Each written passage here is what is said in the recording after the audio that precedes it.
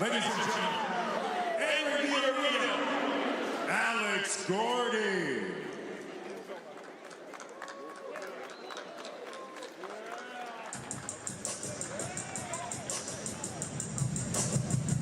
All right, Gamebred Bareknuckle, the most violent show on earth. Robin Black here, delighted to be here with you for this night of delicious violence. I'm joined by ATT founder Dan Lambert and MMA champion and current ATT coach King Mo Lawal. We'll do a real open and get you guys all sizzled up for this one. But guys, we got our first of 11 crazy fights coming up right now.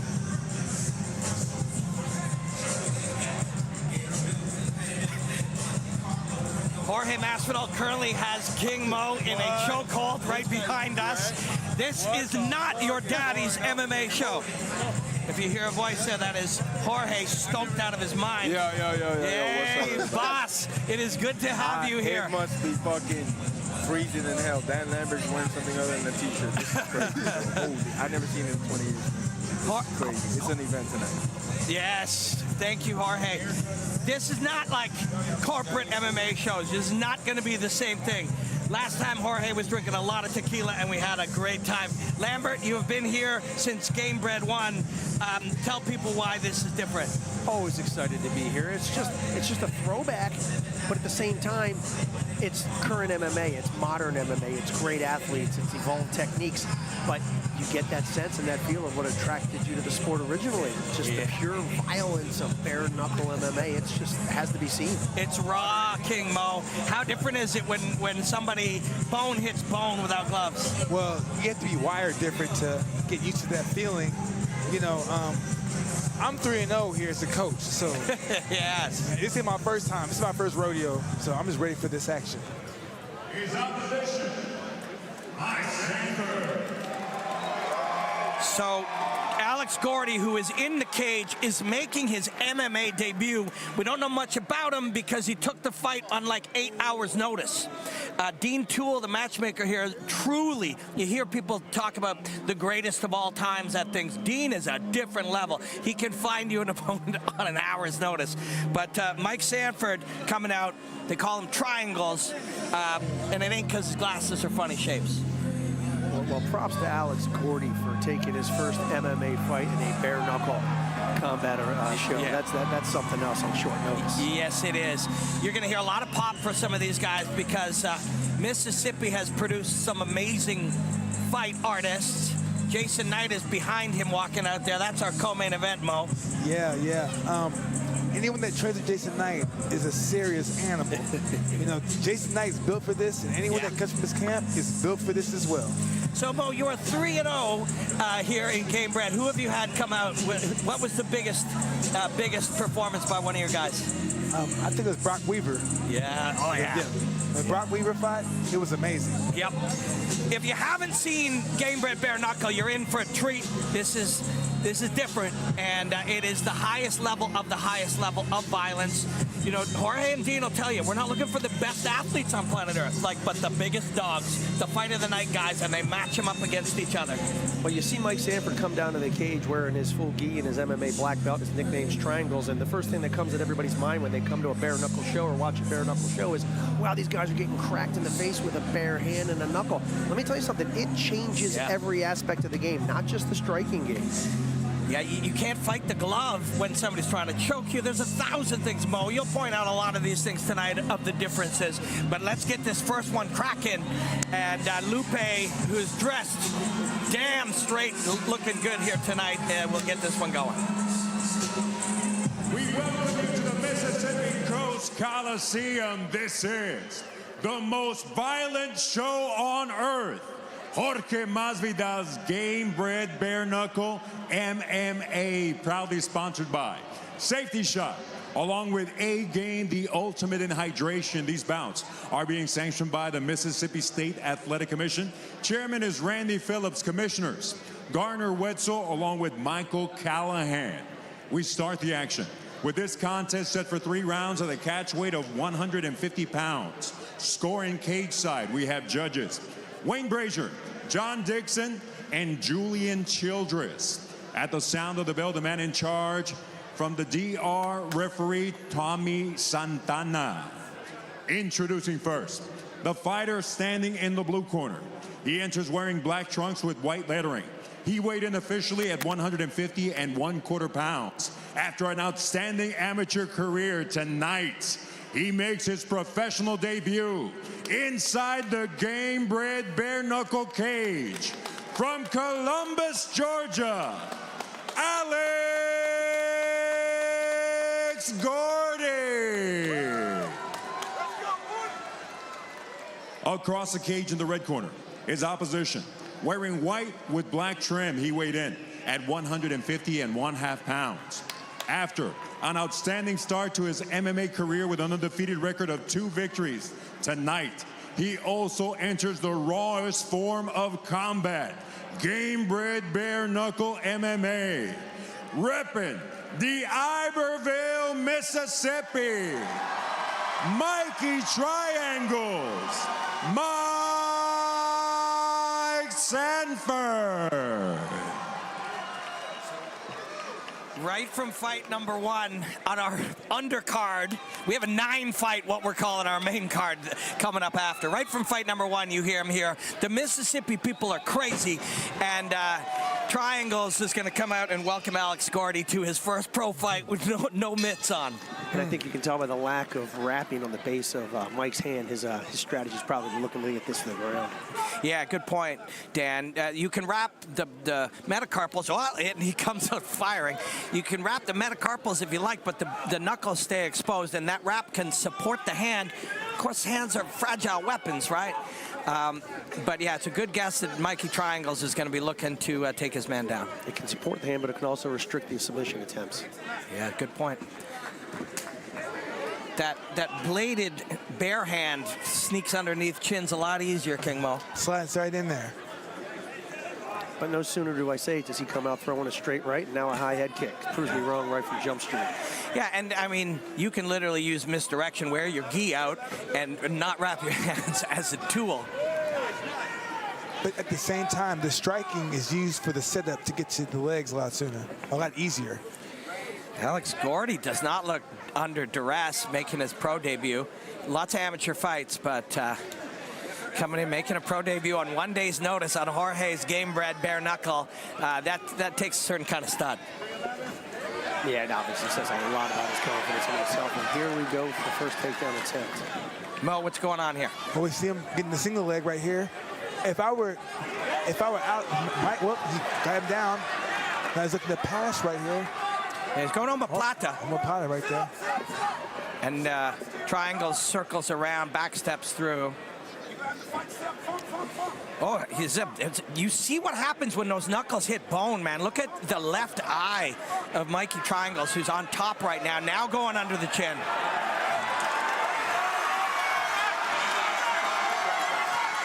And he throws a punch or two. He go palm to palm here. You saw Gordy throw 2 short little right hands trying to defend the single leg. On one leg, yeah. And the damage was just immediate. Yeah, knuckles on the orbital bone, man. It's a rough thing. He's going to pound here, and look at all the blood gushing out. We're starting out exactly how Jorge likes it around here. Gushing blood. No gloves and some lubricant to get under the chin might prove to be a good friend for Sanford. What's he doing? Yeah. Man, but those knuckles, those weapons get hurt too. When you're in this position, hitting bone. But yeah, you're right. The blood becomes a lubricant to get that hand under, Mo. And it's getting right. You can see the forearm sliding right into his neck right now. And it looks like he's cinching it in right there. He's about to have it. He is underneath. And the man is, Gordy gives him the thumbs up, but you can't hang out here too long. And the more you squeeze, the more your own blood pumps out of your hole. And he gets him.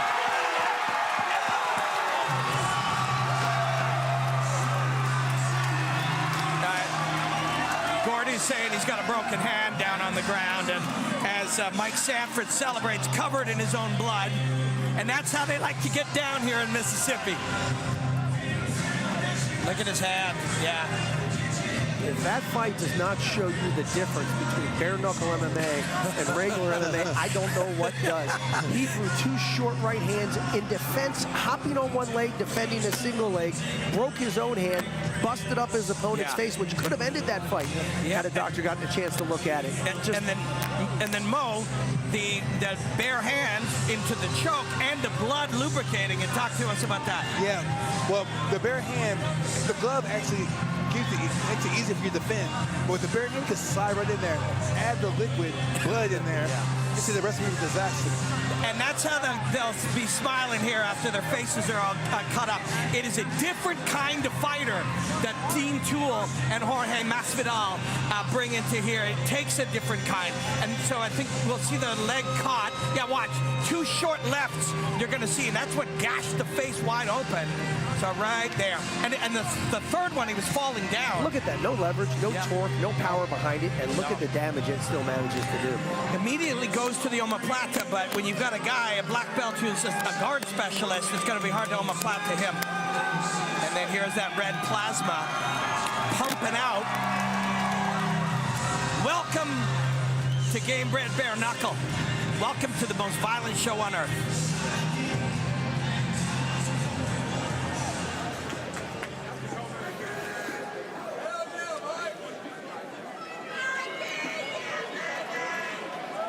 Ladies and gentlemen, the red corner sinks in a rear naked choke, obligating his opponent to tap with an official time.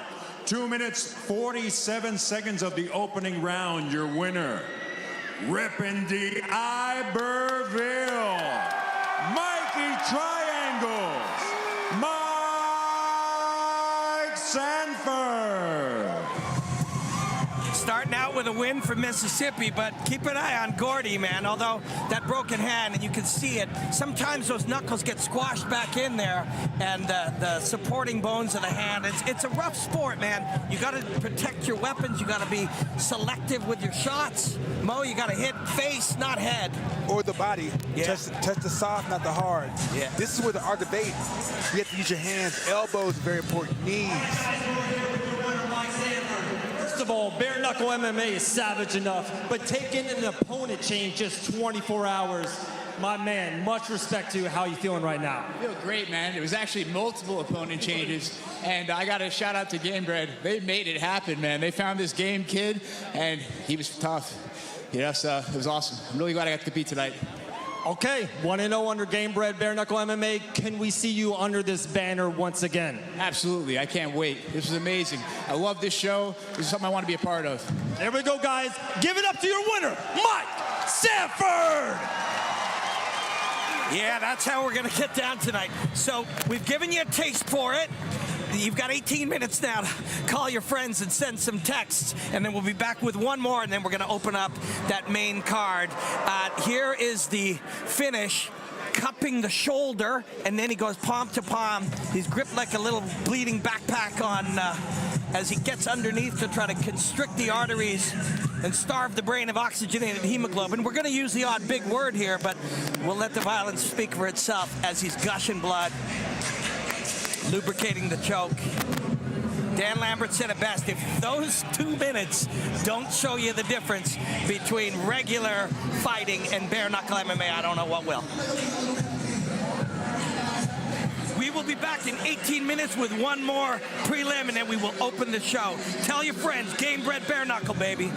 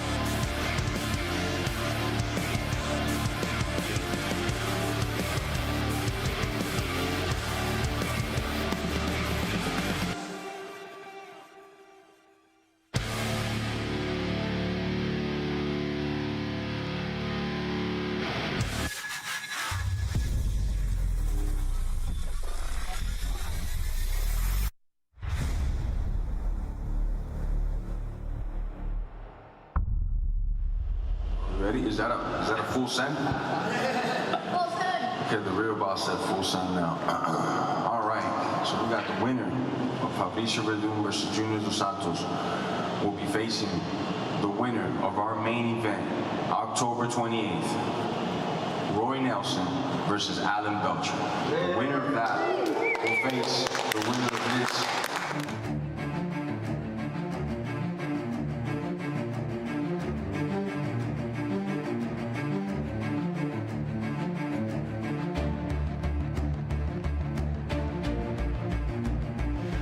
You know, we're a couple weeks out fighting Alan Belcher, you know, on the next Gamebred Bareknuckle MMA. You know, excited, you know, especially when it being a title eliminator, you know, so it's going to be fun. Alan Belcher is the Bareknuckle champion, you know, so I'm excited for that. As Jorge would say, the most violent sport in MMA. One of the best things about living in Vegas is, you know, it's the fight capital of the world, you know, like, you know, Extreme Couture, you got Francis here, you got, you know, Sean Strickland, you got the top guys coming in and out of Vegas, and you get to play with them, and you get to, you know, train with them, and I've been doing that for the last, you know, 20 years. So, like, for me, I do this because to me it's fun.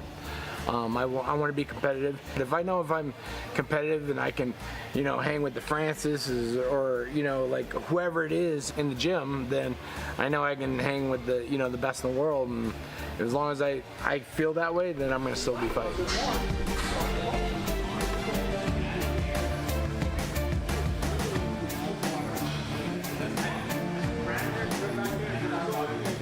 I think the one thing that most people don't realize with being bare knuckle MMA and regular MMA is bare knuckle MMA hurts a little bit more. It is flesh on flesh. For the most part, it's the same when it comes to everything else, but it just, you know, it's just a little bit more painful, a little bit more devastating, a little bit more destructive. You know, to compare bare knuckle MMA and bare knuckle boxing, they're totally two different sports. Because bare knuckle MMA is basically, it's a fight.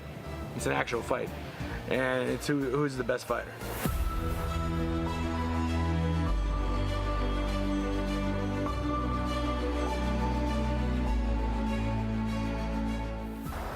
I'm fighting Roy Nelson in Gamebred Bareknuckle. It's the most exciting sport since UFC took off, and yeah, it's totally different. MMA has came a long way, and it's totally turned into a sport. And bare knuckle is like UFC was back in the 90s. I'm fighting Roy Nelson. The winner of that fights Junior dos Santos for the first ever Gamebred Bareknuckle MMA title. These guys like Roy Nelson and JDS, myself, and just, you know, many other fighters on the card, they look at bare knuckle as something that they need to conquer, because we've dedicated our lives, a lot of us, to being a fighter and having the lifestyle of a fighter and being a warrior, really. And the thing that drives us, which a lot of people don't understand, is that natural instinct to be a warrior. And there's just some of us that are born with that, and that's why we're gravitated towards this type of a sport. The fight game is unlike any other sport. It's fighting. I didn't come back just to do bare knuckle, right? I was looking to challenge myself, and I wanted to be involved in the sport before I got too old. And I feel like I have the wisdom, and I learned a lot in my time off. I worked on myself. I'd never really given up completely grappling and kicking. I've always practiced it a little bit, you know, but you really you kind of lose your pop a little bit if you're not doing it really explosive and fast and consistent and everything. So I knew it was going to be a challenge to get that back. But I've been able to do that in the last 3 or 4 months, steady grappling and conditioning my kicks and stuff. The body shots, like you said, Dave. There we go, Pearl Gonzalez. Yeah, so about 3 years ago when I fully started training to come back, I started to put together, you know, who's the people that I want to work with. You know, what is that? You know, I've built a team before, So what's really important? So I started off training every day with my friend Robbie. He's a doctor of physical therapy. He introduced me to breath work and yoga and meditation, these types of things, down that road. Knew that if I wanted to take it further than I ever had in the past, then my mind would have to be different and would have to change. It only makes sense.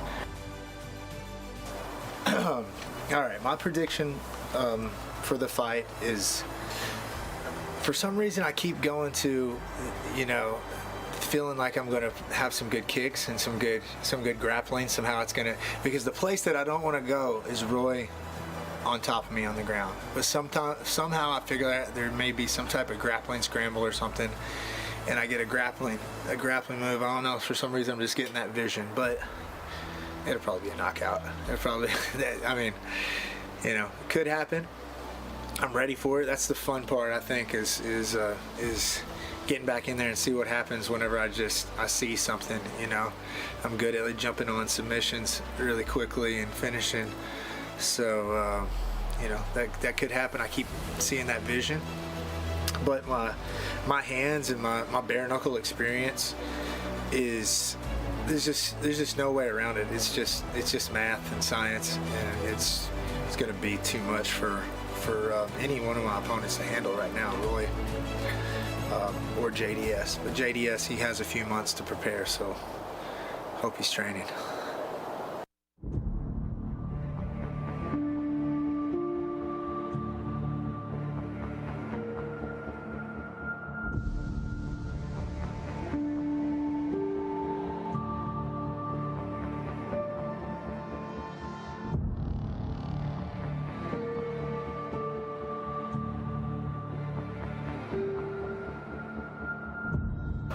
I think my biggest strategy in this fight is just to go out and win, because it is a title eliminator, and you get the W, then you fight for the belt. So for me, it's still to go out and perform and and entertain the fans. I've trained with the best of the best, and I sparred the best of the best.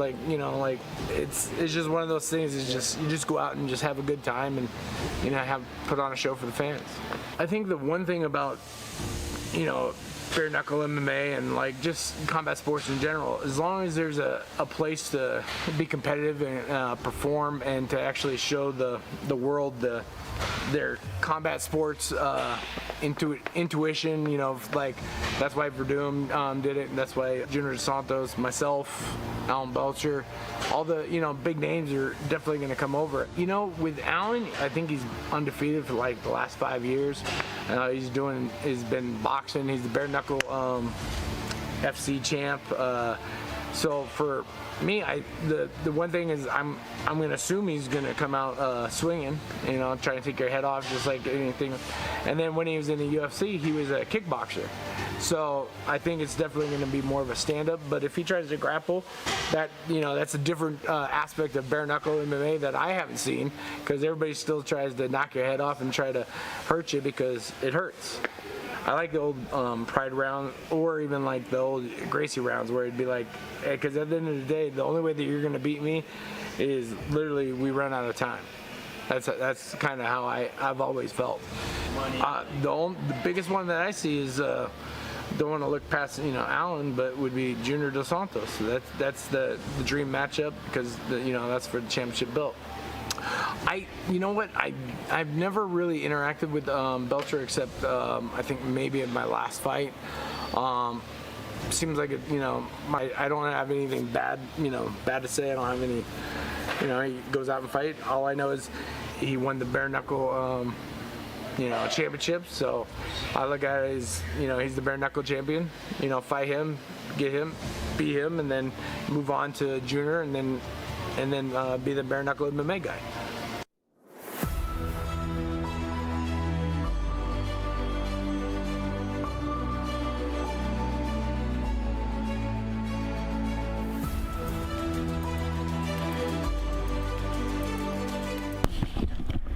And sometimes you just say, all right, didn't fuck my hands up too bad. So let me just finish off in the sand.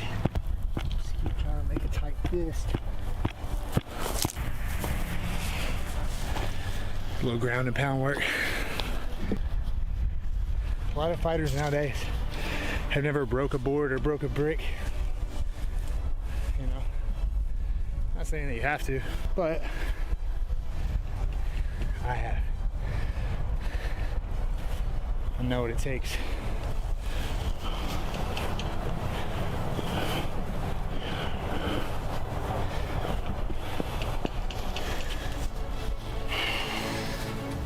So Roy Nelson is a veteran. He's found his right hand, kind of his signature overhand right hand. He's found it and landed it in a lot of fights and ended the fights. So going in against someone like Roy, the last thing that you want to do is not respect that. So that's literally my central focus around the fight. Is I take your best weapon, Roy, and just make it where you can't use it. Take it away from you. He has to know that. You know, I'm big on understanding what you're getting into with your opponent, and spending a lot of time with John Jones. John taught me how to really dissect your opponent, and he's brilliant at it. You know, so. I think I understand exactly what Roy's going to be about, you know. So, yeah, I don't want to go power for power, overhand brawling, see who has the better chin. He has a great chin. He has a great right hand. He's very tough. He has no quit in him. So, let's try to not create a pissing match between any of those types of things, and let's fight him where he's not comfortable in the deep water. Let's fight him on the cardio. Let's fight him on the footwork. You know, let's fight him on the angles, the lateral movement. You know, the kicks. Right, those types of things. Roy, you don't want him to get on top of you. And you'll see, I understand every part of the game and everything that I'm getting into.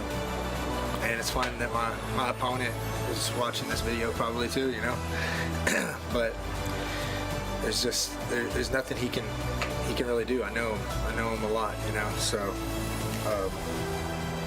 yeah, it's gonna be a fun one. Question for Jason Knight. Knight, you seem to have a lot of people coming for you. This is your backyard. I even got a chance to talk to Mama Dukes right before this, and it sounds like a lot of people are coming to support you this time around. How does that make you feel? You know, I'm very appreciative of everybody coming out to support me for sure, but at the same time, it's nerve-wracking. I've said this and I'll say it again. You know, I don't care how many times you fight this sport, you know, the lead up, the build up, it sucks. You know, it's a thing that you got to deal with. You're scared, you're nervous, all that good stuff. And for me, that intensifies whenever I've got so many people that they're planning for Jason Knight to win. You know, they're planning on, you know, me going to an after party and they come hang out or whatever.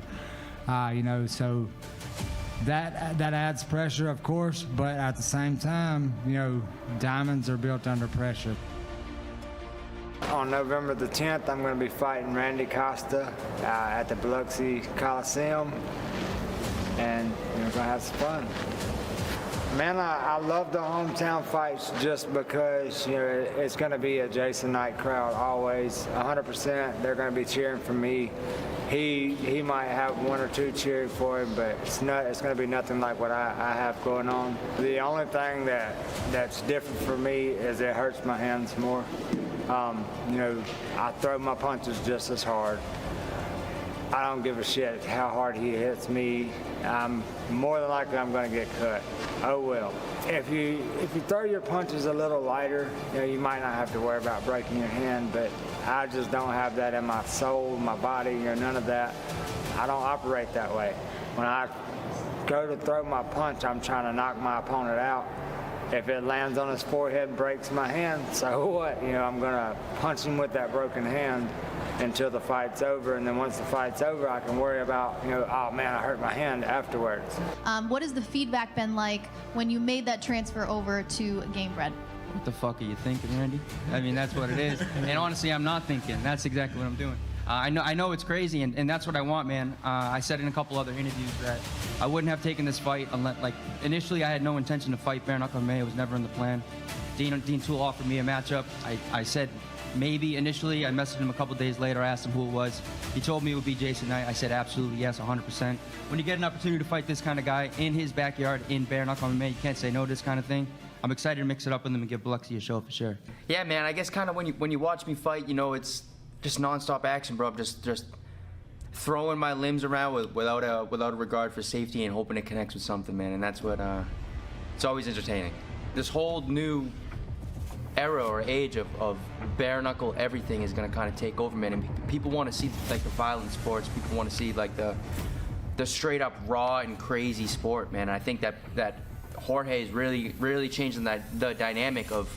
I get the landscape of how MMA is going to work, man. I mean, you have a million glove promotions, but I think he's the only bare knuckle MMA promotion in the United States. He's not bringing people in to just wrestle against the cage, man. He's looking for people that try to knock people out.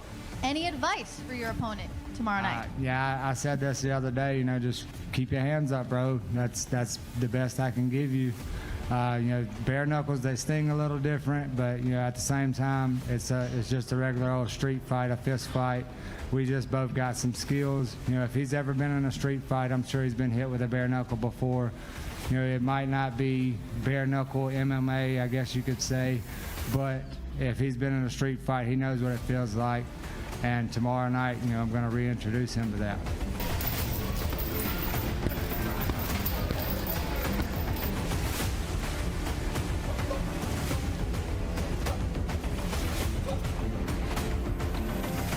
Yeah, man, fucking feel good, man. It's like 4 weeks. Starting to really dial in, pick things up, man. Feel good, to be honest with you, bro. This shit's gonna just be fucking insane. Let's rock.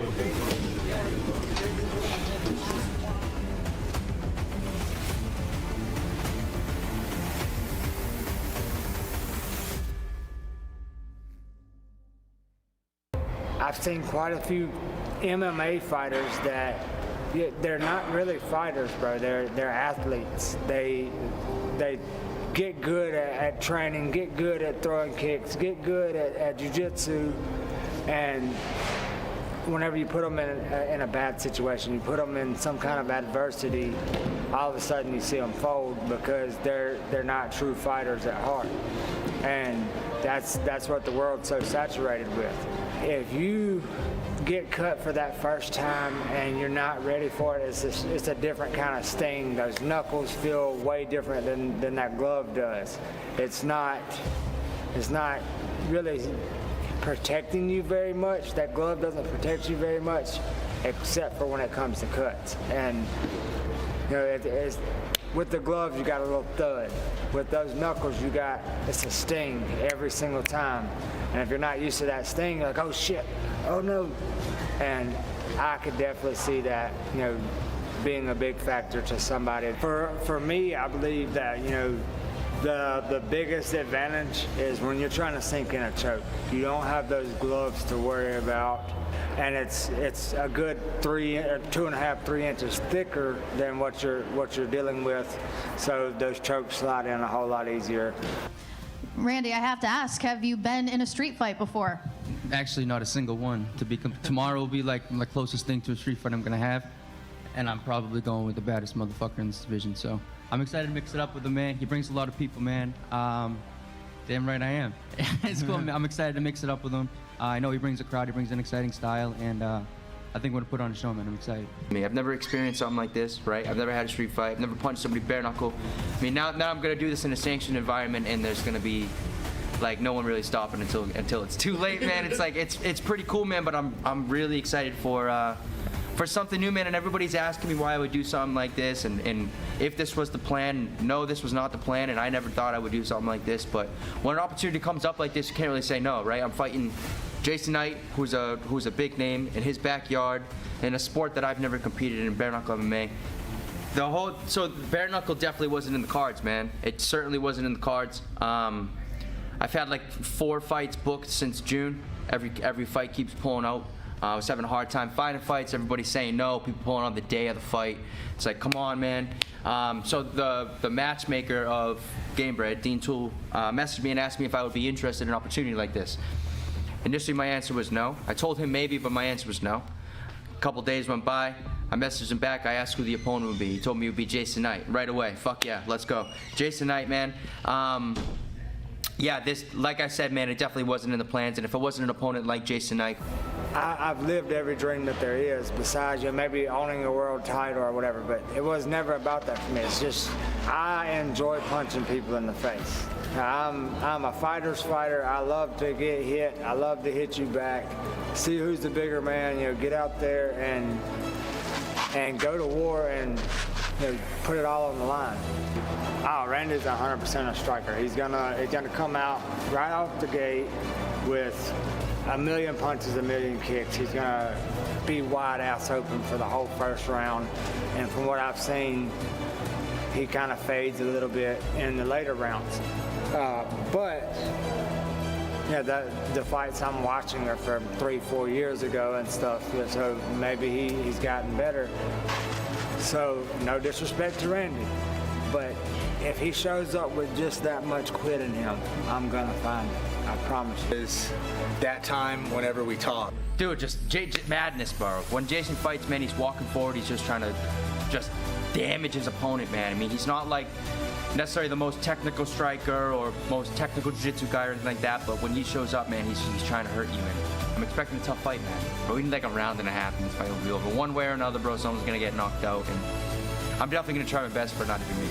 I'm excited for all the noise. I'm sure I'm gonna get booed on the walkout, man, but it's all love, and I'm fired up for it. Hey, real quick, I met Mom and Dad earlier. We were at Starbucks trying to get our coffees, and his mom wouldn't let me pay for them. Thank you, Mom. It was very nice to meet you. Yeah. That's my mom, Jason. How you doing? Jason, nice to meet you. I'll see you soon, man. Rest up.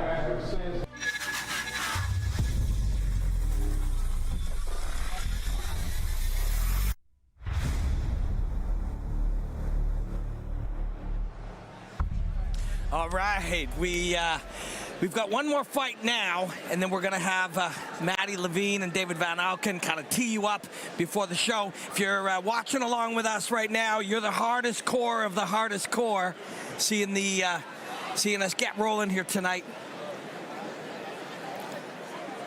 And yeah, let's get rolling. Let's get Lupe to bring these guys out. Entering the arena, James Freeman.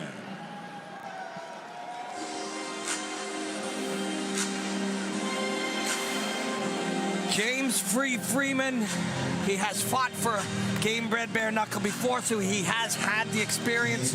Fought Cody Herbert right here in Biloxi. So he's felt that bone on bone, knuckle on knuckle before. Freeman has been around, and he is definitely cut out for this. You know, it's interesting. Both these guys started their careers on hot streaks. One started off 5-0, the other started off 6-0. They've both been up and down since then, but Hill's fought some better competition. He's been in PFL, he's been in Bellator, so we'll see if that serves him well tonight.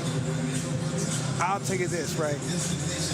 Freeman is coming out to 0. He's a rapper from Houston. If you come out to 0, you have to fight. You gotta fight hard. You can't come out to 0 and come soft. That's right. Nobody will be soft here tonight. That is for sure. I assure everybody watching, if you've seen Gamebred Bareknuckle before, you know this. And if you haven't, be prepared. It's a different level. Different level of intensity, toughness, grit, heart, skill, and will. It takes, once upon a time, MMA was for the crazy people, but then we discovered, wait a second, you can go further than this. Yeah. Now, when I see MMA is for the normal people. Right. Bareknuckle, you have to be a whole different type of crazy to do that. Yeah. And that's why I'm here, to watch the crazy get in action. Yep. Dan, you enjoy a bit of crazy from time to time. I wouldn't be in this business if I didn't, but there are certainly easier ways to catch a paycheck than to show up at Masvidal Bare Knuckle show. So much respect to these guys. Yeah, these guys take a lot of pride in being out on the fringes of a sport on the fringes as James Freeman comes into this Gamebred cage.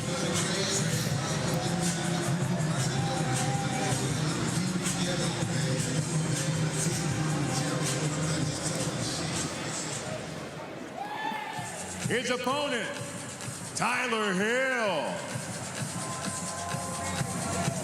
You mentioned it, Dan. Hill, the zombie, fought in Bellator, PFL, Bare Knuckle. He fought for us in Jacksonville. He's a blood and guts guy, but he's a skill guy too. And man, nobody matches fights like Dean Toole. That looks like a guy you shouldn't mess with.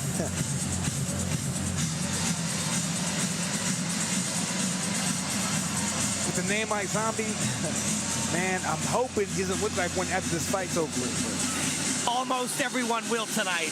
Hopefully not the three of us, but yeah, he walks forward. I mean, yeah, nobody needs me to explain the nickname Zombie. We all know what's happening here.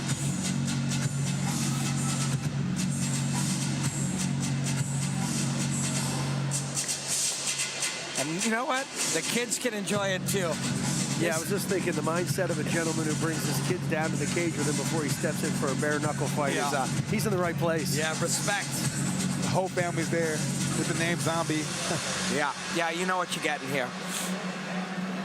He's a heavy hitter, a clean puncher.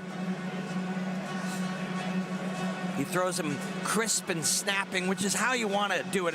It rips flesh a little more, and it protects your hands if you dig it in and dig it out. Judging by the cauliflower ears, he's got some grappling under his belt as well. Nobody's got cauliflower ears like King Mo, though. That's a whole other thing. Let's go, Lupe. Ladies and gentlemen, we continue with the action inside the Mississippi Coast Coliseum. This is the most violent show on earth. Jorge Masvidal's Gamebred Bareknuckle MMA. Presented to you by Safety Shot, along with A-Game, the ultimate in hydration. This contest, 3 rounds or less in the welterweight division. Scoring the action, we have Wayne Brazier, John Dixon, along with Julian Childress. At the sound of the bell, the man in charge of the cage, referee Brandon Hughes. Introducing first, the fighter standing in the blue corner. He enters wearing green with white trim on the scale.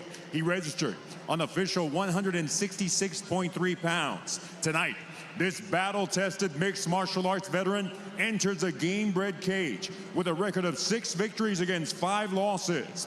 Hailing from Pensacola, Florida, James Freeman.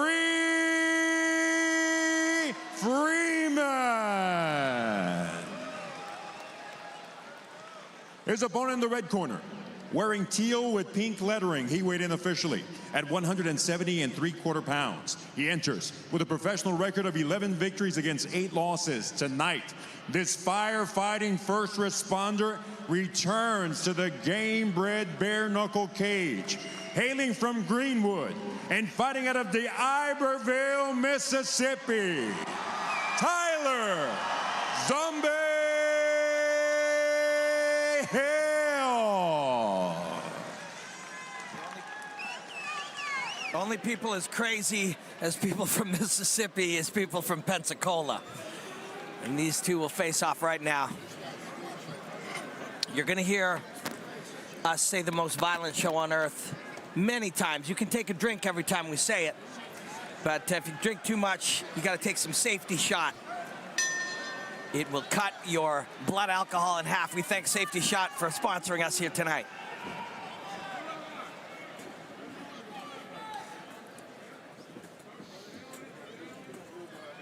Hill's flashing the jab. Getting down.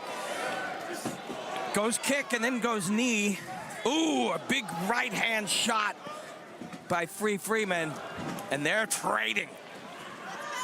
Not a lot of defense being played so far in this fight. There's no D in fence. But hey, all action, that's what we want. Yeah. Yeah, Freeman's going to get him down, at least for a moment. Post now, right-hand post from Tyler Hill. And Tyler needs to get his head, free. Not Tyler, I mean James, to get his head free so he can do some damage. Yeah, and he's gripping that. No guard right now. He's underneath to the side, so I don't think Hill's going to get a choke there, but he's going to just offer his back for a moment to get his feet down. It just drives Knuckles in. Freeman looking for a couple punches to work his way under. Got to watch knees here if you're Tyler Hill. That head is low and available. Yeah. Digs through, but oh, there's an elbow and some knuckles. And I feel like right in here in this close range action, those short shots do more work, do more damage than the gloves. Whizzer throw to come to the top. You're right, Mo, because with a padded glove and a short little shot, you don't get much. But with a sharpened knuckle, you can rip and tear a little bit in there. And you saw Freeman release the position. You just don't have the luxury of holding on there for long, trying to advance. You better let go and get out, or you're in trouble. Whoa. Hill's protecting his own hands by using the elbow, pushing on the jaw, now turning the face away. And I feel like the elbow is probably even better to use in close range. You can do more damage, and you can save your hands. Traps the right bicep and punch into the above the eyebrow. And these are meaningful still. People will not realize it. You'll see the effect on his face. The glove makes a giant difference in those short shots. No, originally introduced by Ivan Salivary way back in the day, but he didn't have the benefit of a bare knuckle to be throwing those shots. Yeah. The ref stops that one. I'm actually surprised. There might have been something verbal out of him, or he saw something we didn't see, but it looks like Freeman is absolutely not protesting. So the ref is closer than all of us. Yeah, you can typically tell by the reaction of the fighter on the bottom if it was the ref or if it was the fighter. And he may be, yeah, he may be,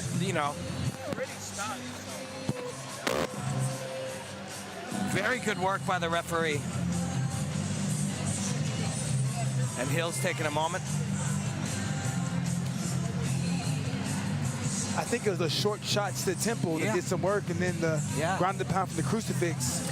Yeah, excellent work by the referee, because Freeman was still definitely down. And you're right, King Mo.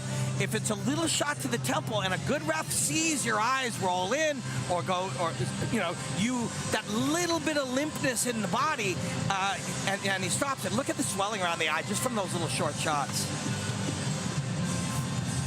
Oh yeah, butt of the jaw. He is covering up, but yeah, those are bad shots. And from the referee up close, they're right on underneath the ear. And you see Freeman, he is stunned. So great job by the referee.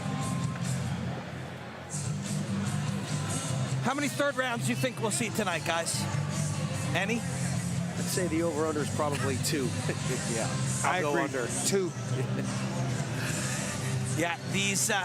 It is hard to do 15 minutes in any kind of high-level fight, but in Jorge's Gamebred Bareknuckle, that is a viciously difficult assignment. And Freeman actually is still down, and there was a shot that we saw later that landed beneath the ear to the butt of the jaw, and he's getting a little bit of assistance from the medics right now. So an excellent job by that referee to spot that. You saw him wince pretty badly from the first elbow he took, whether it was to the temple directly. Ladies and gentlemen, the accumulation of blows forces referee Brandon Hughes to step in and call a halt to this contest with an official time of 2 minutes 48 seconds of the opening round. Your winner by way of technical knockout, your first responder from the Iberville, Mississippi, the Zombie, Tyler Hill. Beautiful. He's got A-Game, another one of our sponsors that rehydrated our athletes. For a minute, brother, you're very emotional right now. What are you going through? Well, you know, man, you knew me when I was trying as hard as I could with one child, one little girl, Hallie, my first love, my first little baby. I love you so much, but now we got 3. Now we got Hallie, Maxine, and Lucy. Max is 2. Lucy turns a year old in a month. And I'm broke as shit, man. And I'll fight anybody on the planet for real money. My family needs that. I mean that. I'll fight anyone, and I'll fight. I don't want to go to the ground. Let's stand up and fight. Don't try to take me down. Let's fight. Because my family needs me to do something significant. And on my feet with my legs, I will do something significant in this cage if someone's got the balls to stand up with me for a whole fight. Please, my family needs me to do something. Give me a shot. Come stand up with me. Tyler, what did it feel to fight right here in Biloxi, Mississippi?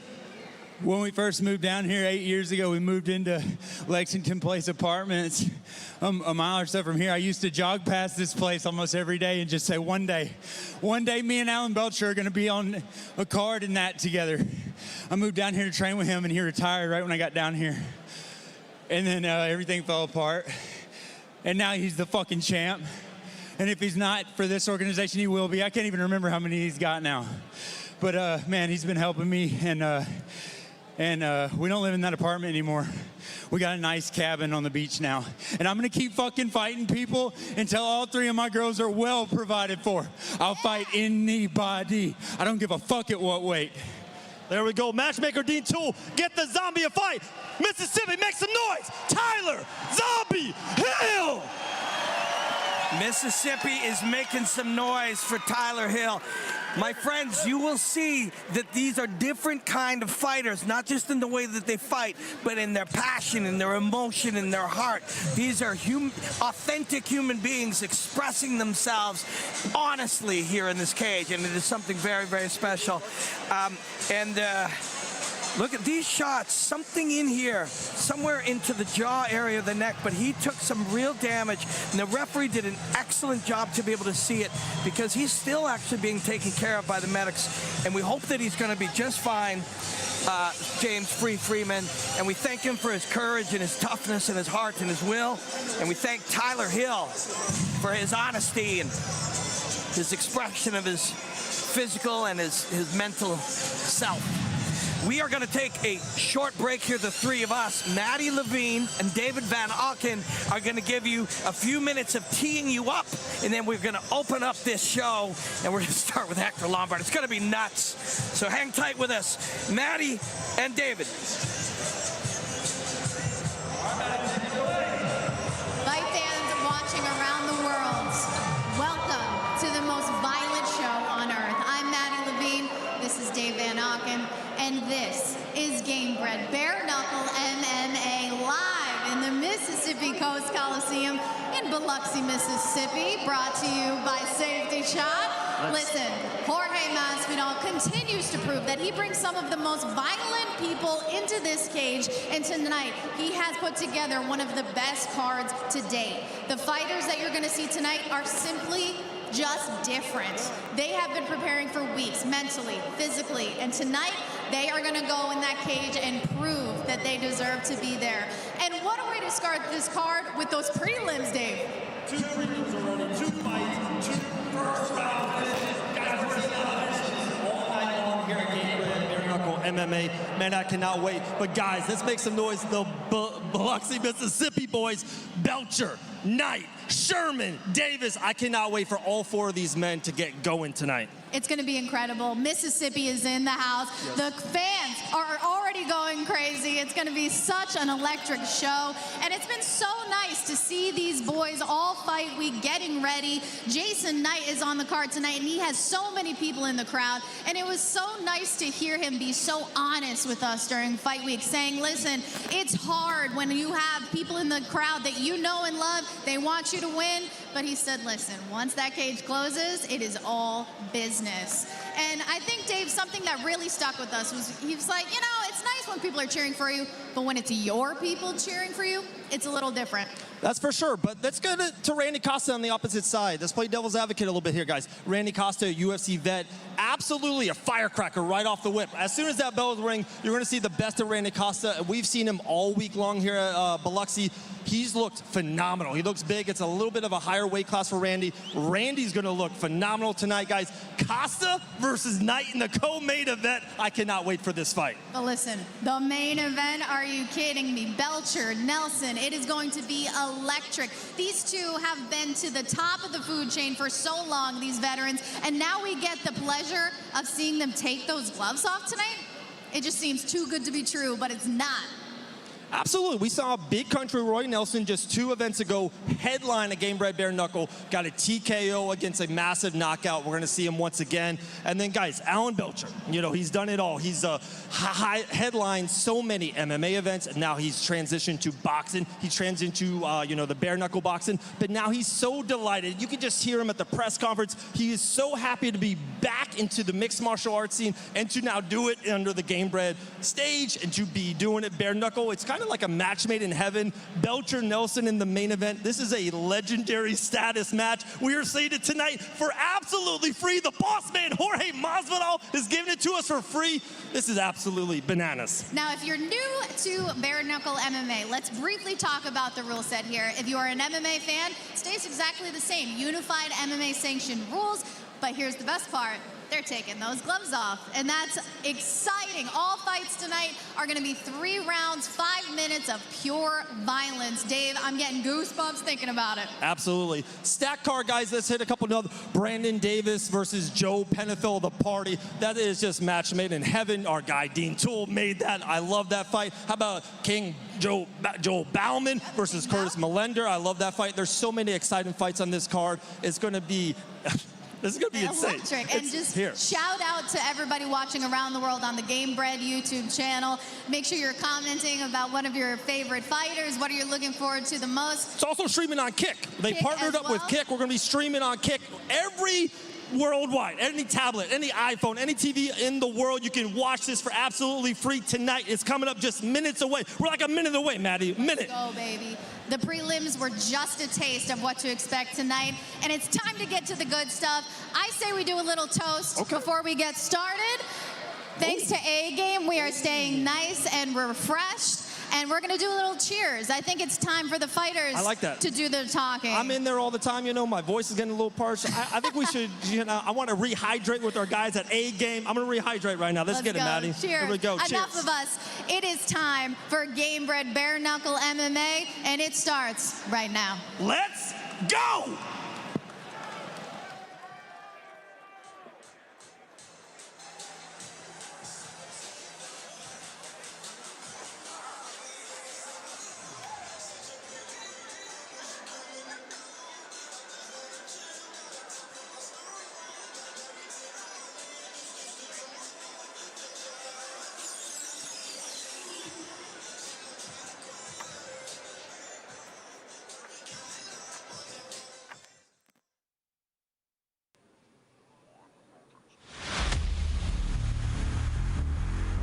In a world of homogeneous corporate television fighting, Gamebred Bareknuckle stands alone.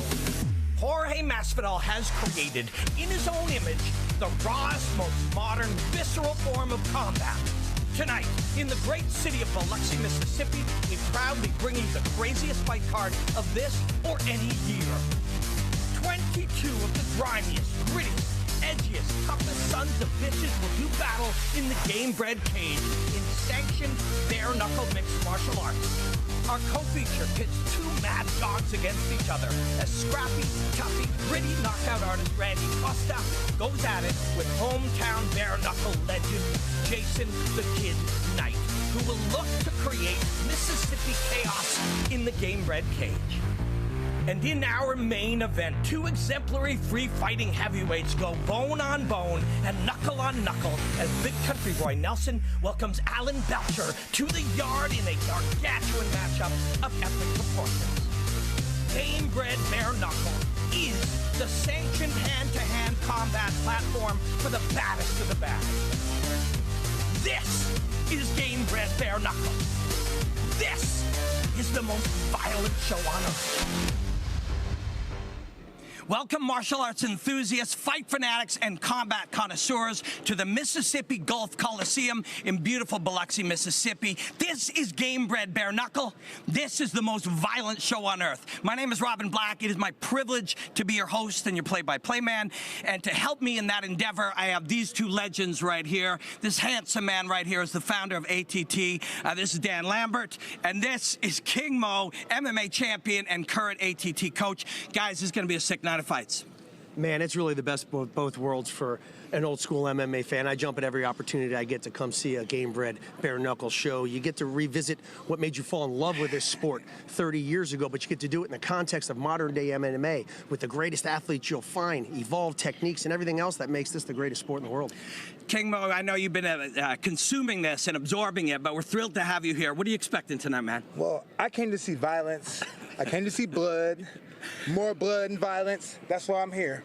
Well, you're going to get all of that. This is some real visceral shit. This is not corporate combat. This is the kind of thing that, like Dan said, made you fall in love with fighting originally. It's counterculture, it's edgy, and it is raw. Guys, let's talk about these fights. King Mo, this main event, two sick heavyweights at the top of their game. Yeah, we have Roy Nelson. He's coming off a victory win, actually a knockout win over Dillon Clecker. And he's facing Alan Belcher, who's coming off a 10-year hiatus from MMA, but he's making his comeback, right now, so let's see what he has. Yeah, Roy, of course, is so dangerous and hits so hard. Belcher hasn't lost since he lost to Michael Bisping 10 years ago in the UFC. Dan, also talk to us about this co-feature. What are we looking at? Oh, kudos to the matchmaker on this one. You've got two guys that have succeeded at the highest levels of this sport. You've got Randy Costa, who's an absolute sniper, as evidenced by the fact that every single one of his victories is by first-round knockout. But if this guy's coming to the Gulf Coast of Mississippi looking to get a first-round finish over Jason Knight in his backyard, he may have picked the wrong dance partner, because you can call him a gamer, you can call him a dog, you can call him an animal. You pick the superlative because that is Jason Knight. Yeah, and that is really all of these fights. We're not looking for, quote, the greatest athletes in the world. We're looking for the fight of the night guys. 5 wins and 5 losses with 10 knockouts, top to bottom. That's the type of fighters that they're putting together. Let's take a look at the 9 fights we still have coming up here tonight. All right. Man, we got a dozen plus UFC vets. Trinaldo right there. Hector Lombard, man. If someone is attacking my family and I got one person to help me, only one, I'm bringing Hector Lombard. Let's take a look. Oh, look at this. Bowman Millender, that's a fight to really keep an eye on. Penfield, this guy, he brings the party every time. Wide open Weams, beautiful stuff. And then all 3, Sherman, Knight, and Belcher, are going to bring the house down here in Mississippi. They came up through the roots of Mississippi. They all fought at a high level in the UFC, and now they're back here with the gloves off, fighting in front of Jorge Masvidal. I'm getting stoked. I don't know if you guys are. This is a very, very different level of fighting than most people are accustomed to. Call your friends, get everybody, text everybody. This is going to be a night you'll remember. Let's take a look. What do we got coming up next, guys? Who do we got? We're opening the show. We're opening the show with Hector, guys. This is just nonsense. The top to bottom, this is a night of nonsensical, beautiful violence, and let's get this thing started.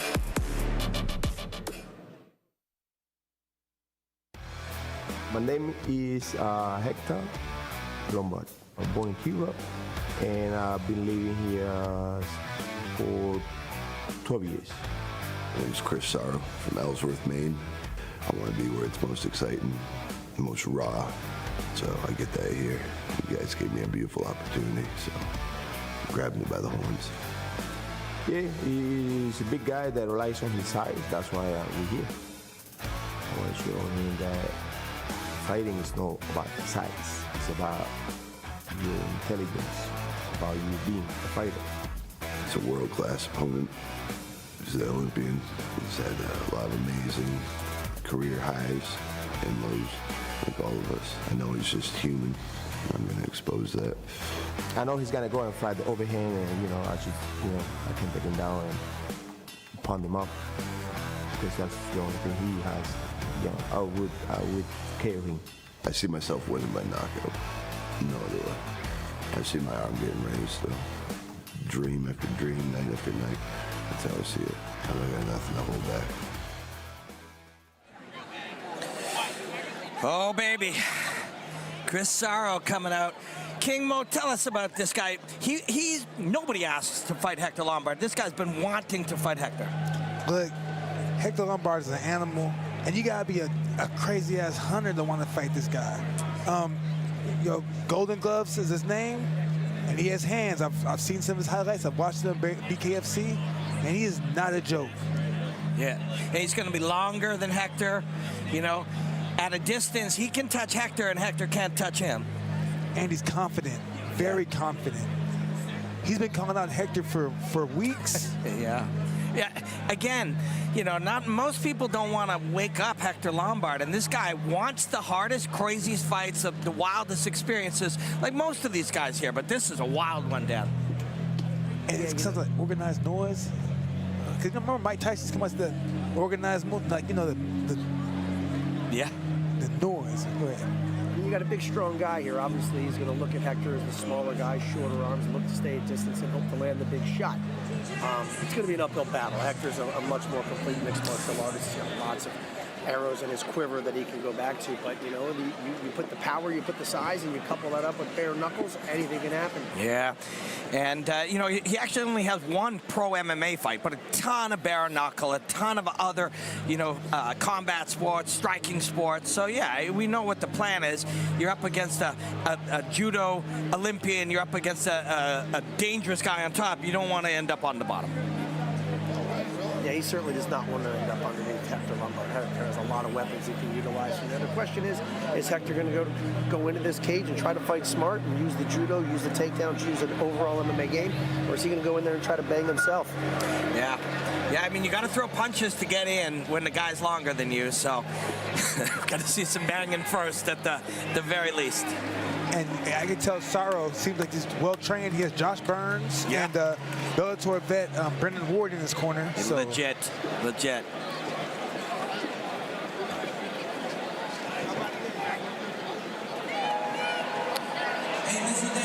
9-fight main card, all dogs. That's how Jorge and Dean like them. They match up the crazies in this one.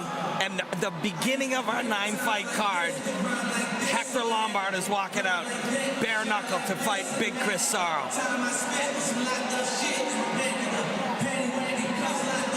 Hector has done it all. When you put them all together, I said, how many fights if you count all of them? He said, probably around 100. And that ain't, you know, including hundreds and hundreds of judo contests and stuff. He submitted Sugar Sean O'Malley in a team grappling tournament not long ago. He's done it. With the straight footlock, which I would not be surprised to see Hector look for that if he's able to get this fight to the ground. You know, Hector had a run in Pride, in Bellator, and UFC, but when you looked at prime Hector Lombard during his Bellator run, in which he was the undefeated middleweight champion, he was among those feared guys in this sport. Yeah, and hey, I heard back in the day at ATT, nobody wants to spar with Hector. Yeah, Hector's a really nice, friendly guy off the mat, but when he stepped on the mat, you know, he changed just a little bit. Yeah, but a kind, wonderful guy, and he's an inventor and an artist, and he's a real Renaissance man, but when he gets into a cage, into sanctioned violence, he turns into sanctioned violence. But yeah, respect to Chris Sarrow wanting to fight Hector Lombard. Man, look, y'all beating around the bush. Hector's crazy. Yeah. Plain and simple. Hector's crazy. He's a fighter. He might kick this guy's leg home. Yeah.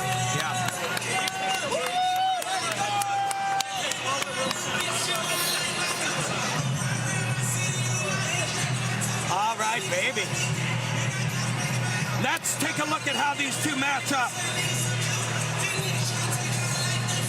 Younger, taller, but not as much reach advantage as you would think for Chris Sarrow. But yeah, when you look at the experience, Hector Lombard, that is bonkers.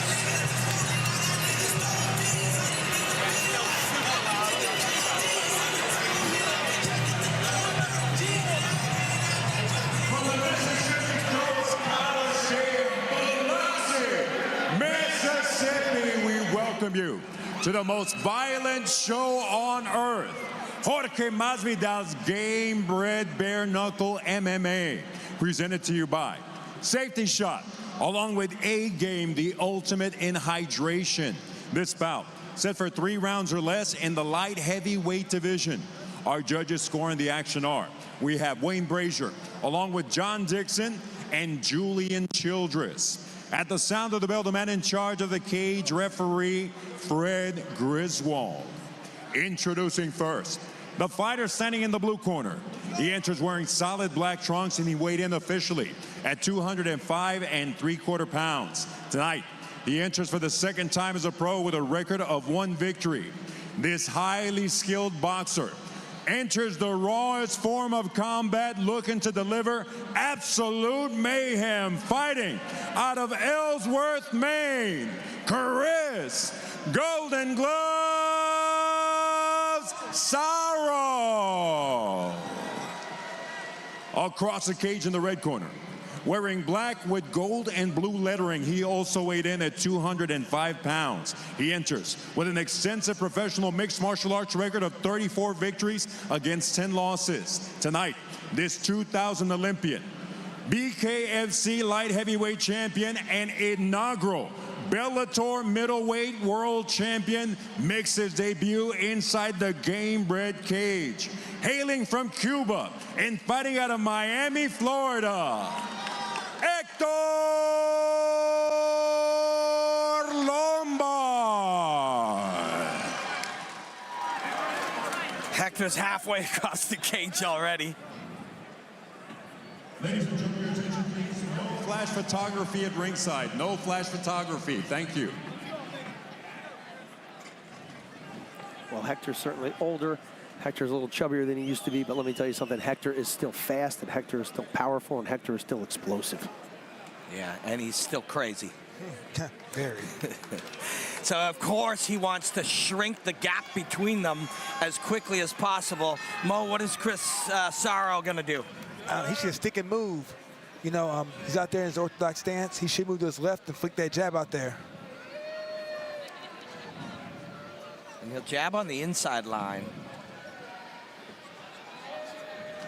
But yeah, moving his feet. The more, if he can get Hector to rush him, and then he'll try to stick him on the end of a straight right.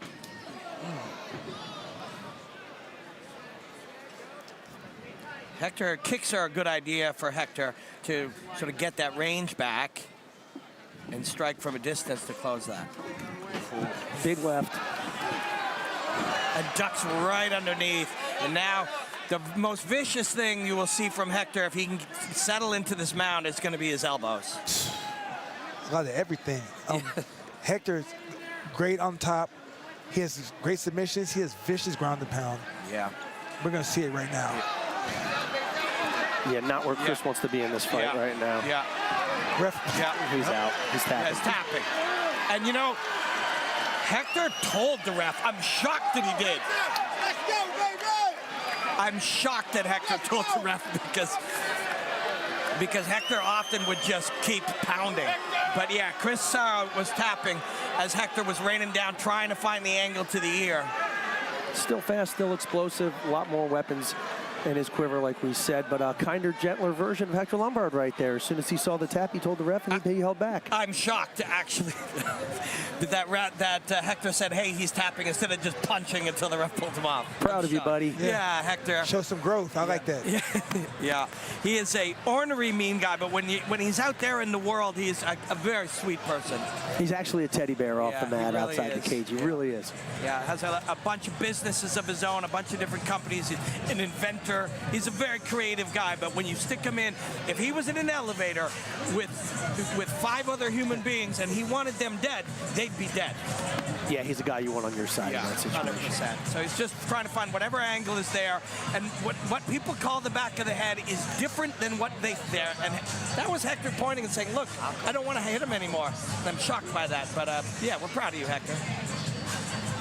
Chainsaw Charles in his corner. And David Van Alken will talk to Hector. You know, we had a fight earlier on the undercard. James Freeman was down for quite a while. And we see Chris Sarrow still down. This is violence, and this is extremely raw.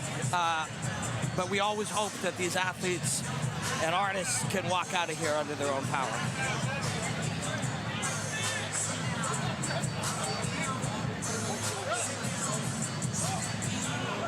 Hector Lombard, in his 40s, still smashing people.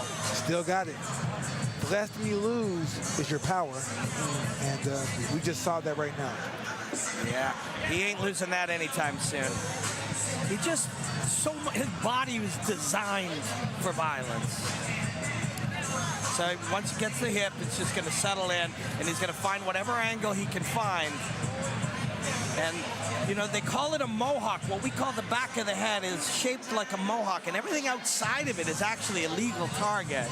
And if you're aiming for illegal targets and a guy turns his head and you catch that mohawk, that is not outside of the rules. What people understand to be the back of the head and what is actually the back of the head by definition in mixed martial arts is quite different. But yeah, Chris Sarrow still down. And Hector celebrating. What they're holding is Safety Shot. They are a title sponsor.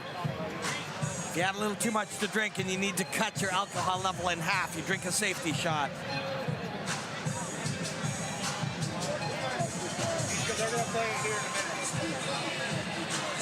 Bare knuckle MMA. A couple of minutes of violence, and so you're going to see it throughout this night. You're going to see the damage that that happens. Yeah, boxer versus MMA. MMA wins. Yeah, tonight. Especially in MMA. Yeah, yeah. When you hit hard, you're big and powerful, and you hit hard like Sarrow does. If you're moving your feet and you can touch up Hector from the outside, you're going to have a shot. Yeah, with his size, his body type, his experience, etc., he was never getting up once. Yeah, no, not with Hector Lombard on top of him.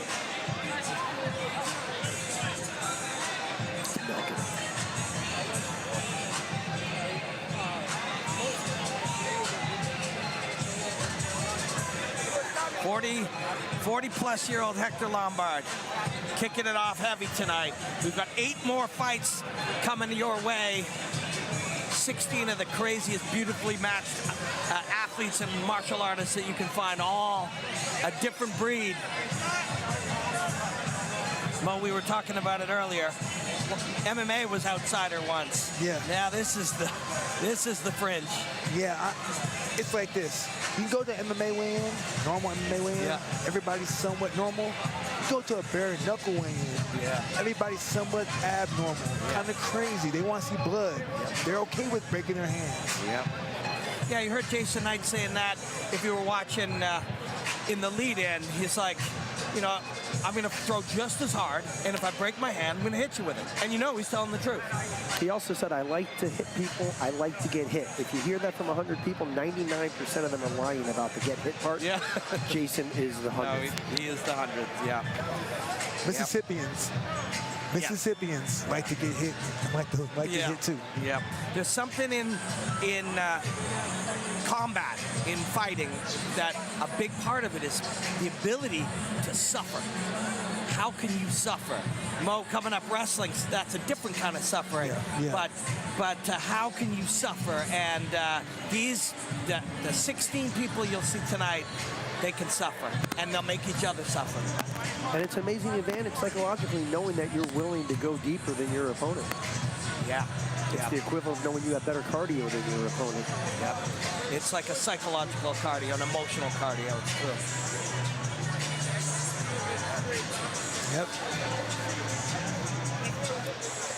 We got 2 fights, wait, how many fights? Yeah, 3 fights and 2 stretchers so far, yep. Ladies and gentlemen, at 1 minute, 9 seconds of the opening round, referee Fred Griswold stops this contest due to a series of illegal blows connected to the back of the head, and he disqualifies the red corner, declaring the winner by way of DQ, Chris Sarrow.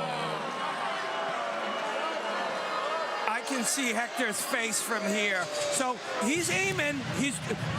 The requirement is to be trying to hit a legal target. And he was aiming for the ears. He was aiming for the sides of the neck. Did he make contact with an illegal area, that small mohawk area? Maybe he did. It appeared he may have. But that's a call by the referee. That's a decision the ref makes. Usually, wouldn't you see like a warning of some sort or something? Unless they gave a hard warning in the back.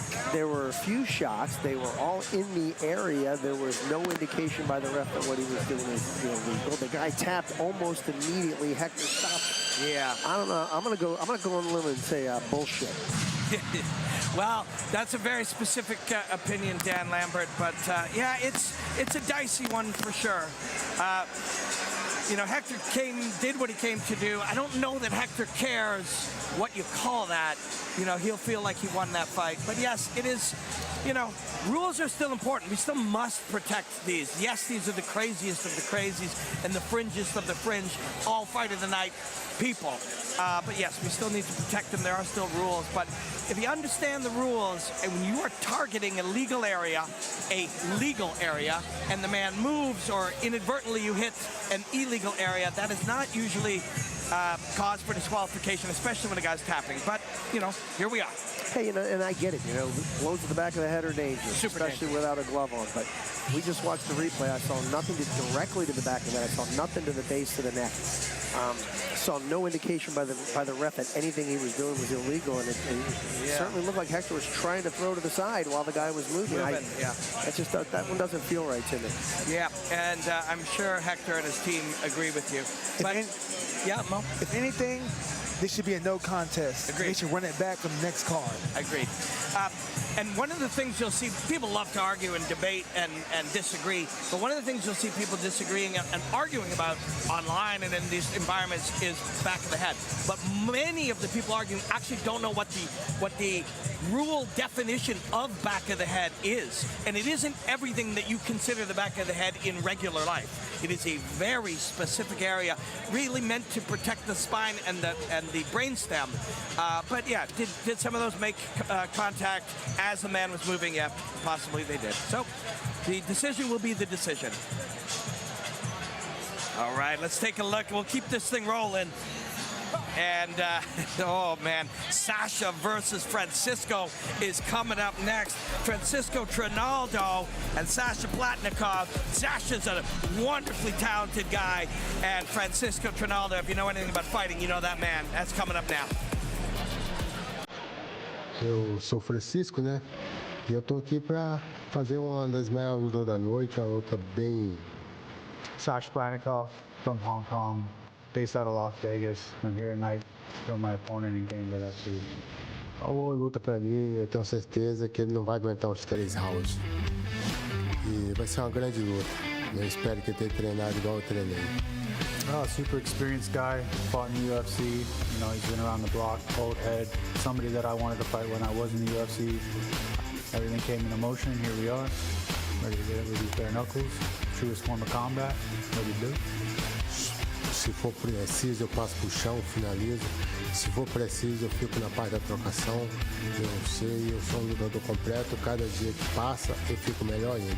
I'm one of the best strikers on this planet, so I know he's not going to want to strike with me. He's going to initiate the grappling. He's going to try to take me to the floor, as most people do. So I'm going to stop that. I'm going to put a hurting on him, and it's going to be fun. I think a lot of people are going to be excited after this fight.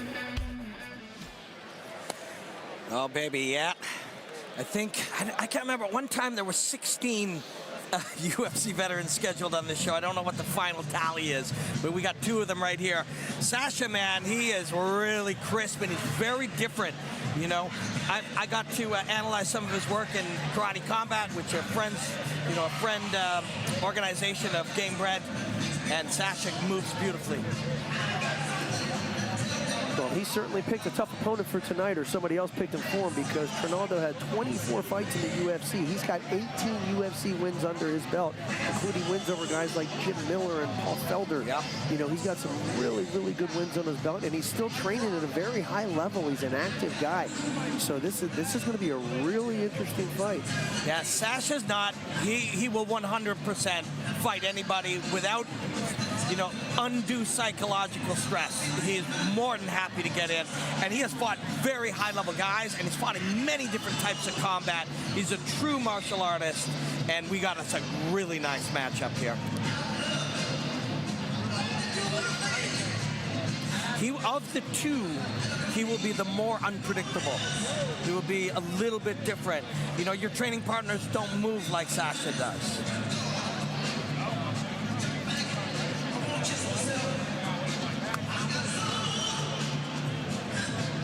He's also very much the type of guy who belongs in bare knuckle MMA.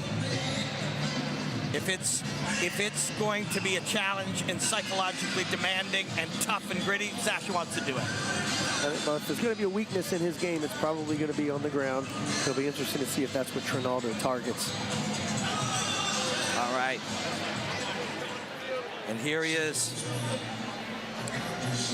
18 UFC victories, Dan? 18 out of 24. Won 5 out of his last 7 fights in the UFC. Was still at the top of his game when his contract expired.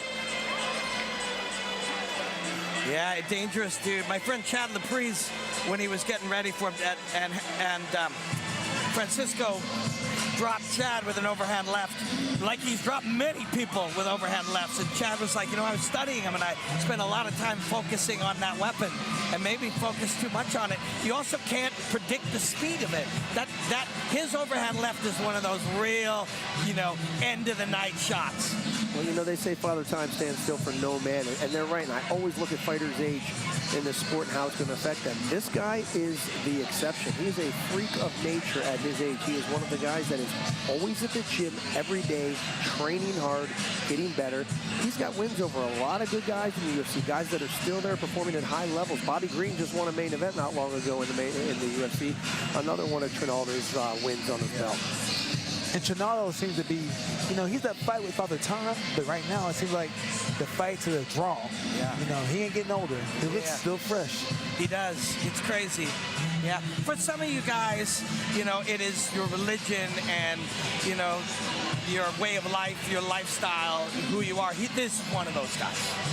Absolutely, because you see a lot of guys that'll come to the gym and they're preparing hard, especially when they have a fight around the corner, and then you really see what's what they're made of between camps. Are they there getting better between camps? And this guy, he got released from the UFC when his contract expired, and he didn't have a fight for a long time. He's still there every day.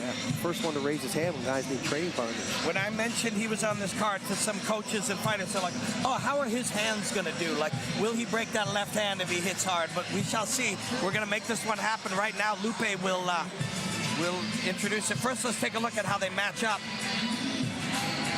You got, you got a 45-year-old man who looks fantastic, but you got a younger, taller, longer reach, hard to predict Sasha Palatnikov. Much less experience, but those in the know that Sasha's very much in this fight, and Jorge's gonna tell us about it. Get it rolling.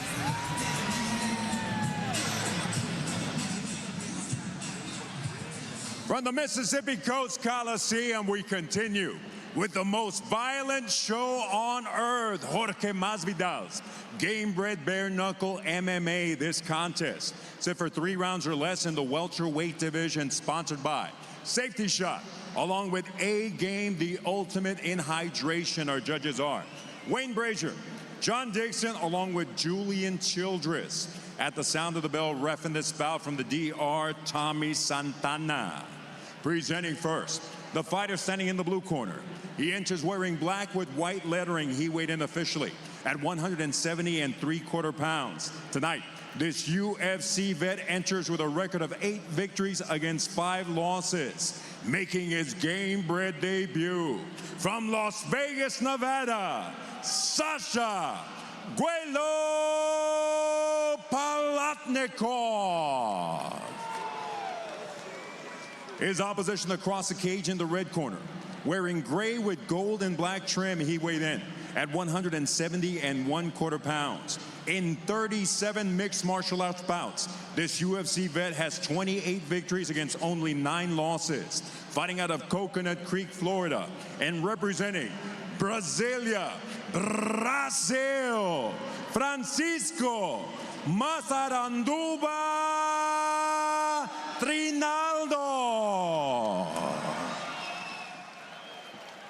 Thank you, Lupe Contreras. On at least 2 occasions I called him Jorge. Of course, I'm thinking of Jorge Gamebred Masvidal, the namesake of Gamebred Bareknuckle. Sasha Palatnikov, Francisco Trinaldo. Let's do this.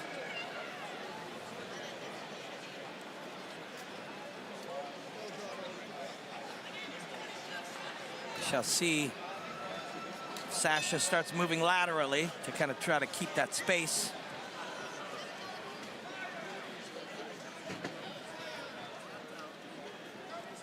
Guys, Francisco is a true southpaw, right? Like a rights with his left hand. He's a left-handed. He is. He's not switching stances right now. He also likes to say that he was born to beat on other men, so he's certainly going to have an opportunity right here. Yeah, Sasha will oblige him. Sasha stays very calm. He sees everything. This is going to be really important here. Both guys trying to tell lies out here to the other. Guys, see what I mean? Sasha's moves a little different. He does a great job establishing his range as well. With the front kick right there, the jab. And he'll step through like you're seeing there, too. And he switches stances, throw you off. Yeah. And he shows a lot of different things. Gets deep with the right knuckles. There's that overhand left, and there's the left again.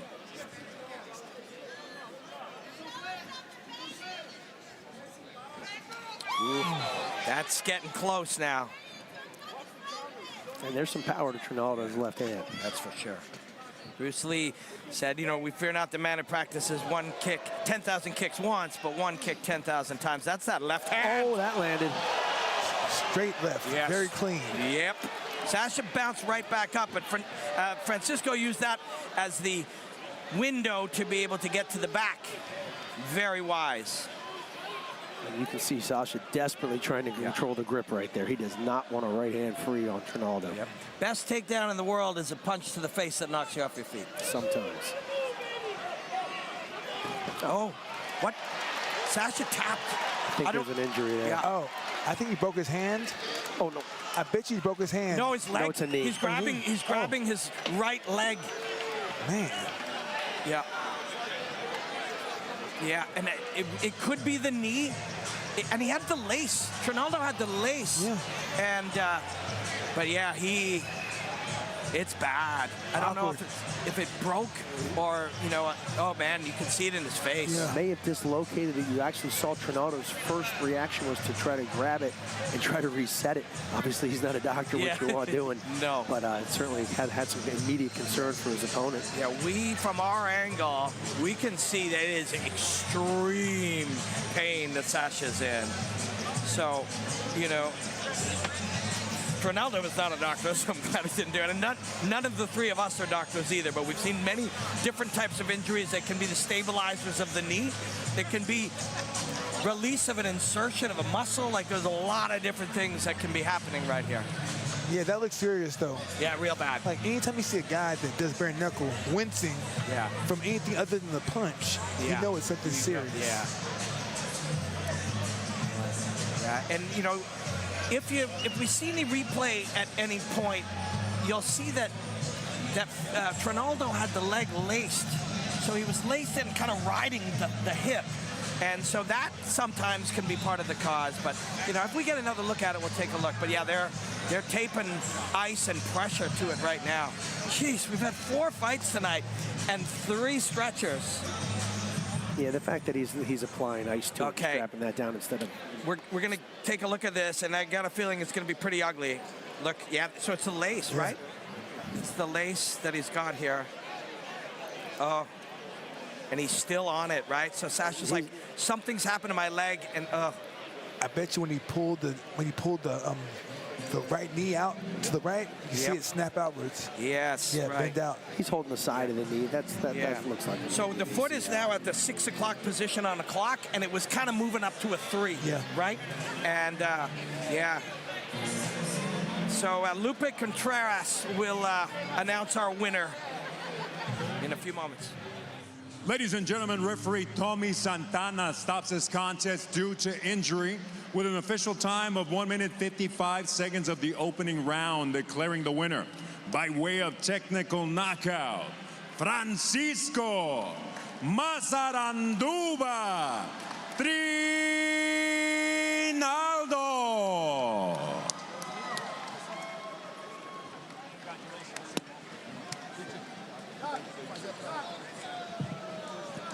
All right, guys, we're here with your winner, Francisco. Francisco, we've seen you on social media. You've been itching to get in this Gamebred Bareknuckle cage. How did you think it went?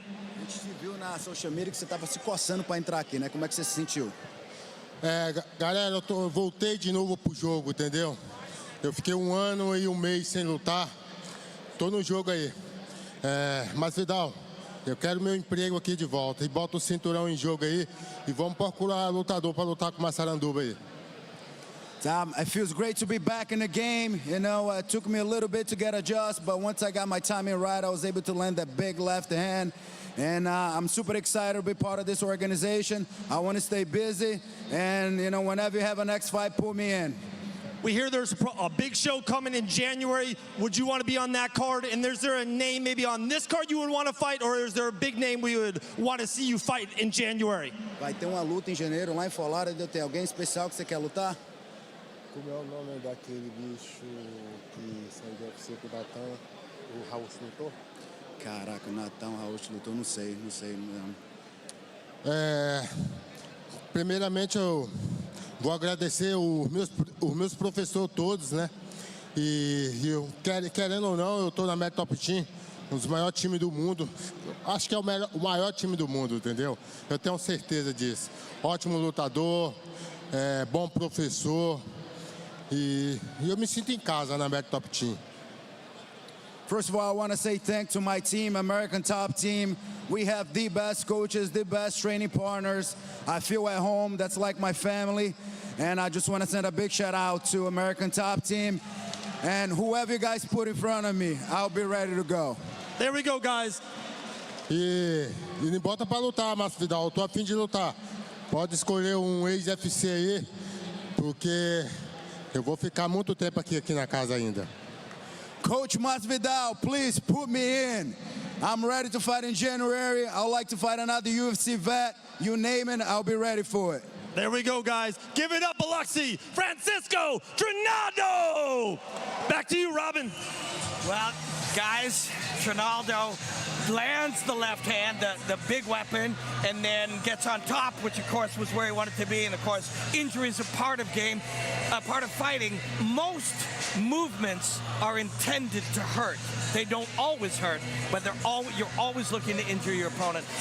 Also, congrats on being unbiased, guys. I thought you did a great job there. You know, an unfortunate way to end the fight, but you know, he did get dropped by a straight left hand, and he was on top of him looking to get the finish. It's unfortunate it ended that way, but the fight was certainly going in Trinaldo's favor. It was. Pitbull Alves, of course, was the translator. Much love to the Pitbull. Let's keep this baby rolling. Let's take a look at who we got next. Oh, baby, yeah, Prince McLean and Alex Nicholson. We got heavyweights gonna go bone on bone right now. My name is Alex Nicholson. I am from Apopka, Florida, and I'm here to physically hurt somebody for money. I'm Prince McLean from Cincinnati, Ohio originally, and I currently live in Puerto Rico, Finland. I'm here to show the world why I'm one of the greatest stand-up fighters. I know nothing about this man. I know he's a smaller heavyweight, and I know his ass is going to sleep. We don't know much about Nicholson. I've seen a couple of his interviews from the past. We know he has a big mouth, and we're excited to go in there and shut him up. I don't see how he could physically, mentally, spiritually, or emotionally think he's capable of beating me. I don't know what his game plan is, but it doesn't matter because I know what mine is. I'm 100% sure that I'm going to win this fight.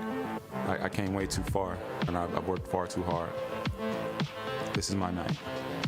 I see myself stepping in there, assessing what's going on, picking my shots, and then going down. And I don't see it any other way. Don't blink. Don't blink.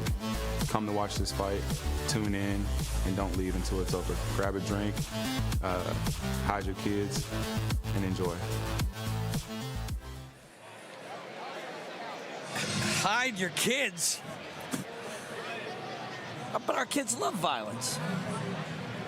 Alex Nicholson, you know, another one of these guys. Quite a sweet guy when he's around, but then you see him talking about hurting other people for money, and there's a dark crazy behind those eyes. You see that look in his eye.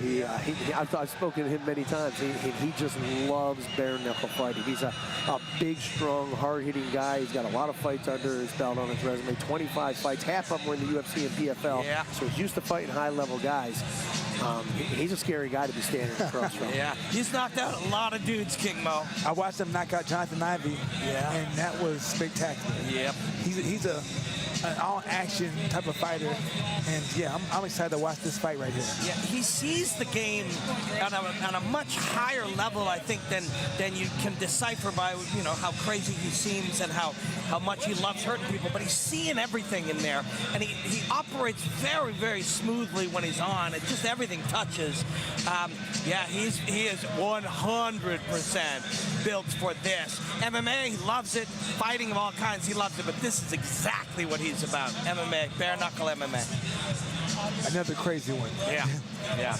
And he said McLean is a small heavyweight. I mean, he's 6'5", but Nicholson is a big, he's a pure, real heavyweight.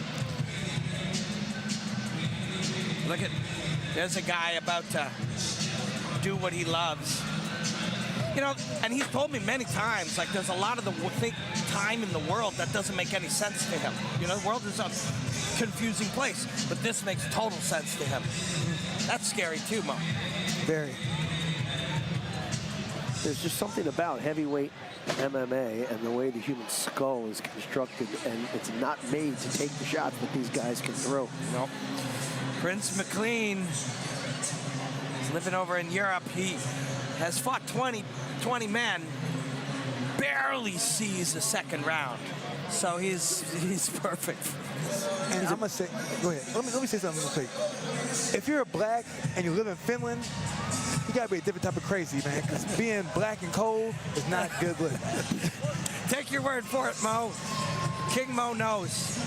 You mentioned he has a lot of experience. He's also a very streaky fighter. He's a 500 fighter overall, but he goes on these streaks where he wins 3, 4, 5 fights in a row, and then loses a few in a row, then wins a couple in a row. And I don't know if that's indicative of what he's doing outside the cage with his preparation, with his lifestyle, or whatever. When he gets his stuff together and he's got it straight, he's winning fights, and when he doesn't, he's not. Yeah, and it means you've got two different guys, right? And which one do you got? You got the streaky one? Because if you got the streaky one now, he's a lot harder to deal with. You got the guy on the up right now, and so we'll see. We'll see real quick. Well, for his sake, if you stand in front of Alex Nicholson in a bare-knuckle MMA fight, I hope he's got the streaky one. Yeah, yep.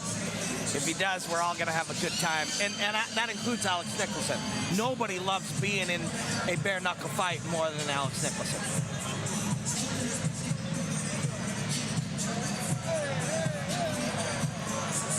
We're going to look at the statistics on these two.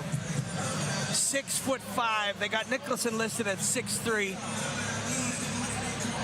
85-inch reach. Yeah, that's a long reach.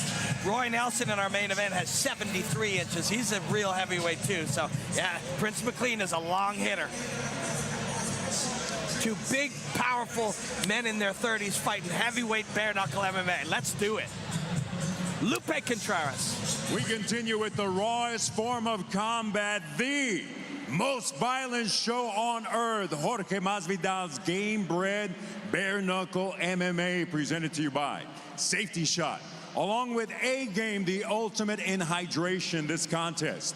3 rounds in the heavyweight division. Our judges are Wayne Prater, along with John Dixon and Julian Childress. Our referee, Brandon Hughes.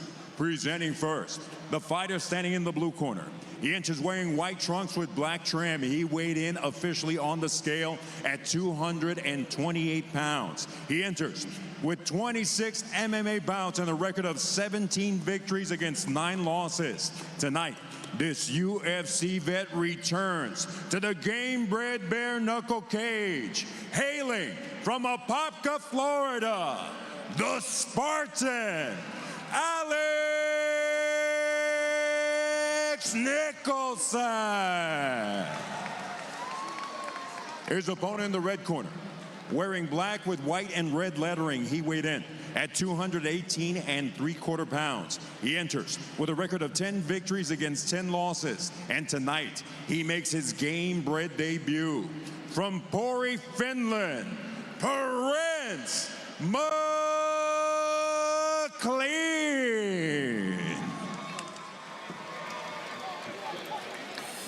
Heavyweight bare knuckle. Nicholson, less pro fights, but he's very experienced here. 2-0 in the Gamebred cage, 2 knockouts.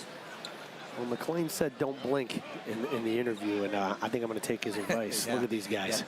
This is a tape your eyelids open kind of fight. When Alex leapt with the double knee in the middle of the cage there, you're like, oh, yeah, right, he's a super athlete. Ooh, he runs straight into McLean. McLean! McLean landed. Oh, now Alex. Oh, good. Oh, goddamn. He's out. He's out. Heavyweight bare knuckle, baby. Wow. Oh, the disrespect. Did you see that? Ooh. Man. They ain't playing over here. Yeah, Prince McLean comes out firing, woke up Alex Nicholson, who sat down on a couple of his own. And I think we're gonna have the 4th stretcher in 5 fights. Prince McLean is unconscious in the middle of this cage. Man, those guys came out throwing bombs. Oh. They were throwing. And when you see the replays, when Nicholson puts his feet to the ground, the whole body becomes a kinetic chain of violence. So he gets stuck with 2, takes 1 step back, gets stuck with another, and now it's his turn. We didn't actually see the one that put him down, but he's out He's now. stiff right there. He's the ref already is watching stiff. it. Yeah. A little late on that stoppage. Yep. It's a tough game for everybody. Everybody involved is in danger, including the referee. There was a big punch by Nicholson that dropped him, and he was pretty close to out already. And then he just started drilling the hammers through. And props to the chin on Nicholson. He ate a couple of shots, including one right off of Jump Street. And he just ate them. Yep. From a big man. Took a step or 2 back to draw his man forward, then off the cage started firing back. 3-0 now in the Gamebred Bareknuckle cage. If you're heavyweight, this man's gonna be somebody you have to dance with at some point, man. That's a scary one. Yeah, I might have to sit that one out. Yeah. Sorry. I'll hire somebody to be my stunt man. Yeah, right? Yeah, let's take a look at that one again. This is Gamebred Bareknuckle. There's the right hand. He's got him hurt. Oh, no, left. He's still awake, but he's gone now. That's the end of that one. And he fires a few more through, then headbutts the ref on the way out. Lupe Contreras. Ladies and gentlemen, the official time, 19 seconds of the opening round. Your winner, by way of knockout, the Spartan, Alex Nicholson.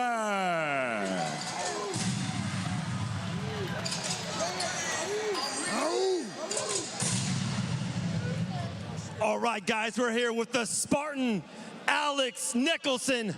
19 seconds.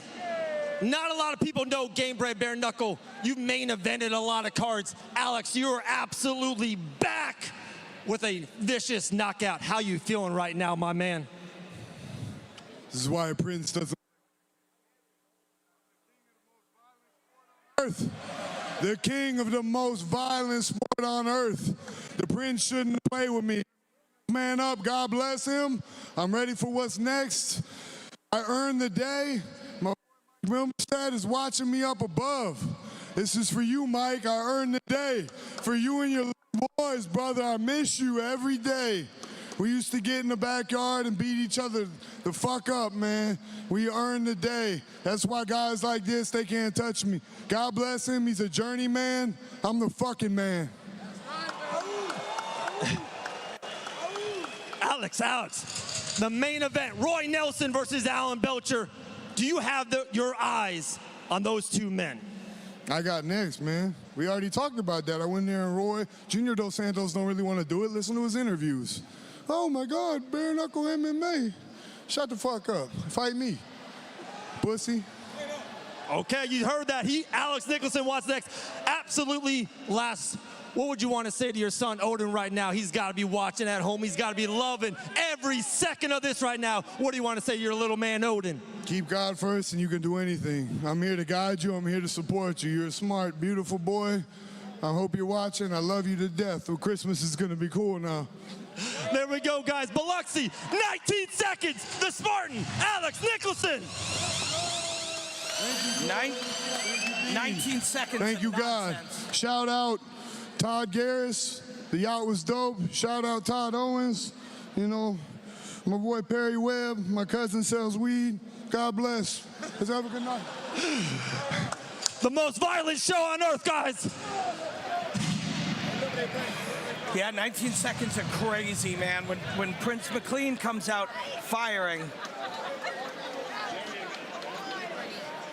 and then Alex lands the right hand, a left behind it. And yeah, it took a couple too many, but he's up, and we're really glad to see that. These guys come out here and they share a crazy experience, but you want them all to be all right. You know, you want them to leave here, whether they've won or lost, with their health and proud of what they've done.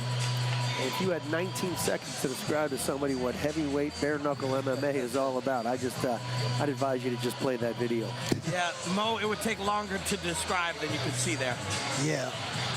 Did you see the damage on McLean's face? Yeah. Yeah, scary. Yeah. Let's, coming up next, man, we're just going to keep it rolling. Joshua versus Junior. Wide open Weams. And Junior. These two are going to go at it, too. Meu nome é Elias Alves da Silva Júnior. Sou do Maranhão, no estado de Brasil. Eu estou aqui para realizar um sonho, que é lutar num grande evento, e esse evento está me dando uma grande oportunidade de mostrar quem eu sou. My name is Joshua Weams. I'm from Pearl, Mississippi, and I'm here to provide a better future for my family. That's it. Inclusive, ele já lutou um evento sem luvas, então ele automaticamente ele teria um pouquinho mais de experiência minha, mas eu creio que é um oponente que vai me dar grande possibilidade de vencer. I don't do too much like study, you know. I like to watch, you know, see the tendencies of what they, you know, their mistakes and what they're good at, but I don't know, I'm kind of treating him like he's the greatest fighter in the world, you know what I mean? Like that's how, you know, that's how I come every time, and that's how I get the sharpest me.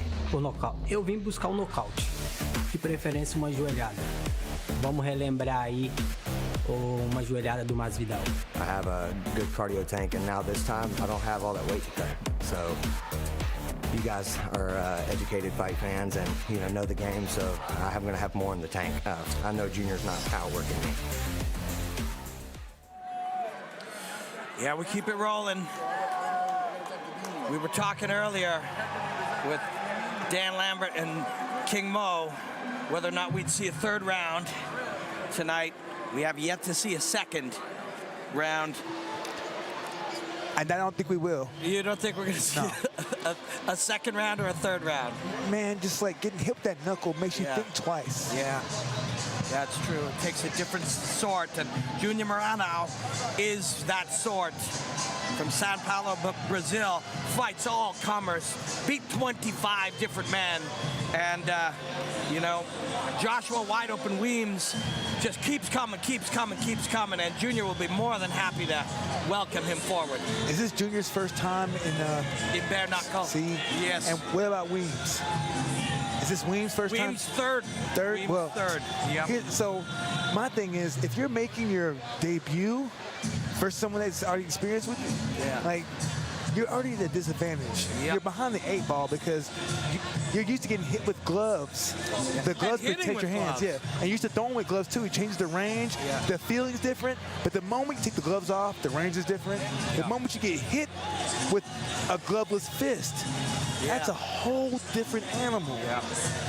Yeah, and so they're lit a little hotter. Everything burns a little more intense psychologically. So the experience, the feeling is different. But even just, you know, the experience of being in there is different. So you're right. But this man is an extremely experienced action fighter. And so, you know, some guys take to it a little more naturally. Brock Weaver, you were talking about that. I mean, a lot of these guys, but these are the guys that Jorge wants, and these are the guys that Dean Toole finds, are guys who really are the select few who belong here. Yeah.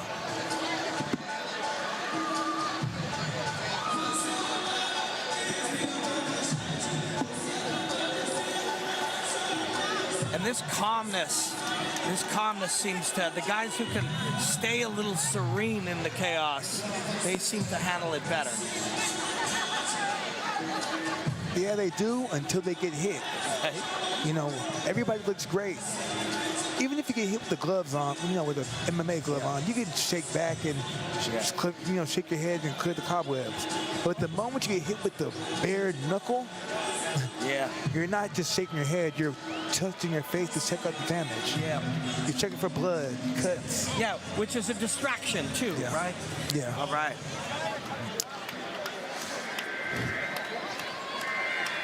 His opponent, they call him Wide Open Weems. He just keeps bringing waves and waves of violence.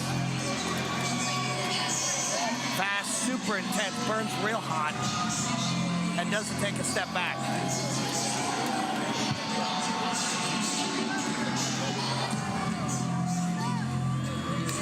But like Mo was talking about, the bare knuckle element, it isn't just the knuckles hitting, the impact is different, but then there's a tearing element.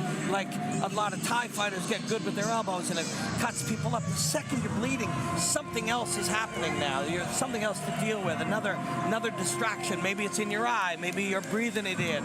You know, maybe you just see it on your chest or on the other guy, and it's one more distraction. Everything's different in the bare knuckle cage, and until these guys have been in there and done it, they're not exactly sure what to expect. I mean, you look at the records, and Junior has 3 times as many fights as Weems.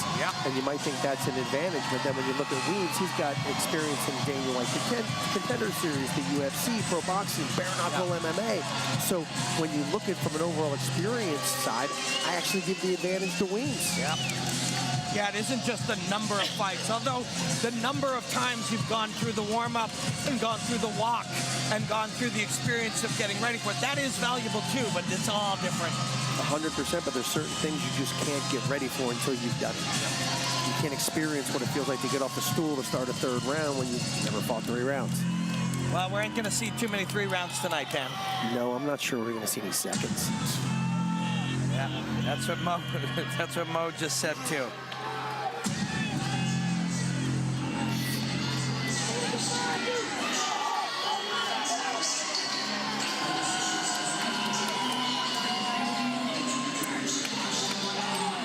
You hear fighters described as action fighters, push and pace, all these terms, but this is the definition of it. Wide open Weems, he just leaves it wide open and goes.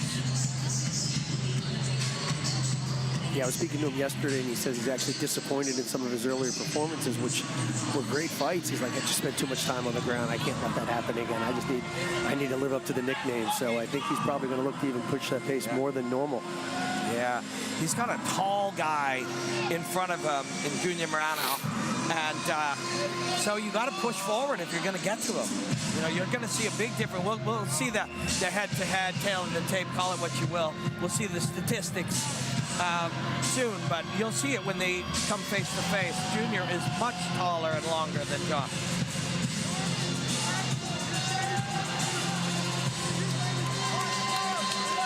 A lot of emotion, this guy. Some people, they want to fight free of emotion, and some people use it, and it suits them, and then Joshua Weams is one of those guys.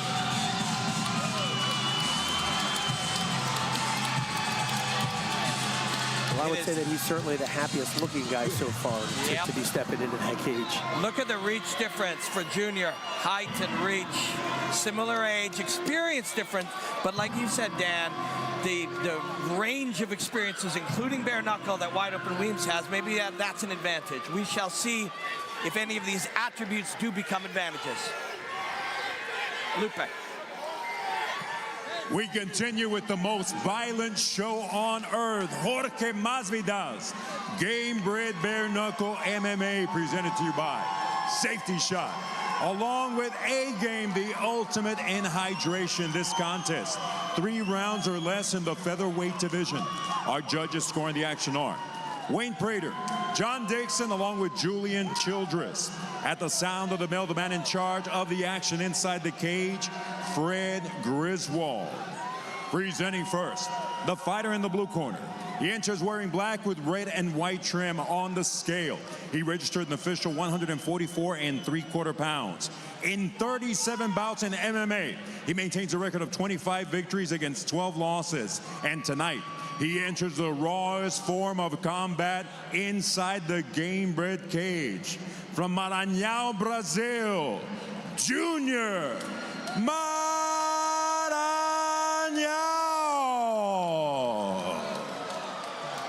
His opposition in the red corner. Wearing black with white and red, he weighed in officially at 145 1/4 pounds.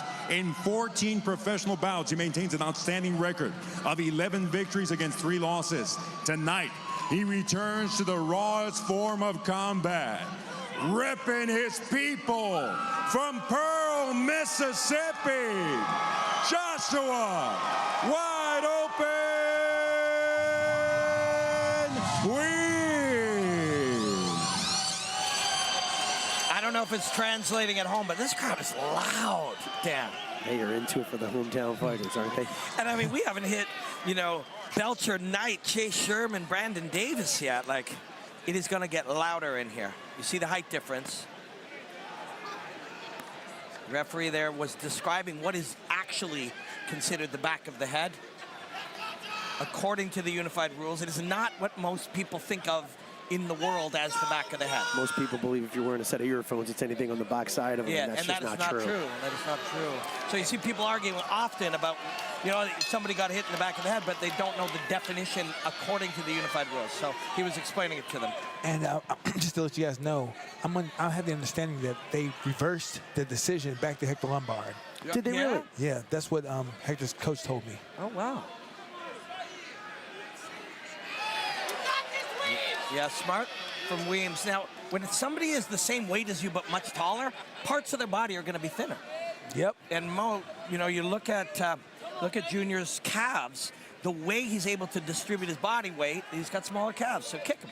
Kick and touch the body as well. The torso is very thin. He could punch a hole in that body. Yep. And long, oh yeah, smart. Junior just calmly moving forward, letting Joshua come to him.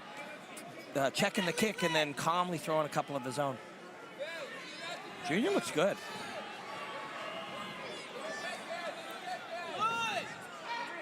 Countered. And it seems like both these men are using a game plan, which I agree. You know, you don't want to get hit, you don't want to get knocked out or get cut. You want to set things up and try to get a win as easy as possible.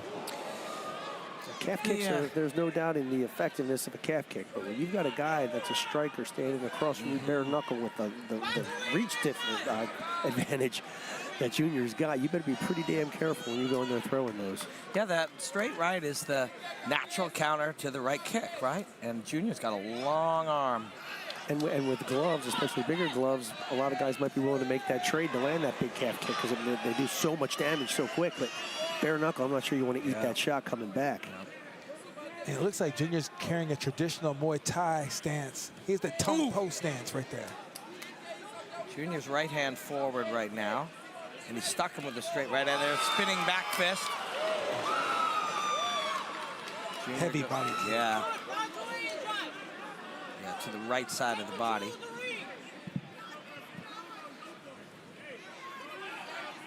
Weams at this distance, you know, can get picked apart with these kicks. So, and he knows that. That's why you see him pressing forward now.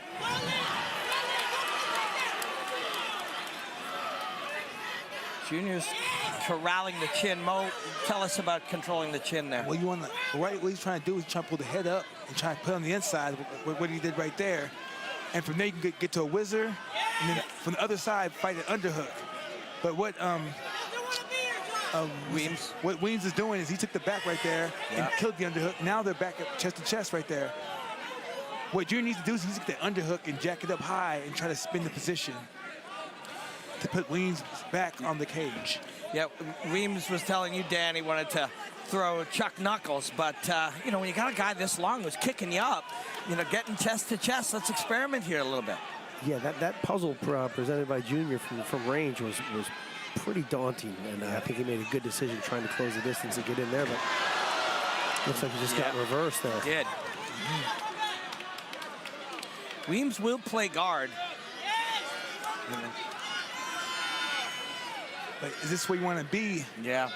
Versus the taller guy. You have elbows. You can use your elbows to cut him up. And on your back, usually, if you're not throwing up attacks or throwing strikes, you're losing. Yeah, and Mo, when you're training guys, you say, we're not going to attack from the guard, we're going to get up, right?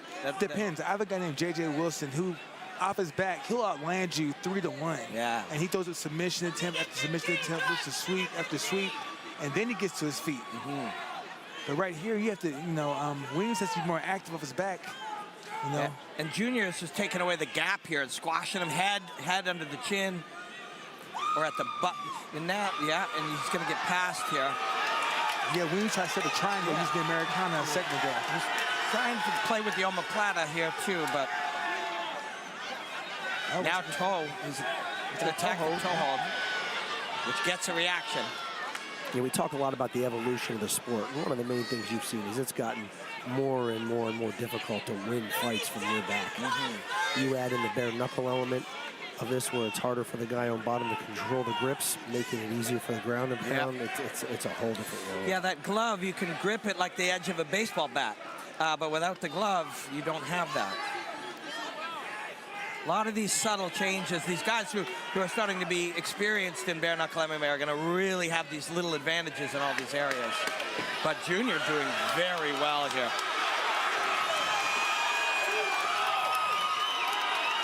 Junior up high, inviting. Guys, you know what that is? That's the end of a round. Familiar, but I can't place it. That is the bell taking us to a round 2. Action fight for sure. Good first round for Junior. Those kicks to the arms hurt. People, you know, if you play video games, you think it's a block. That ain't a block. It's a kick to the forearm, and it hurts. And if you could kick that body kick right there. Yeah, he felt that. Then Weams was the one working in here, and he's got the shield with his shin, but taken down. Tell you what, he showed some power because he was pretty high on that takedown. Popped his hips up and got him off the ground. So we do see a round 2. Dan Lambert's over-under for a round 3 was 2. Perhaps 2 fights or less. But we shall see. The higher skilled that you get in these sort of dynamic matchups between these guys, it's going to be harder to hit clean. In the end, of course, everybody loves action. But your primary training in martial arts is self-defense. Protect yourself. Don't get hit. And the higher, more experience some of these guys get, the harder they are to hit. But at the same time, when fatigue kicks in, they get easier to hit. You see more damage. So, yeah, true. But so far, Junior Maranhão, a great first round. See if Weams changes the game plan a little bit, because working at distance wasn't very successful for him in that first round, and neither was trying to clinch to get to the ground. Yeah, and I think his corners are like full body feints, which you're seeing out of him here. Full body feints and then explode in. You have to pass through the hot zone. See this hot zone that's being created there by the. You pointed out how tall he is, Mo. Yeah. And oh, there's a right that sneaks through. But and he's very upright, but it's actually creating a real hot bubble that you got to pass through. Yeah, he has to use more feints. If anything, try to attack high and low, different levels. You know, but right now, all I'm seeing is him aim for the head. Oh, there's a takedown attempt right there, but you know, not coming off the setup, and it's allowing Junior to get a chance to defend it. Now he's get an underhook, elevate the underhook to the left side, and try to spin the position. Now when he's going to the single leg, he's gonna get the fight the hands, try to stretch his arms. You mentioned it earlier, Robin. His first defense to the double is going right under the chin to try to lift up. And it's an interesting technique. You don't see that very often. He's probably just trying to get him high to get the hands, the grip from underneath the waist to slightly above it, which makes it way harder to get the takedown. And Mo, educate us here. He wants him either all the way up or all the way down, right? Yeah, but if you're tall, it's better to be all the way up. All the way up. Yeah, so you can use your height as an advantage. Junior's looking to take him down again, and he does. This time, top half guard with the head, his head controlling Weems's head. And with him really using that size advantage well. It's attacking the neck. I don't know how well he's got. We don't have an angle on it here from our vantage point. He has a beat pretty much. I see his left ear pretty clean from where I'm sitting, so there's no pressure on the left side of the carotid artery. He's out now. Just you're not going to get it to that side of that angle. So Dan, I did hear him talking to you saying, you know, I can't spend so much time on my back, but Junior's now attacking some type of modified Kimura over there. Kimura. Or the straight armbar now. Yep. And Weems will reverse him, but no, gets the hips back. Now he just push the head down and try to fight the single leg position. Weems should go ahead and try to move the leg or come up to an underhook there. Junior really looks like the bigger, stronger man. He sure does. Leverage, he understands leverage here. And he's calm. And you know, and there Weems crowding that right leg. We talked about the experience bare knuckle. What versus Junior's experience in general. Junior has done a great job of not making it about bare knuckle today. Yeah. Kicking from distance, staying away from the exposed hands, trying to win the short distance battles here. He's done a good job of establishing distance and establishing the inside close game. Weems, if Weems would try to fight from boxing range, he might do better. But right now he's all the way in or all the way out, and he's losing those battles. People often talk about the advantage all the way out for a tall fighter, but there's advantages all the way in too. There's advantages, leverage advantages all the way in. And Junior's fighting a great 9 minutes so far. Very smart. I mean, every one of these takedowns has been initiated by Weems, and he's landed on the bottom every single time. It's almost like he's trying to take down an oak tree. Yeah. And it comes from the clinch position for what you see. Like Weems initiating the takedown, but Junior is outworking him in the clinch position, and he's going to take down from the clinch. Yeah, it's not the entry. He's gotten in quite a few times. He just can't finish. Yeah, it's very interesting because, you know, we had some pretty crazy car crash battles earlier today when guys were going, and there's an omoplata. Junior stepping through. Omoplata is an attack on the shoulder using your legs. Often used more to sweep, though, than to actually look for a submission. And now he's going to convert to the leg, but Junior's going heavy on the knee, So Junior will pass him. And strike. So the underhook thing might be a sneak out. Weams goes dogfight position, gets back to his feet, but I don't think he's going to have won either of these 2 rounds, so we're going to see. I mean, you see Junior throw his hands up. He did nothing illegal there. There were a couple seconds left. You got to fight to the bell. Yeah, that's right. The referee got to say something. No, here the 10 second. Listen for the 10-second.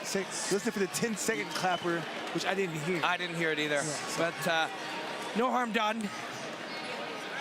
But yeah, so we've seen guys go, and you see through the first number of fights where it's a little crazy, it's a little hectic, you know, it's very raw, and they go both compete in bare knuckle. Junior's actually brilliantly trying to take the bare knuckle element out of this, landing a shot of his own there by keeping such a long range, kicking range or grappling tight chest to chest. He's taking away some of the raw, visceral stuff that we saw earlier in the night, and it's very wise. You're still trying to win fights. Of course this is about, there's a hard right at the end. Of course this is about action. And of course this is the most violent show on earth, but you can win smart too. I think Mo nailed it. I mean, I've seen nothing to give me any indication that Weams is going to win this fight from range or win it inside. So what do? You get to the box and take your chances. You got 1 round left. We just saw right there the second round. Yep. Yeah. And so that boxing range, you can get into it from the outside, or you can get into it exiting the clinch as well. And that's what he did there when he landed. There are 2 different ways in. And so when you see chaos, I think it favors Weams. Yeah. But when you see like a consistent, slow pace like this, it favors Junior. It's the Muay Thai pace right here. Yeah. And he's controlled the pace, and he's controlled the distance. And now he's just sitting and waiting. Yeah. And the kicks will get you in, but when you're in is when you have to throw 2, 3, 4 punches and roll the dice a little bit. And Josh Weams is a risk taker, so he understands what the job is here. Well, he's going to have to be at this point. He's not going to win a decision. That's right. But he's getting closer and closer with each attack. Spinning back fist was there, almost landed. He's edging in now. And Junior looks like he's fatiguing because he's pulling his kicks now. See? Yeah, that's the 5th one. That's the 6th one. Well, he's going to get his chance. Weems is going to get his chance. And he's getting tired. Looks like he did a little damage to that calf there as well. Oh, he knocks him down again. Wow. And he goes back to the ground wisely because he's been winning the small battles down here. So we see a 3rd round for the first time tonight.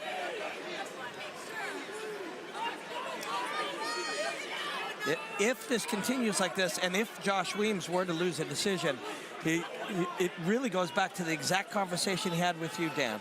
It's like he can't stay on the bottom for this length of time.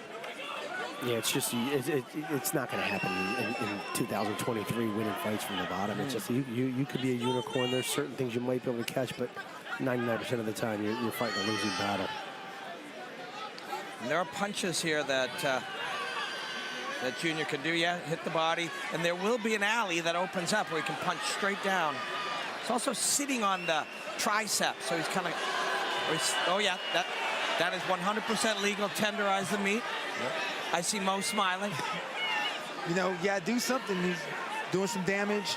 You know, I think, you know, with Junior, he has to keep this fight at a controlled pace. Weems put himself in kind of not yet a closed triangle, but into this triangle position. I don't know if he's trying to bait him into triangling him. Look, oh, he's going to hit a Kimura here. Old school Kimura. He's feeling it. Yeah. You got to pull that elbow to your sternum here. Well, no, now he can go cop move, Old school cop move. Yeah, I think he was looking for some safe harbor, keeping his head between the legs so he wasn't going to eat a shot, but all he did was put himself somewhere where he had no offensive ability whatsoever, no way to escape. Junior has a flawless 2.5 rounds to finish with a submission. Very smart. Now, you want to talk about a seamless transition to bare knuckle MMA. You look at what was just put on display right there by Junior. That was a great performance. Yes, and of course, we've said this a couple of times. People come here because they love. Mo came here to see blood and violence. That's what Mo came here to see. But you can work around it, and you can take that element out. And this is a really wise performance here by Junior. It also helps when you look like you're two weight classes. Yeah, master class too. Like he shut him down. Everything when he wanted to get going got shut down. Yeah, smart. That guy's got a very difficult frame for that weight class to go in and come up with a game plan for. He landed a couple shots that took Weams off his feet. Right there. Yeah, a couple times they were hitting him as he was stumbling, but he still got him clean. And there, yeah, goes old school law enforcement right here. Yeah, ouch. Look at the angle on that. Yeah. The arms don't do that. Yeah. Shoulders do not move that way. No, they don't. Jeez, that's a rough one. And we will get the official decision shortly. Lupe Contreras. That was really a flawless performance. Yeah, really nice. Of course, this is a crazy sport when you take the gloves off, and brains still matter. You know, strategy, that's how he won this fight. Tactics and strategy.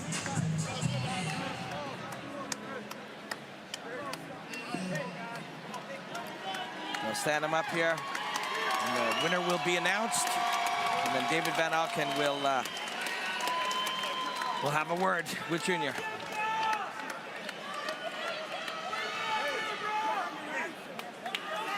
Ladies and gentlemen, the blue corner secures a submission with an official time of 2 minutes, 41 seconds of the third and final round. Your winner, by way of tap out, Junior Marañao.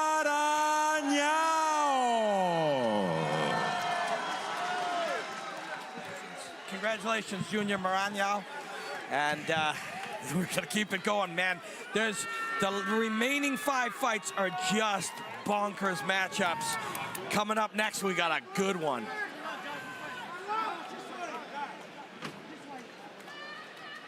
Congratulations to Junior.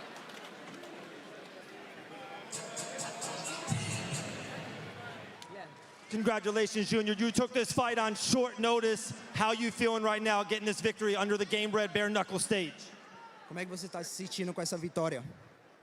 Estou muito feliz. Essa vitória aqui, ela vai para o meu anjo da guarda, meu pai. Sem ele eu não estaria aqui. E hoje ele se encontra no céu e essa vitória é para ele. Muito feliz por essa vitória. Essa é a minha maior luta, esse é meu maior evento e eu pretendo ficar aqui por bom tempo. This is my biggest win, and this win is going to go to my angel. Beautiful, beautiful. Thank you so much. Beautiful performance. Congratulations, Junior. Thank you so much. We'll see you next time. I love you. Mississippi. Hey, Robert J. Thank you so much. Yeah, arms aren't supposed to do that. I love you. I love you, baby. And you can be as tough as you want, and Joshua Weams is tough, but when you're being biomechanically compromised like that, you're gonna have to tap or your arm will fall apart at the shoulder. Flawless victory, in the words of Dan Lambert, and we agree. Congratulations, Junior. All right, and we keep it rolling, and this is a nice looking fight. King Bao, Joel Bowman, Curtis Millender.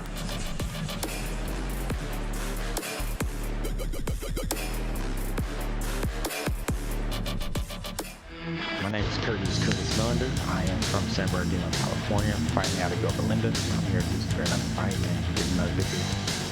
I'm King Bao. I dedicate this fight to Danielle Holm. This is her son who was trafficked at birth. You see, I fight for a reason. Curtis appears to be a bully. That's what I know about him. He fights lesser competition and bullies them. I don't like bullies. I know, he was a standout wrestler in high school. Solid striking. It's realistic. He's doing great on both, but I got to know. When I study Curtis, he breaks under pressure. He breaks when people actually want to fight him. And he's been talking a lot. I plan on fighting. Consider this my coming out party. No more. There's no thinking about it. I think just doing too much for him in the first 2 rounds and then just watching quit in the third and get finished. Here's the end. Boop. And bink. Bowman is all waves of violence, just crashing into the shore, but he's also a subtle and sophisticated athlete and artist. Vibe with this phrase here. Hands down to draw the jab, but also strike under peripheral. Touch. More of the same to train in pattern set his man, then repurpose the left to set up the right. Watch. The stick, and then the arc. Touch. Bink. Now it's about serenity and creating order in the chaos. Small movements to create large consequences. Touch. One man weaponizing his body to destroy the body of another. Bink. King Bao has awesome skills and unlimited potential, but tonight he's fighting Mander, a level up for sure. A sick fight on a night of sick fights. Here's the end. Boop. And bink. Bowman is all waves of violence, just crashing into the shore, but he's also a subtle and sophisticated athlete and artist. Vibe with this phrase here. Hands down to draw the jab, but also strike under peripheral. Touch. More of the same to train in pattern set his man, then repurpose the left to set up the right. Watch. The stick, and then the arc. Touch. Bink. Now it's about serenity and creating order in the chaos. Small movements to create large consequences. Touch. One man weaponizing his body to destroy the body of another. That was a look at King Bowman's last performance. He is a fascinating character. We will see Curtis come out first.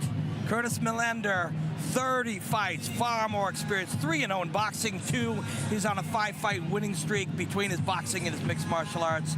Fought in the UFC a bunch of times, Bellator, PFL. Fought Rory McDonald, guys. Like, this guy has been around, by far the toughest guy that King Bao has ever faced. Yeah, Curtis has fought everybody all over the world in every organization there is. He's fighting a guy who's certainly not lacking in confidence in King Bao, but Curtis has been there and done that. So this is going to be a really, really interesting fight. Yeah, you're not going to stress Curtis out, that's for sure. Mo, these two have been talking, and I think that's part of Millender's game, is he tries to undermine your confidence, get you thinking about what he says, and get you thinking about, you know, holding the steering wheel a little tight. He tries to pressure you that way. Well, you know, Curtis can talk, but I've seen his action. I've seen him fight. Yeah. I watched him fight Ryan Ford in the boxing, and Ryan Ford at the time was a ranked boxer. You know, I've seen him in Bellator. I've seen him in the UFC. He's fighting everywhere. Fighting in Europe. I'm hoping that Bowman's ready for this, because this is a whole different level. It is a whole different level. In bare knuckle. Big time. Now, Bowman has fought for us twice, 2 really great performances. We showed you a little bit of that last one. But yeah, it's a much bigger level. Bowman seems to be, there's Mander getting lit. Bowman seems to be one of these guys who is extraordinarily special. And you take steps up and steps up, and this is a whole staircase up for him. But he believes he's ready for it, and Mander believes he is not ready for it. We'll find out. Yeah, well, that's the beauty of it. You know, it's a lie detector. It's a truth teller. This guy's been, and you mentioned Ryan Ford. Ryan Ford was an MMA champion up in Canada and then a great boxer. Yeah, he'll fight anybody, and he has fought high-level guys. When you say yes to Rory McDonald, yeah, you know, you're like, I'll take this up-and-comer for sure. Well, yeah, Melander's already proved that he will fight anybody and can hang with anybody in the world. Bao, on the other hand, you hear the talk and you see how confident he seems. You wonder if it's false bravado, but he's the one stepping right in here, relatively inexperienced, fighting Curtis Melander in a bare-knuckle MMA fight. So I think he believes what he says. Yeah. Joel Bowman is a great athlete, and he's an artist, too. He goes out and expresses himself. He is at his best when he's calm. And when he is calm and he's flicking those punches the way that you flick a towel, that's when he hits extremely hard. He's a different thinker. He thinks about the world differently. He sees it through a different perspective, a different lens. And so he fights through a completely different lens, too. He expresses himself. He will, if he wins, when that microphone is given to him, some of the things that he will talk about and express himself about when he's earned that right are going to shock a lot of people. Fascinating guy, the way he talks on the internet, the way he sees the world. One, I wouldn't say be like him, I wouldn't say think like him or act like him, but I would say be like him in that being an individual is a great thing. Being one of one is the way to live your life, and this guy is one of one. Oh, he's not afraid to speak his mind. If you look at the T-shirt he walked out with, you know, saying Trump was indicted before anybody on Epstein's list was, and I don't care if you're Republican or Democrat. Why the hell hasn't anybody on that list been investigated or indicted? I don't know anything about that. I know a little bit about fighting, and this guy can fight. He's saying it's his coming out party. Should he perform up to this level and beyond, it will be exactly that. Lots of talk, and that's all done now. He's going to get a lot of attention if he passes this test, and it will be deserved. You see his body, you see like the athlete that he is. He's an artist too. Let's see the statistics and the attributes. Let's see how they line up. Tail of the tape, as they've been calling it for 100 years. Reach to Mander, that's a big advantage. Experience to Mander. Joel Bowman, he's either as real as he seems and as real as he feels, or he's almost there, and Mander wants to prove that. We shall find out right now. Mississippi Coast Coliseum, the violence continues. This is Jorge Masvidal's Gamebred Bareknuckle MMA, presented to you by Safety Shot, along with A-Game, the ultimate in hydration. This contest, 3 rounds or less in the middleweight division. The judges, Wayne Prater, John Dixon, and Julian Childress. Our referee from the DR, Tommy Santana. Introducing first, the fighter in the blue corner, wearing copper with black lettering. He weighed in at 185 1/2 pounds. Tonight, after 30 professional bouts and a record of 21 victories against 9 losses, this UFC veteran enters the rawest form of combat, making his debut inside the Gamebred cage. From Yorba Linda, California, Curtis Melender. Across the cage in the red corner, wearing solid gold, he weighed in at 185 1/2 pounds tonight. He returns in his 13th professional bout with 9 victories against 3 losses. Fighting out of Albuquerque, New Mexico, King Bow, Joe Bowman. Bowman's now the second guy on the card I've seen that did not elect to wrap the base of his hands. The first was a jiu-jitsu guy. The reasoning for that was pretty obvious. I'm curious as to why Bowman chose that route, because I've never seen him really do anything but strike in his fights. Yeah, he whips those knuckles out there. He's confident in how he uses them. He's at his best when he's calm, and you see he's actually doesn't feel calm right now. Starting out aggressive. Oh, yes, he is. Throwing both hands. Very unpredictable with his movement. Yep. And he'll look down.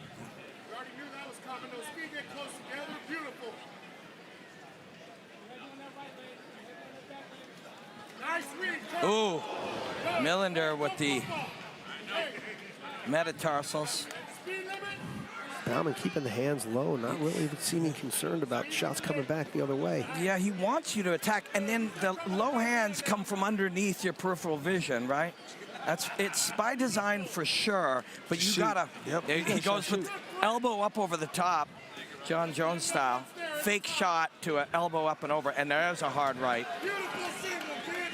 Curtis now going to the back, and King Bao separates. Easily defended that, that single leg. Bowman is like a very elastic athlete, but he's not as relaxed as he has been during his best performances and his best moments. A little jumpy. Good, Jack. No, that hurt. Yeah, that hurt. Millender's coach, oh, there's a high kick. I wonder what Bowman's energy expenditure is, because I see him jumping around. Yeah. Can he maintain this for 2 or 3 more rounds? Yeah, that, you know, the brain is burning sugars when you're trying to do all these calculations, right? Fatigue comes from the mind, too. Good. Here comes his overhand. Millender's coach being mellow and kind of, you know, seeing everything. But yeah, very jumpy is Bowman.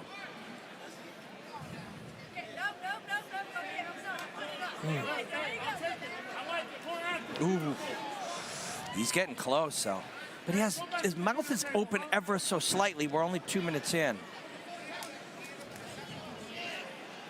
But man, he gets off, makes space real quick. Makes space real quick, but his energy expenditure is kind of... But at the same time, he trains in Albuquerque. He's high altitude, so he might be prepared for this, like a Clay Guida type. Yeah.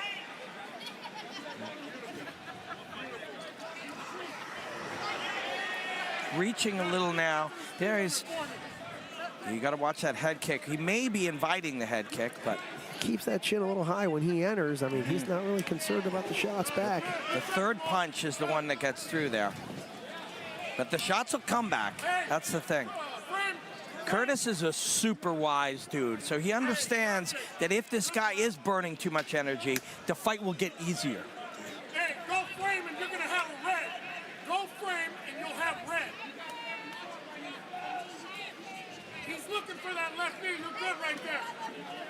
Just keep palms on him. Beautiful. There's control of the left arm. The overhook is actually, the left overhook of Millender is holding the left wrist of Bowman. It's kind of like a handcuff. He has him handcuffed in a sense. I think it's there so he can throw knees, but at the same time, Bowman's doing a good job of keeping him on the cage. Bowman just dragged and stood up. Bowman's quite unpredictable. He behaves differently. Oh! He ate a shot there. Yeah. But definitely burning more energy than we've seen in the past. And not just because of his movement, because of sort of the psychological arousal, right? He's a little too lit, is Bowman. So this is going to benefit Millender. He's putting too much effort behind everything he does. His kick's hard. When he's punching, he's moving too much before he goes. Also seems like Curtis is getting his timing a little better now. Ooh. He's connected with a couple of counters here. So whenever you see a fighter turn his head like that, it's something that's not good. Yeah, that flinch reflex just... a sign of timidity almost. Bowman's going to be feeling that fatigue in the body. But, you know, a minute's a long time for a good athlete to recover. 25 seconds. If you're Curtis Millender, you've got a good moment here. 20 seconds of heat would be good. Although, you know, we were noticing the jumpiness of King Bao. Millender's mouth is open too. He's been working hard too.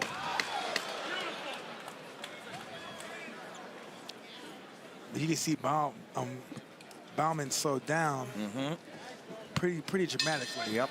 That's an interesting round from a scoring perspective. I mean, Bowman came out so busy, moved so much, threw a lot more shots. Curtis kind of got the timing later in the round and started to take over a little towards the end. I don't know who the judges give that one to. I don't either.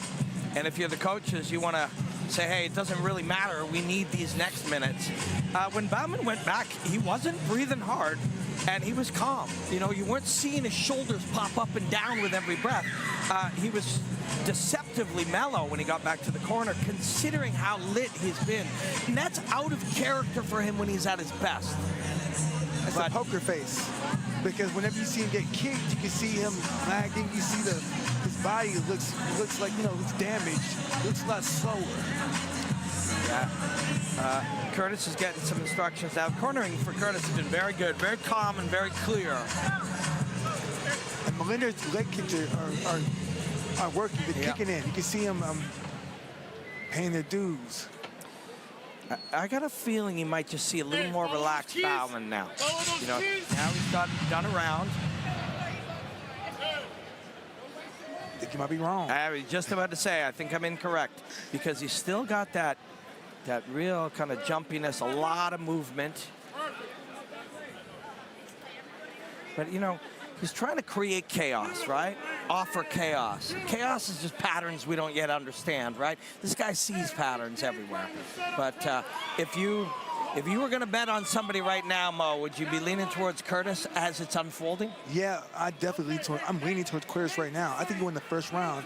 See, Curtis he's hitting singles and doubles, a few triples. Now, Bowman, on the other hand, is trying to swing for home runs, and he's not really landing. He's getting outworked. Yeah, he's not touching enough. I think I might go the other way on that first round. I think Curtis took quite a while to learn the timing, and he started taking over the last minute and a half, 2 minutes of the round. But I think Bowman built the lead. But if I had to bet on who I think is going to win from here on out, I'd go Mander. Curtis is just so experienced. He was like, you know, I'm going to weather the first one. Second one will get easier, and then the third one I can take over. But you fatigue too under duress, right? But he's seemed to manage it better through 4.5 minutes. And it did appear that Bowman was slowing down a little at the end of that first round, but you mentioned the recovery time. He sat down on a stool, he took a couple of deep breaths, blew out the lungs a little, and he was back. Full motion again to start the second. Yep. That moment when the ice hits the back of your neck, it's just such a good feeling. It's almost worth it just to experience that. You can see that Bowman's having a problem with this position right here. The wrist control, nice duck under. Yeah. Really slick. So smooth. And that's from his Greco background. He was a Greco standout years ago as a high school athlete. He's also just a different thinker, so what his choices will be different, you know? And you saw it right there. See what kind of rider he is here, yeah. So he's on the back hip. Yeah, coach is yelling to Curtis to pull out the left leg. We saw an injury to a knee earlier tonight, Sasha's knee, from just that position. So right here's more of a high school collegiate wrestling ride. Ooh, and King is finding some holes here to go in and around. Those are big shots. Yeah, those are hard shots. He took the position he wanted. He controlled it. And now he's done the most damage of the fight by a lot. Yep. And we're halfway through. He's working the back of that head, Red. The corner is saying he's working the back of the head. That's not what he's aiming for. He's aiming for the ear. And the referee needs to get a better job so he can see what's going on, see the action. Because I can't really tell what's landing. Yeah, the people who know what's landing best are King Bow and Curtis Melender. Because Bow's feeling the knuckles hit and Melender's feeling the electricity as they do hit. It's a big, strong kid on top here, and he's got that ride position real well, and now he's trying to trap the left arm.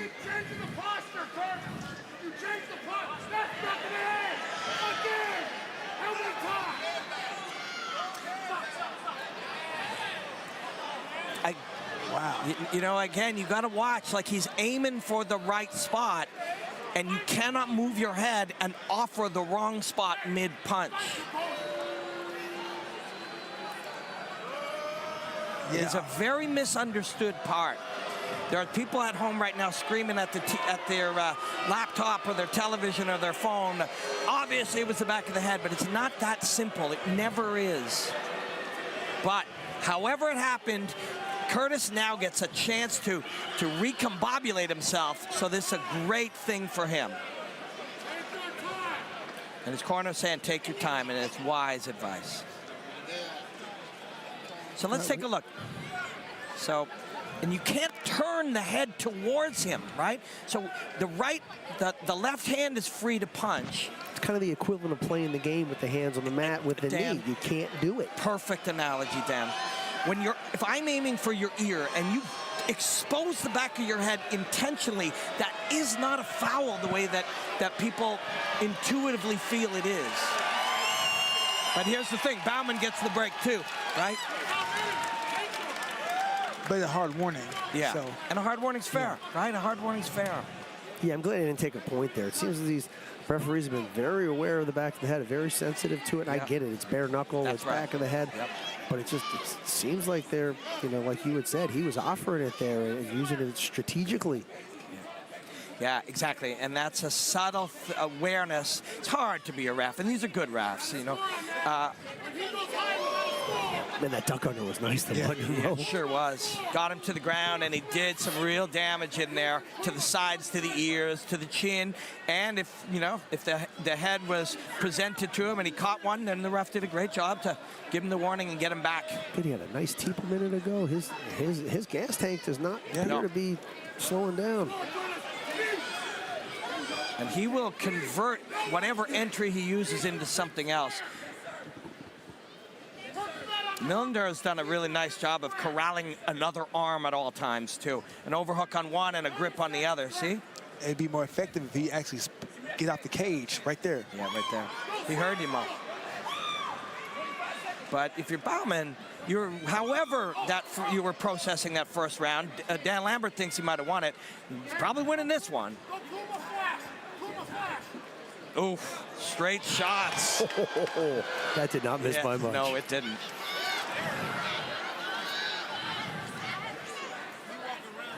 And Bowman is twitchy and fast. Yeah, he sure is. He's a fast twitch.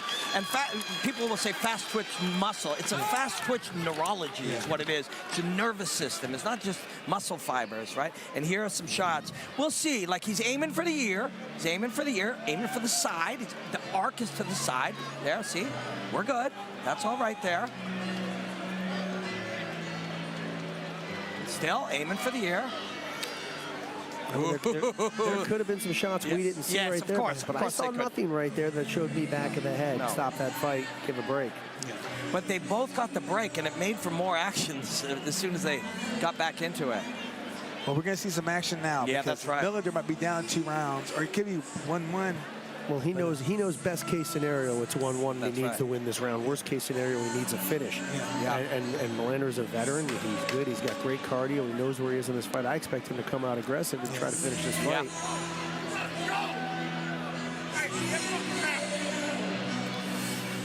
Yeah. Ooh. What's this, the second round 3 we've seen tonight? I think it is. First one we've been intro to with some love song by Journey. I love it.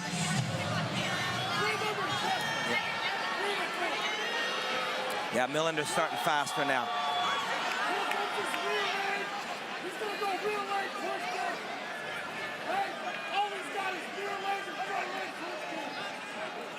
Yeah, Millender's trying to stress him out, which will try to, fatigue him psychologically as well.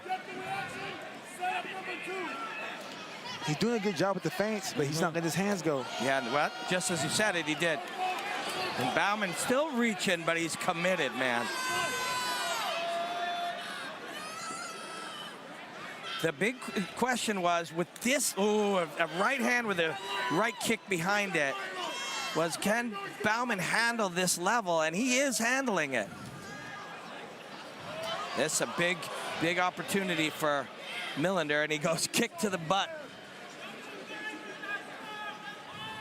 Hey, Kurt, look for swoop and then look for answer. Swoop Yeah. and set up. Corner is, I think, asking him to touch the body, Millender to touch the body and then over the top. That's what we want here. Now look for answer. Yeah, Bowman, he's been a little jumpier than is usual, but he's handled it well through, almost 12 minutes, 11 and a half minutes. He looks solid right now. He does. And hard to interpret and hard to read and hard to predict. Very hard to read. Yeah, it's really awkward. Yeah. But it's effective. Yeah. And it's athletic as hell. That's right. Counter wrestle, keep the hips away. And the wrestling, he's using the wrestling to get Millender to the cage. And if Millender's on the cage, he can't strike. Right. He can't do the damage that he needs to do to get this victory.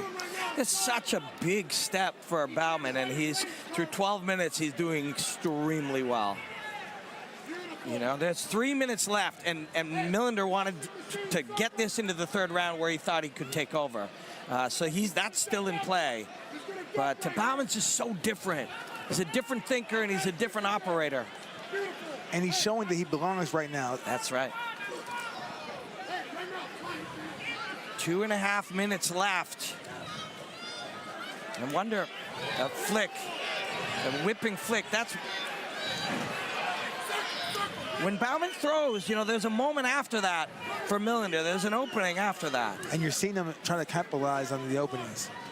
You see sometimes Bowman will flail and his hands will come back down. Yep. And on the retraction of the hands is when Curtis fires. Curtis has 2 minutes. These are the 2 minutes he wanted.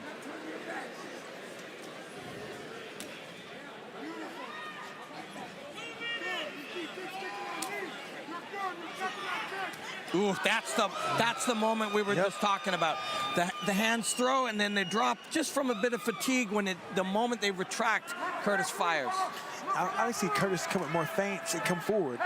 You know, sometimes you can draw some attacks out and counter those attacks with the feints. Right. George St. Pierre always likes to call it be third. You know, use something to get the guy to be second, and then you be third. I think Bowman can watch this tape and take a little bit of a lesson to get his head in a different position at the end of those strikes where they're not necessarily just right on line for the counter. Win or lose, one of the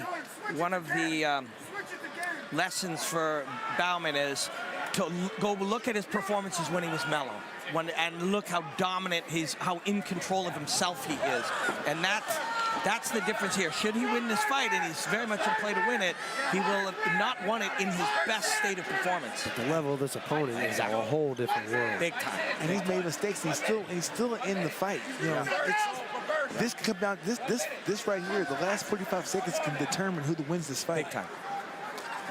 Ooh, great shot. Yeah. They caught him, I think.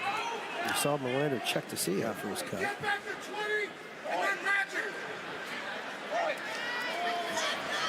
Fall away kick there. Melander's got 30 seconds and he's sharp right now.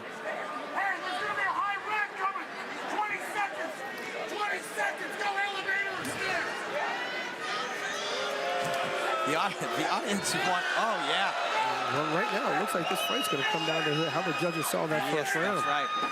I don't think the second round was very difficult to judge. This one's close too. This was a closer round than the second round for sure. But nice right hand in the fight. That might, you know, Bowman's the one pushing forward. But yeah, we don't go to the judges too often, and we do it in the fights that had the most heat between the two of them. But we shall see. There's that Journey song again you were talking about, Dan. Yeah, this was a close one. Yeah, yeah. First round, and even the third, because, you know, not much happened in the third. It's tit for tat. Bowman's hard to hit. You know, he appears open, and Millender did land on, you'll see it when his hands drop after the shot, just fatigue. Millender was able to get to him during those moments. I think the first and the third round was certainly close, but I think the difference was there was a lot more movement and pressure by Bowman in that first, which is why I erred on the side of him, and I think there was a little less on the side, and some of the counters by Mander were crisp in the third. I think I'd go 1 and 2 Bowman and 3 for Mander, but 1 and 3 could go either way. Either way, and King Bao may not feel like this was his best performance. That's the look on his face. That's what that tells me. But at the same time, man, this was a giant step up against a legit guy in Curtis. And he hung, and he wasn't operating in his best psychological state that we've seen him due to the pressure of Millender. That's a credit to Millender. That's not an excuse, that it's a credit to Curtis. But yes, he belongs here anyways. We know that now.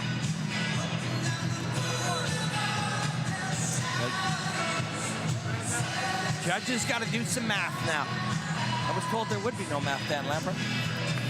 This is a good fight. I'm interested to see who they give it to. Interesting fight.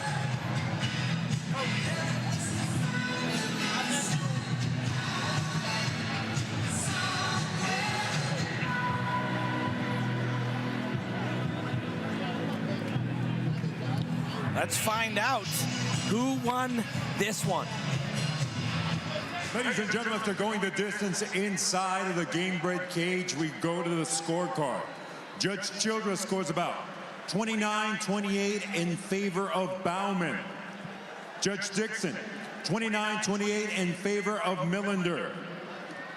And Judge Prather scores about 29-28 in favor of the winner by way of split decision. Curtis Millender.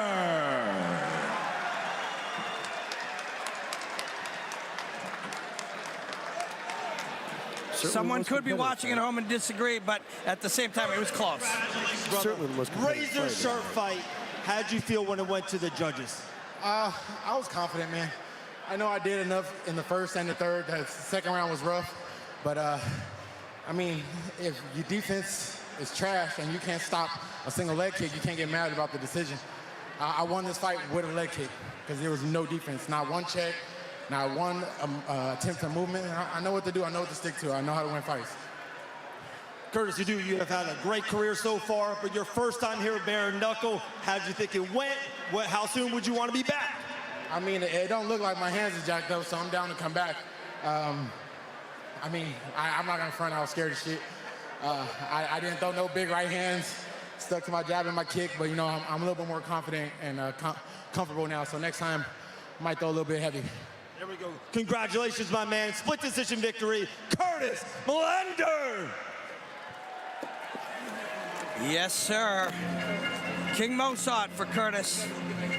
My take is, whether you agree or not, it was certainly close enough. There's the cleanest shots coming forward there. It is the mark of a great fighter that you can win a fight with only a jab and a low kick, and that's what Curtis came out to do, and he did what he came to do. But Joel Bowman belongs at this level. Oh, baby, we keep it rolling, and Brandon Davis, Joe Penfield. These two actually do like each other, but they're going to enjoy punching each other in the face. My name is Joe, the Party Penfield. I'm coming from Orlando, Florida, and I'm just coming here to vibe out and let Brandon Davis know what's up. My name's Brandon Davis. I fight out of D'Iberville, Mississippi at American Top Team, and I'm here to beat up Joe Penfield. I know Brandon's a local favorite.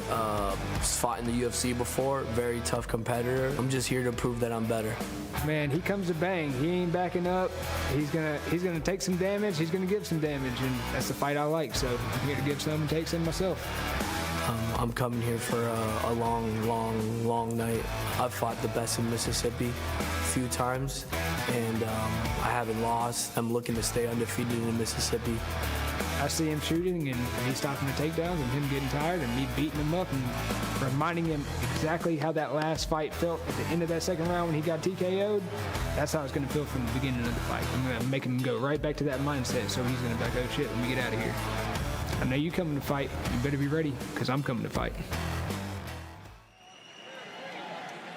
Oh, yeah. Joe Penfield, if you've been watching Gamebred Bareknuckle, you've seen him perform a couple of times. Blood and guts, heart and will. He's coming to vibe out and to fight.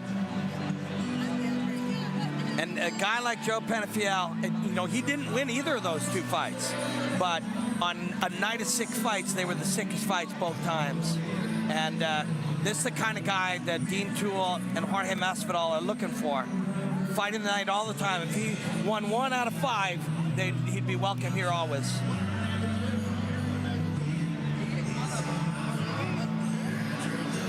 Another good matchup. Couple of solid vets with a lot of experience, good records. Joe's had a lot of pro fights, 17 pro fights. I think he also had a pretty successful and long amateur career. Yeah, and he's a skilled guy. Like, he can fight, but he's just got a different kind of heart, too. There's his wife coming out with him. Their kids at home watching. And Joe's another guy. Yeah. He's not in any boring fights. He's all action, very entertaining. I've watched him fight plenty of times. Yeah. Yeah, because, you know, he likes to have that feeling of chaos. And I said it tonight earlier for somebody else, but for some of these guys, that makes sense. The chaos is where they feel comfortable, you know? In a fist fight, in a cage, in a full arena in Biloxi, Mississippi is where life makes sense to Joe Penfield. at that smile on his face. He's here to vibe out, man. It's also asking a lot of him to fight the way he fights every time, but he does it every time.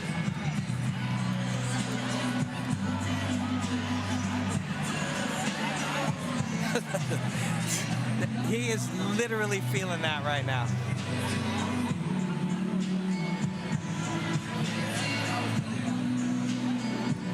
It's a hard thing for people it's a hard thing even for pro fighters to connect to how Joe experiences this, but it's special.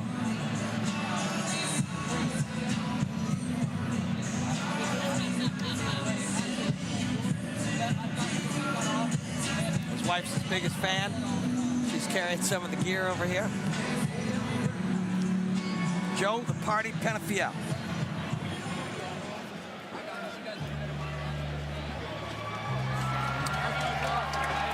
The next 4 red sides are going to bring this house down, man. Brandon Davis, Killer B. He had a 7-fight UFC run. And he fought Ago Huskic a couple months back for us in Jacksonville. These Mississippi guys are cut out for this. They're different. Man, another veteran with a lot of fights under his belt. 25 pro fights, 9 of them in the UFC, including the victory over the man in the co-main event, Randy Costa. Yeah. First round submission, rear naked choke. So he's got some good wins under his belt.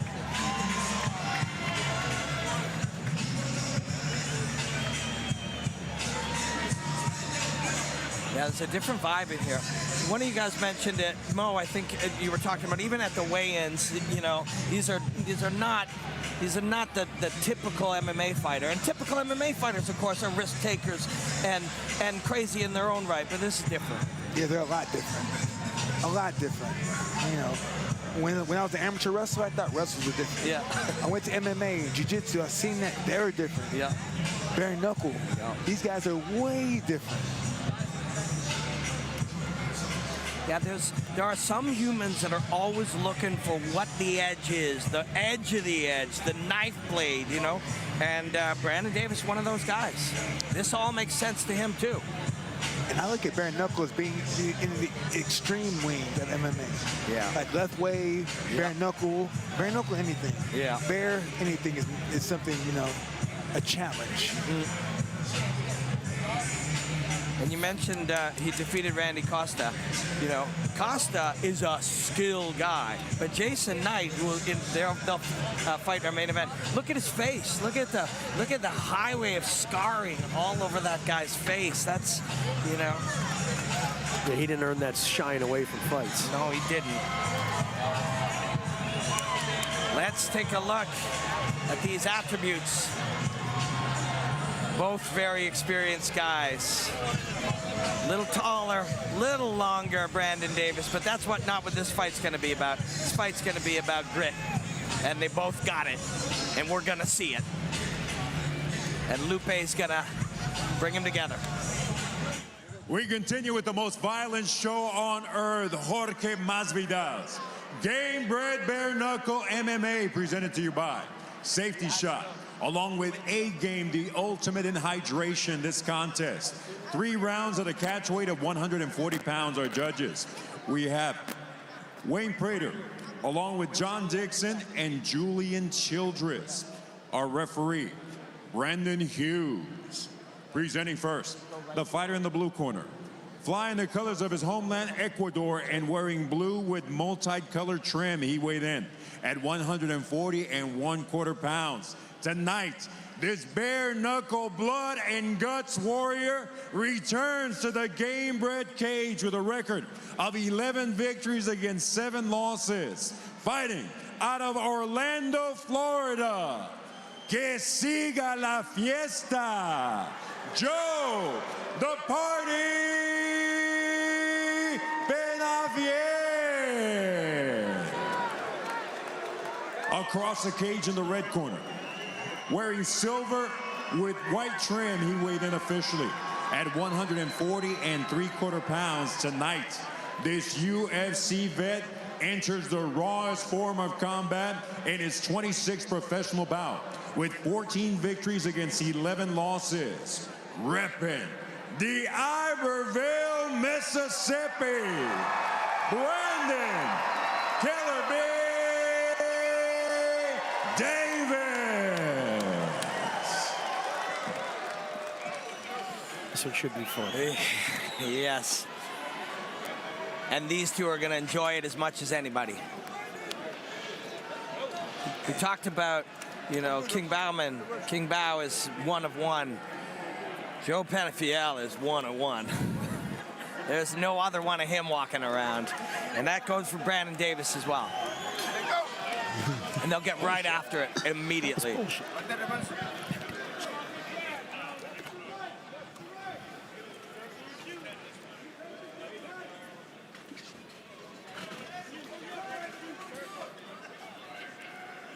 At the Jacksonville show, they were both on it, and these guys hung around a lot together in the back, and they get along. But they respect each other enough to give them each other their very best. That 30 seconds is the longest Joe has been without ever getting hit or hitting.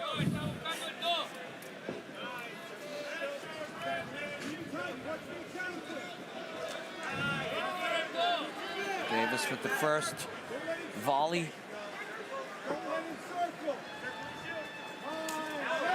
Catches him coming in.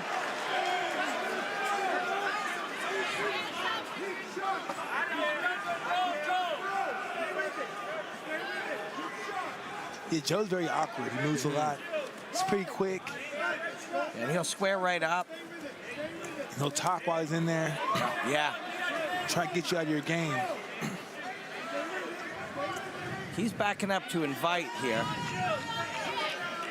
But yeah, ooh. And Brandon's proceeding with caution. Smart. Yeah. Behind the jab and straight punches. They're trying to make a little order in here. I mean, that is theoretically, right, Mo, how you're supposed to fight an unorthodox fighter is with fundamentals, right? Fundamentals and good solid stance, good jab, you know, good straight punches. And there's no tails with his jab. You see when he throws his punches, throws them out there quick, quick and straight. And he's got Joe reacting. And the reaction isn't trained. A response is trained. The reaction is sort of natural. And he's got him reacting. You just get the sense that this is going to open up any second. Yeah, for sure. Joe will have to, right? Now he's probably losing the first half of the first round, and that's not where he wants to be, so he's going to have to open up. You see, Brandon's not allowing him to do that with the volume, and he's right at the perfect range. Yep. And you're right, when he throws the jab, it's left hand from his chin to your chin to his chin. He comes around with the right. Right to set up the left. There, Joe gets one through.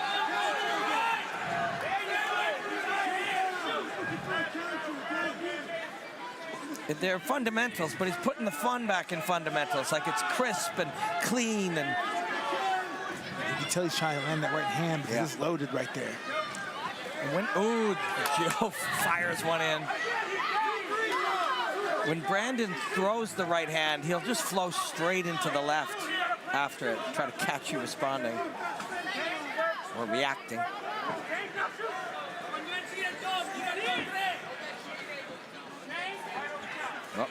There. He's trying to pressure Joe to come out to Brandon's right, Joe's left, and catch him on the way. There it is again. Yeah, Joe's trying to evade that big right hand by circling to his right.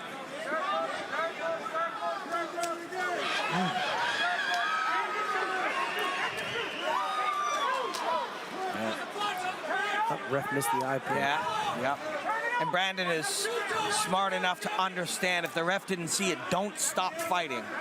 Even if you can't see it out of that eye, you got to keep fighting. Looks like Brandon's fine, though. Yeah, he is. Looks like it. You got to control what you can control in fighting, like in life, right? And you can't control what a ref sees and doesn't see.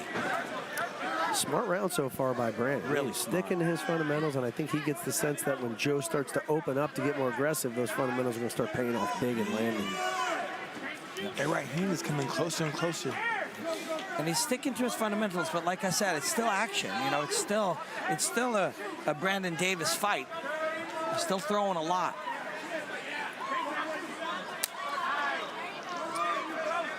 Joe comes in behind the kick and now leaps in again. Brandon turns him. Goes low. Great round for Brandon Davis. See, I wonder if Joe can keep this up because, you know, his last fight, I watched the body shot put him down. That's right. Put him away. It's kind of looking reminiscent. It's the last fight with all the movement. Yeah, and you notice that Davis hasn't thrown any body shots, so maybe, you know, making him think about protecting his head long enough to tuck one under. Joe got a couple of rights through just a stutter step kind of bolt, dart right like that one. Got a couple in, but it was very much a Brandon Davis round. There's one body shot, and that's when he got eye poked. But then again, control what you can control. If the ref didn't see it, fight, protect yourself. You spend 1 ounce of energy complaining about a ref, you're wasting 1 ounce too many.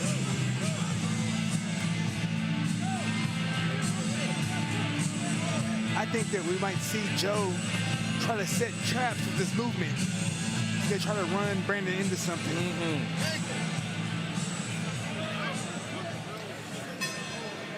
This is also a strange sight, but Joe Penfield is not bleeding.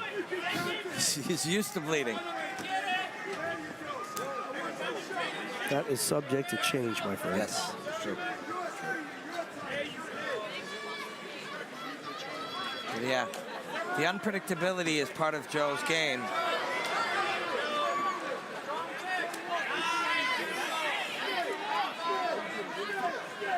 Joe, through these 30 seconds, doing much better.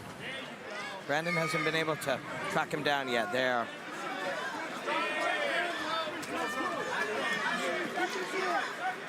And Brandon's doing a good job of cutting the cage off. He's not chasing him.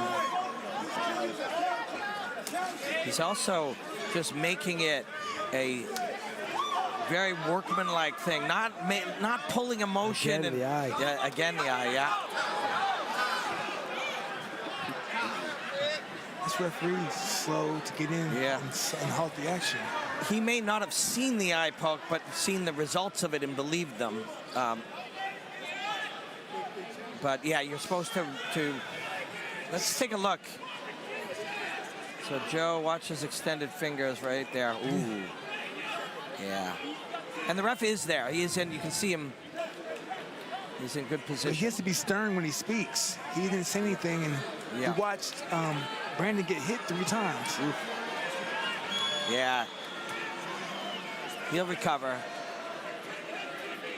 If Brandon Davis couldn't see out of that eye, he'd lie and say he could.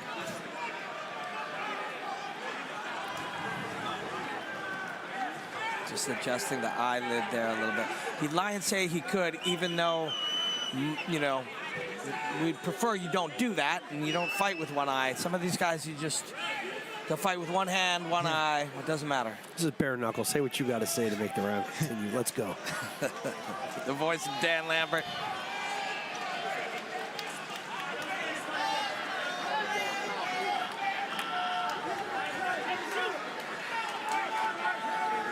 Penfield, yeah, doing his step-off right hand. He has got that through a couple of times, and he's varying the cadence of it, so it's hard to predict.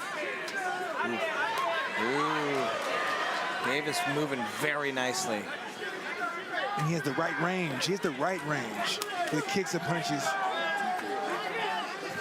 His kickboxing coach is very pleased right now with how this is going, just how they would want it to go. And those calf kicks are paying dividends. I just seen Joe switch stances. Yeah, and Joe moves a lot, so if you can get him less mobile, that's to your benefit too.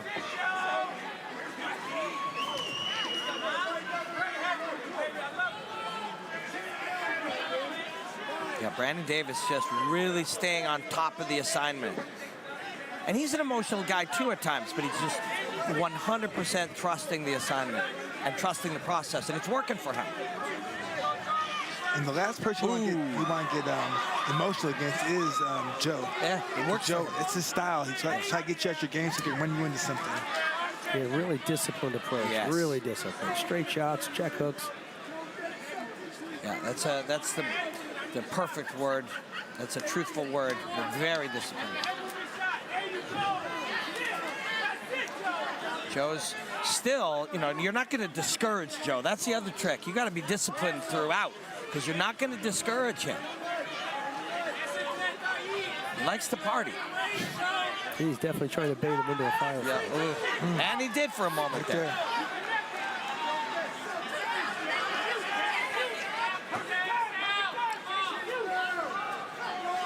Yeah, man, Brandon Davis the coaches have got to be just thrilled right now. And you got to get it all right against an unpredictable guy, or you got to get it most right, and he's been getting it most right. He looks seasoned, he looks polished, looks very clean. Yep. Lands the kick, backs out, circles back into the middle. Defensively sound at all times. If he can stay on that leg kick and go the body, we're going to see a different fight come third round. Yeah. But that'll discourage a guy from coming forward.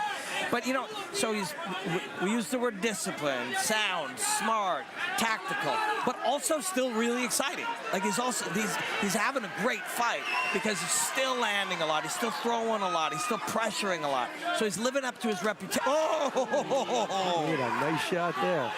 That's what I mean when you got to get it all right.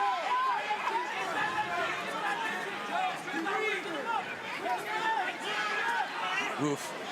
That's the first sign of slightly letting that discipline go away. Yeah. You can see it. Yeah, that first sign. He took a right hand and then he remembered, oh yeah, I like to party too. See that kick right there. You can see it. Those leg kicks are really taking damage. They're adding up. There's nowhere for that swelling to go down there in the calf. Yep. That body's going to become available again. You got him thinking high and you got him thinking low. Kick to the hip bone.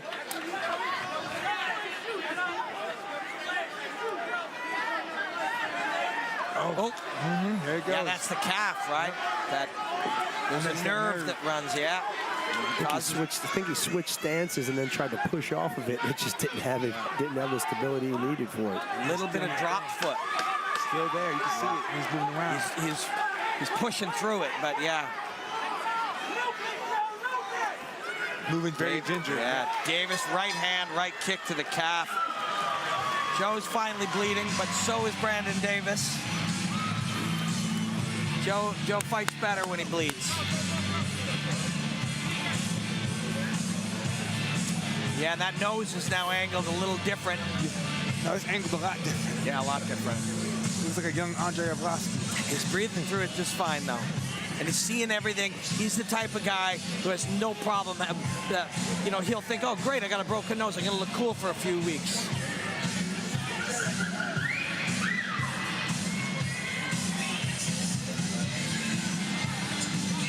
Joe Penfield doing what he does, but Brandon Davis fighting a smart, tactical fight, but still exciting. Still landing big shots like that. And that was the one time he just let it go a little. Took that right hand, probably the one that broke his nose, and then he opened up just a bit. Right there. That one. Gets a little less disciplined for the next couple trades. That one.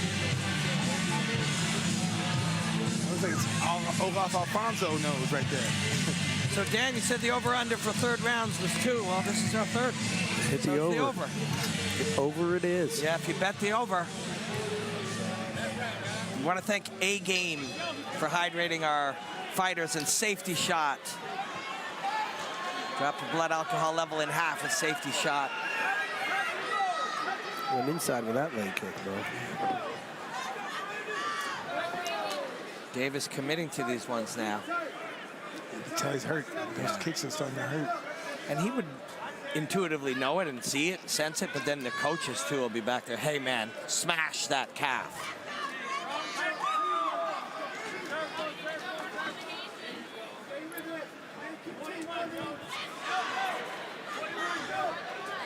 Brandon disciplined Davis tonight. A lot of blood on the fists, and that's Davis's blood, I think. Joe's doing what's got to be done here, which is push, push. Oh, Davis rips him with one. Joe rips him back. Here we go. And they're going to be screaming for Brandon to go back to that disciplined 2 rounds he had, but it's hard to control a wild animal.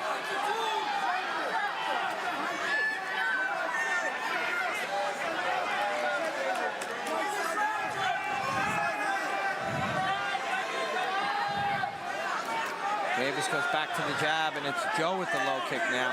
Straight right from Brandon Davis, and a kick to the body.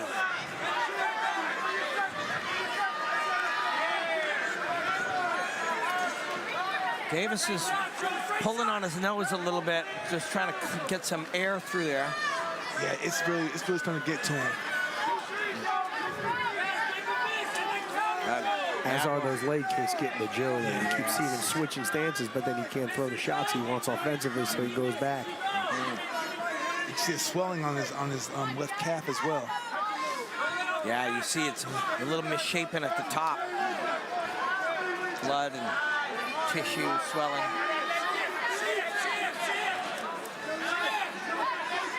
Davis having a great fight, though. Really, really great fight.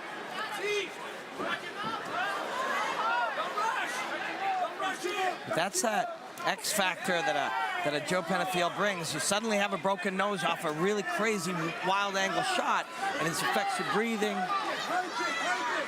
It's a distraction. And those leg kicks are really starting to hurt Joe right now. Yeah.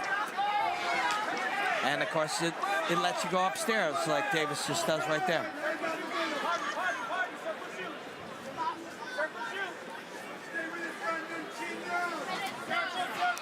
And Davis is because he's been so crisp and clean, he's able to keep throwing punches. He doesn't seem, there's not the big swelling of his knuckles. He doesn't seem to have an injury to either hand. If he does, he's hiding it and using it anyways. It's because he's been really technical. Oh, that's a deep one. You see the purple on that left calf. But Joe doing what he does, he's still pushing and still grinding. Yeah, he's not going to spend much time walking around tomorrow. No, he will not be spending much time walking around after 1 minute and 30 seconds here. By the time he's in the back, that thing won't work very well. It's not working well now, and he's fighting anyway. He's going to get some help going to the back. Yeah. Joe Penfield maybe on the wrong end of this decision, it feels like, if it goes there, but in another great fight, his 3rd straight for Gamebred Bareknuckle.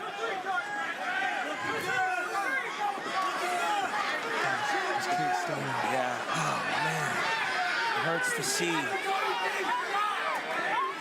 But Brandon Davis, like, beautifully fought, beautifully executed, yet still flashy and exciting and entertaining, and, you know, still being him. And Joe gets to the back. He's got 48 seconds here. He can kick the head or knee the head too from the right side, Joe's right side. Davis digs in.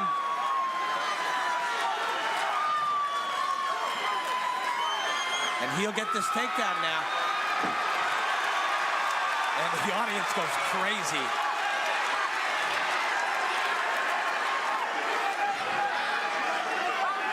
Big punches and elbows from this angle. 15 seconds less now. Great fight. Just as advertised. And they finished just like you'd think they would. Great fight, great performance by Gordy. Yeah, wonderful fight. And everybody in this place loved it, but nobody loved it more than those two. Blood and guts. Blood and guts. Joe came to party, and Brandon Davis just came to control that party, but He partied in his own right, too. A fantastic fight. Some crazy finishes early in the night. Some unsettling ones, let's be honest. But these two go the distance, but the most exciting, probably the funnest fight of the night. Great fight. So far. Really good fight. But man, that Brandon Davis showed you how you can be technical and you can be disciplined, but you can still be awesome and exciting.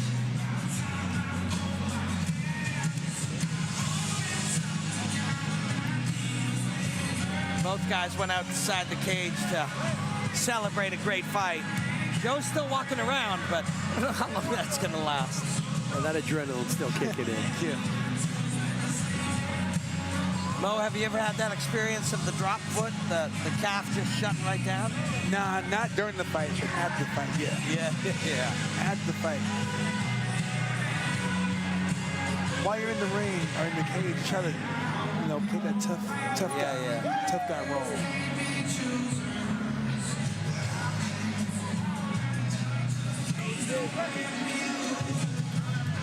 Joe will celebrate another great fight, whether he wins or he loses. We're leaning towards Brandon in quite possibly all three rounds.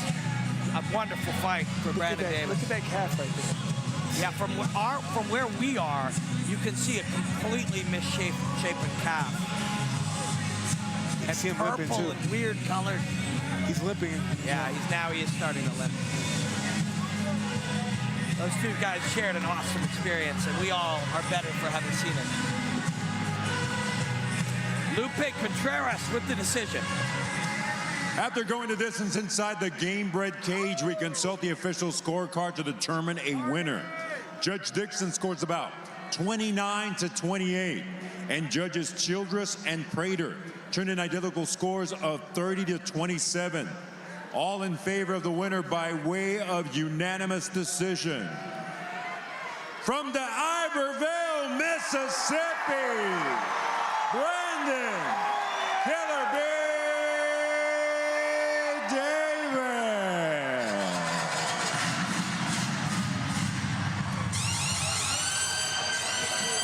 Brandon Davis, really just that performance had absolutely everything. Smart, exciting, awesome. All right, before we get into the fight, Brandon, how great did it feel? You weighed in and you rushed your ass to your son's T-ball game to help him coach. Then your boy hit a home run. How great did that feel? He hit 2 home runs. There you go. Man, it's great. This is the best show around. If you ain't in the UFC, this is it. I don't give a fuck PFL or none of that other shit. This is where it's at. But before all of that, I want to thank every person, every veteran, military, whatever it was, for your service. We wouldn't be able to do this shit. We're fighting in here, but this is fun. What y'all do is to save our country and let us have our freedom, so thank you. Absolutely. All right, let's get into the fight. An absolute dogfight, an absolute war. Is that what you expected when you signed that bottom line against Joe Party Penfield in a Gamebred Bareknuckle MMA fight? Man, y'all saw the interviews I did. This is all we talked about. Shit, I was busting him up a little bit in the first. He broke my nose in the second. I ain't quitting. He ain't quitting. Let's go. I'm trying to run another one right now. Dean's going to pay me twice. What's up? All right, last one for you, man. What's next? How soon do you want to get back in? Is there a name you want? What's next for you here? January, whatever, and I'll fight the dude that just fought Josh Weams. Let's go. There we go. Your winner, Biloxi, Brandon Michael Davis. I'll fight the dude who fought Josh Weems. Junior Morano, he's talking about. He'll fight whoever. That was a really great fight. That's a fight he will be proud of for his whole life because it was awesome, but it was also exciting. And we got more coming. Another Biloxi hero in Chase Sherman against Carl Manufa. 2 real heavyweights. I'm Carl Shamanutafa. I'm from Samoa, fighting out of San Francisco, California. I'm here to fuck shit up. My name is Chase Sherman from Iberville, Mississippi. I'm here to fight. I got into fighting because I used to fight a lot as a kid, so it feels good. It feels much better than gloves. You know, he's a seasoned vet, man. Bellator guy, PFL guy. He's tough, you know. He's hard to put away. But he's in the way. I want to knock him out with a fight. I'm gonna kick this dude's ass. I just have to be relentless, man. I just need to go out there and do what I do best, and that's finish people. I mean, 16 wins, 15 knockouts, 14 in the first round. Resume speaks for itself.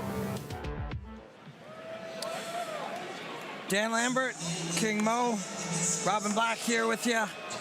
Carl Sumanatafa said, and I quote, "I'm here to fuck shit up." I think that was his exact words, Mo. Yeah, and you know what? He has heavy hands. He can grapple, but his hands are so heavy. I watched the fight Matt Mitrione. Yeah. And he had Matt Mitrione beat. Yeah, I remember it. Yeah. I did a breakdown of it. When he hit Matt, and Matt's a big dude and can fight, Matt's leg went electric and he went straight down. But Matt ended up winning that fight. And, you know, Carl is just a fantastic heavyweight and a heavy hitter. And, of course, he'd rather win all of those. But you're in it with him every single time. And he loves it. He just loves this. You see it. Well, you got two big hitters, two heavyweights, bare knuckle MMA. Chase Sherman's got 90+% of his wins by way of knockout. We just spoke about Carl's power, so this could be another revisit of the Alex Nicholson fight. Yep. Yep. MMA, Muay Thai, Bellator, PFL, yeah. But, you know, this makes sense to him. Wear no gloves and fight people. He grew up fighting that way. Now it's sanctioned. Now you do it for money. Do it as a professional. Look how mellow this guy is. He's about to get into a car crash with Chase Sherman. And look how chill he is. He's going to the store to get a loaf of bread, a container of milk, and a stick of butter. This fight is not going past the first round. Yeah, I can't see it. I don't see it. No, I can't see it. Unless they want to grapple. But even with that, I think Carl's grab was good enough to get the victory. I believe he was born in Samoa, he lives in California, and he likes to fight in Mississippi. Carl Sumanatafa. I got to tell you something. Look at the size of that guy's head. It looks like a 5-gallon bucket of concrete. I'm not sure I would be willing to hit that without a glove on. Nope. They're going to go crazy for Chase Sherman here, the vanilla gorilla. Very, very likable, charming cat. Unless you got a Chuck Knuckles with him in the cage, Biloxi. That both his boys showed double guns.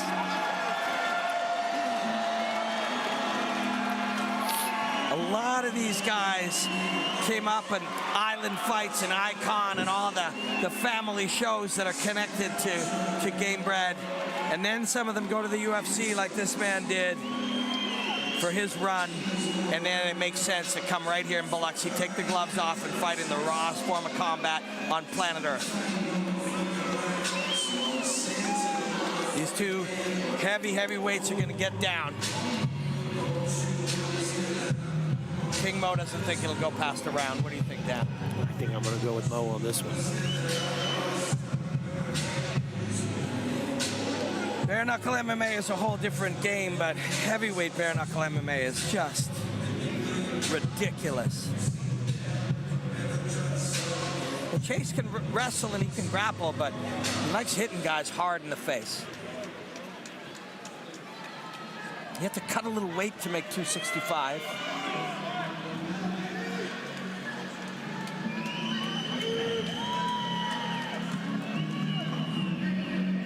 I mean, he's a big heavyweight, but he's a lean guy who can move at the same time. Yeah, that's what makes him. There's a lot of things that make Chase Sherman special, but yeah, some of these big guys that are springy like that and mobile. And you know, Carl, he's going to be there to hit. He's not running away from you. No, he's not. Carl will move his feet and move laterally and try to draw you in, but yeah, these guys are just going to meet in here and throw bones.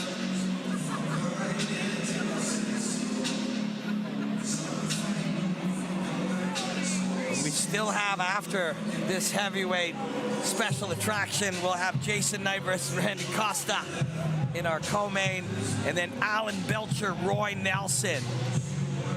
Bare knuckle MMA heavyweight main event. It's kind of an embarrassment of riches, isn't it? Yeah, it really is nonsense. I commentate a lot of different shows and analyze and travel around. All my friends, this is the one everybody was talking about.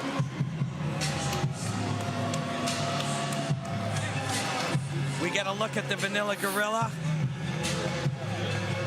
And we get a look at the particulars of these two big heavyweights. Both guys super experienced. Chase is in his prime. Carl still, you know, like Mo said earlier, the last thing to go is the power. But both guys cutting to make 265. We got 530 plus pounds, probably 550 pounds of man meat up in here right now. And let's get Lupe Contreras to introduce them so they can do what they came to do. We continue with this 3-round heavyweight special attraction. This is the most violent show on earth, Jorge Masvidal's Gamebred Bareknuckle MMA, presented by Safety Shot. Along with A-Game, the ultimate in hydration, our judges are Wayne Prater, John Dixon, and Julian Childress. In charge of the cage, referee Tommy Santana. Introducing first, the fighter in the blue corner. He enters wearing black. He weighed in officially at 265 1/4 pounds in 29 professional MMA bouts. He maintains a record of 15 victories against 14 losses. After a successful debut tonight, this PFL and Bellator veteran returns to the Gamebred cage, representing his homeland of Samoa and fighting out of San Francisco, California, Carl Badwater Seu Manutafa. In the red corner, wearing black with white lettering, he weighed in at an identical 265 1/4 pounds. He enters with an outstanding MMA record of 16 victories against 12 losses. Tonight, this UFC veteran and former BKFC heavyweight champion enters the rawest form of combat into the Gamebred Bareknuckle cage, ripping his people from the Iberville, Mississippi, the Vanilla Gorilla, Sherman.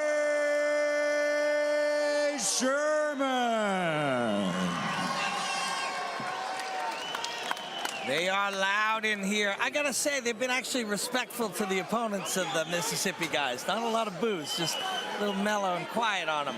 I think the Mississippi fans are a fan of scraps. They like seeing them. They like seeing the wars. Yeah, they're like, we respect you, Carl Sumanatafa, so we're just gonna cheer louder for Chase.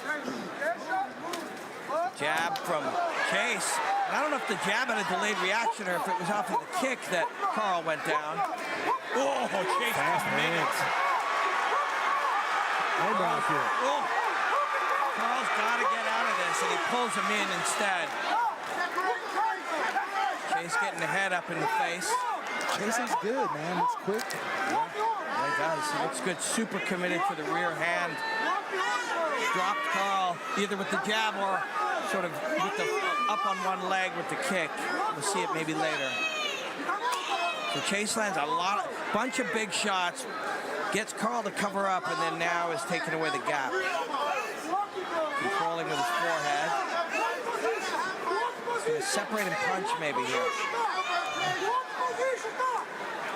Once he can get his right arm free, we can see some damage being this sheet. Carl's trying to hold on to that right arm, and the left for that matter. You got to control those little short shots that people can get off in MMA.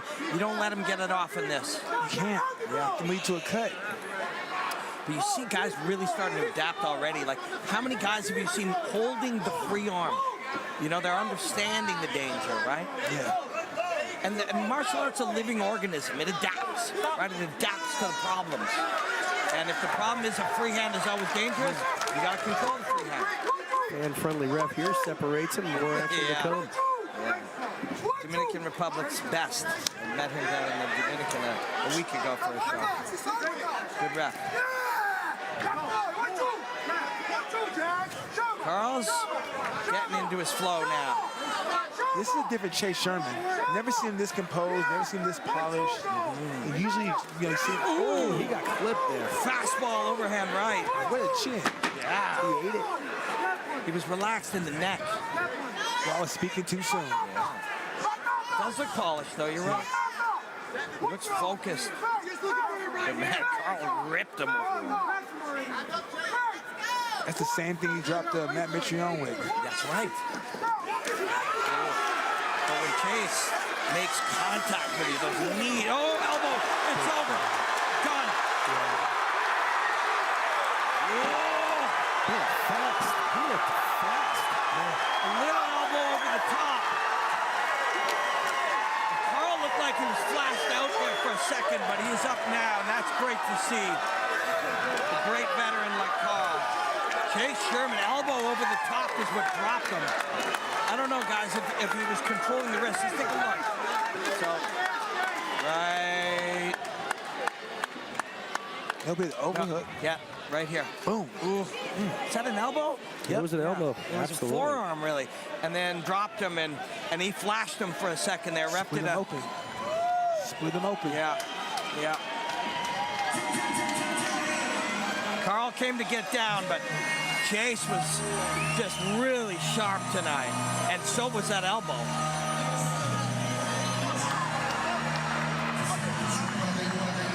Really impressed by the speed of the hands and the elbow of Chase Sherman. It almost looks like he stepped his game up since exiting the UFC. And he was relaxed and comfortable and confident. He's a bare knuckle vet from BKFC. That's a good point. So you can see, you know, he worked on the clinch, let his hands fly pretty good. There, ooh, go straight down, and then he lands a few big ones. That, see, Carl's flash there. Set the elbow up with a knee to the midsection. Yeah. Really nice. And he came over the top.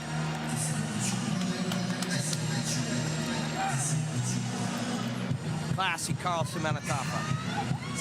Tonight is Chase Sherman's night, and they're going to go crazy all night for the rest of the show here in Biloxi. Lupe. Ladies and gentlemen, the official time, 2 minutes, 34 seconds of the opening round. Your winner by way of KO from the Iberville, Mississippi, the Vanilla Gorilla, Chase Sherman. Chase Sherman. Biloxi, Mississippi, where the fuck you at, baby? Let's go. Right off the rip. Playing with these boys in here. You feel me? 16, what is that, 17 wins, 16 knockouts. Let's go. I don't gotta say nothing, guys. No, right off the rip, Chase Sherman, you got the knockout, and I just see you running around saying, my house. How great did that feel to get this knockout here in Biloxi, Mississippi? It feels amazing, baby. We got the best bare knuckle fighters in the world. Check your fucking history. That's what Mississippi's about. The only way we knew how to make $1 was with these two fucking hands around here. Chase, we got heavyweights in the main event. We had another heavyweight made some noise earlier tonight. What's next for you in Gamebred Bareknuckle in the heavyweight division? I don't know, man. It doesn't matter, man. Just fucking put some respect on my motherfucking name when you signed that check and add a couple more zeros to it. And I'll fight any son of a bitch that steps in this cage. Facts. There you go, guys. Biloxi, put some respect on his goddamn name. Give me a break. Chase Sherman. You guys said it wasn't going to go to a second round. Chase obliged. He's got his boys in there stoked. His daddy came out and just smashed a big heavyweight. The energy level of the Sherman clan has not gone down since the end of that fight. They are still pumped up. Yeah, rightly so. Carl was being evasive as best he could. Wow, he stood him up there. It wasn't like he was unscathed, but he took that one like a champ. There was about a second delay there as his brain, you know, recombobulated, and then he puts it on here. Overwhelms him, takes control on the inside, gets the right arm free in the elbow. Alex Nicholson versus Sherman. That'd be a banger, right? I'm in for it. I think both Chase Sherman and Alex Nicholson would be pretty excited about that, too. Oh man, it's gonna be time for our co-main event, and that's what we got right now. Jason Knight, Randy Costa. Two wild dogs. Biloxi, Mississippi.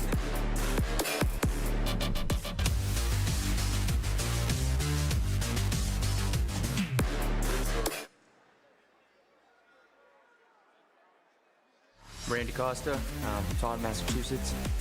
Pretty sure I'm here for a fist fight, man. My name's Jason Knight.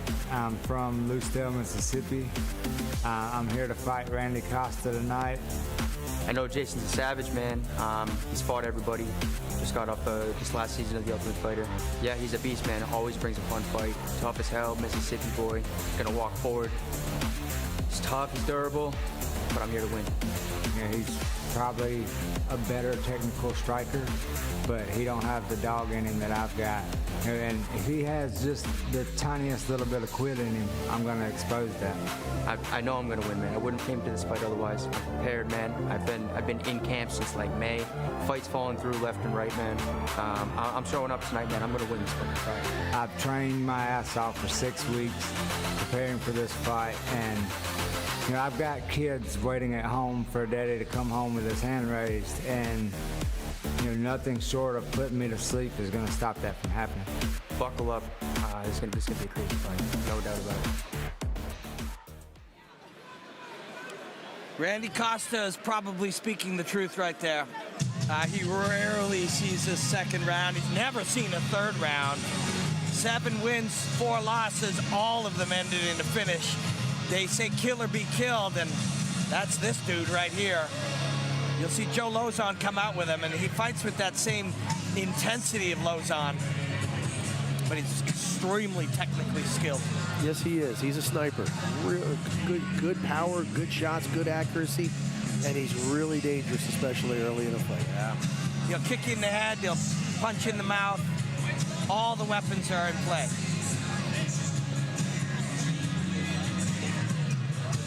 Well, it'd be smart for Jason to try to take him down, but I don't think that's what we're going to see. Well, if Jason just fights his fight and keeps it a high pace, high action fight, like he's a blood and guts guy. Yeah. If you can't stop him, you're going to lose to him most likely. Right. So the way Randy fights, Randy goes for the finish. And I don't know, man. We're going to see what happens. Yeah. Yeah. This is a real thoroughbred. But yeah, blowing it out early, really stepping on the gas and accelerating into the fight. It is hard to keep that energy up, halfway through the second round and into a third, which is why he's never seen one. Because Jason Knight, to me, he's like he's not as athletic as Frankie Edgar, but he has that heart, like never, do not stop, do not quit. He'll take a beating and keep on coming. I watched his bare knuckle fights, and he was the bare knuckle face, the face of bare knuckle for a second. Yeah, he had those 2 fights with Artem Lobov, which were fights that really propelled the bare knuckle fighting. Like people were like, "What is this?" And Jason was a big part of that early movement. So those 2 fights were the Stephan Bonner, Forrest Griffin fights. Yeah, that put BKFC on the map. Yeah. But yeah, you see it. He says, "I will be cut." Look at the scar. You rarely see scar tissue to this extent on the face of a young man like you see here. They're going to go crazy. They're already going crazy for him. Look, Dan, 2 of your flags. I'll take both of them. This guy is, he's a rare one. He's a rare and special fighter on a card full of rare and special fighters.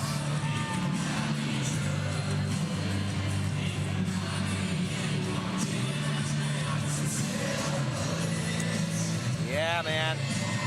And, his honesty is a real important thing. He talks honestly about, the feelings of anxiety and worry and fear, especially at home. But the second the fight starts, it's easier than all the hours leading up to it. When he steps in the cage, he's at home. Yeah. He can sleep in there. Yeah, he probably has. Yeah. Or put you to sleep in there. Yeah, that's right. And as he said, if you want to beat him, you damn well better put him to sleep. Yeah. He's gonna win every third round he's in, so you got to get him out of there. But to win in the third round and to beat Randy Costa later in a fight, you got to survive to get later in the fight. That's right. And that may be easier said than done. And you know, Randy is fast. He's sudden, right? He's sudden.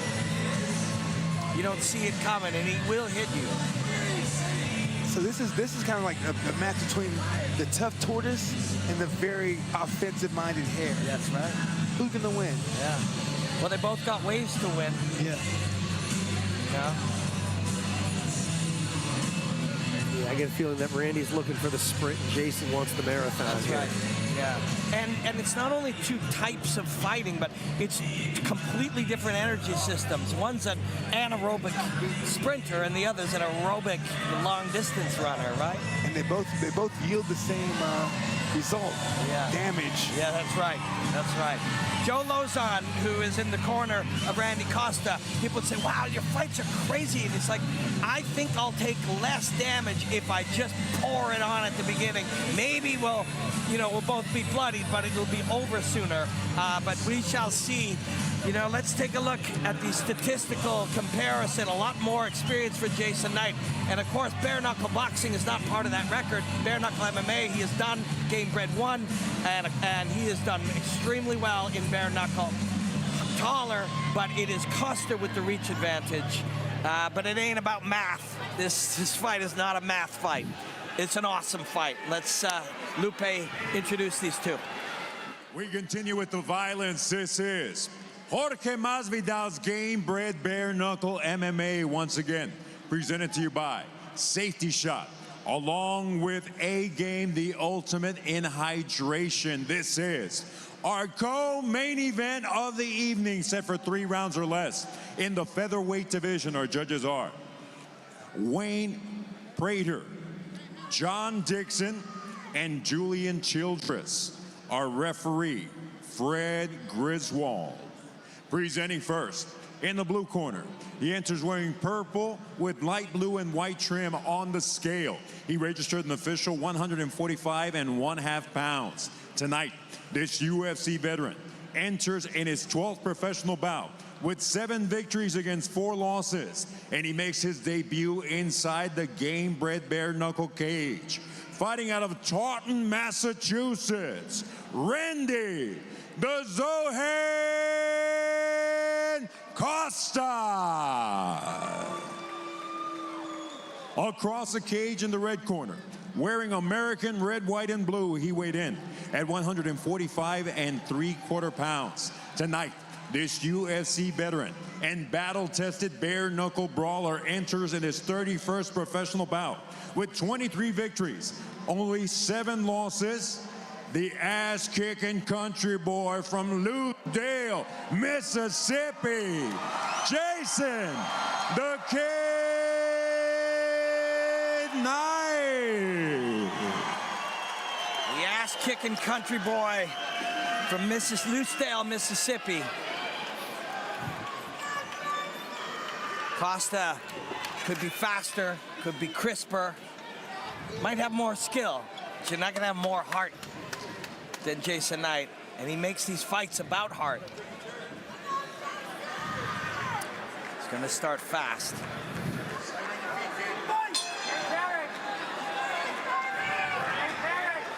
Costa has a lot of weapons. Head kicked a few guys out. Just head kicked Jason Knight, and again! That one landed. He is so dangerous, so early, and again! 3 head kicks. And yeah, he'll do it from... Oh, he's landed. Yeah. Competitively. Oh, and a right hand. But remember, it's not how you start, it's how you finish. Yeah, that's right. Jason, you got, like he said, you got to turn him off. Oh, he landed a nice uppercut there. He is landing Jason's going to fire here. Yep. And of course, Knight said he's going to be cut up, and of course he is. Coach Lozon saying Randy break away, and it's good advice. It's great advice. Yep. Watch for another head kick. It's coming. Oh, stop! It's over. No. Not over. No, it ain't. Nobody told Jason Knight. Wow. And tough country brother. Jason Knight pulls guard, and not a bad idea. Goes armbar. Not in danger. No. Lows on Freeman, break away, but Costa's feeling like he can just pour it on here. Look at Jason Knight. It's a minute and 90 seconds in. Oh! That might have turned the tide right there. Look at this. Look at this kid. Oh! Oh! Yeah, that'll do it. Jesus. Violence at his finest. That is Gamebred Bareknuckle. That's the sprinter. That's the sprinter, and he sprinted it directly into the face of Jason Knight. 2 head kicks, unlimited punches. And Knight is down in front of us. And he is busted up. Yeah, he's a mess. And that guy has so much heart. He was trying to will himself through that, but man, he is a mess down there. Look at this. Oh, that's the one. And again. And again. So much heart. And Costa walks away, and he's right. Jason Knight is conscious, and he's just exhausted and overwhelmed, and that is hard to do to him. But look at that. That is bare knuckle MMA, baby.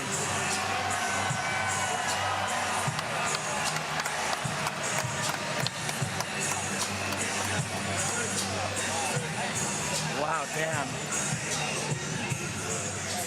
You know, they say it's raw and it's visceral, and it is, and there's a beauty in that, but, wow, it's heavy, too. Yeah, you see a lot of fights, you know, you see a lot of damage in a lot of fights. It's a violent sport, but when you see it, bare knuckle between 2 guys going at it like that, it takes your breath away. Yeah, and look, you're going to see a shot of it. His mouth is opened right up, and his eyes, his nose, it's, you know, there's a beauty, there's an elegance in this, but there's also a vulgarity. You know, this is vulgar. It is, and that is part of why these young men want to come in here and experience it. These are people searching for the highest high, the scariest thrill, and they found it tonight.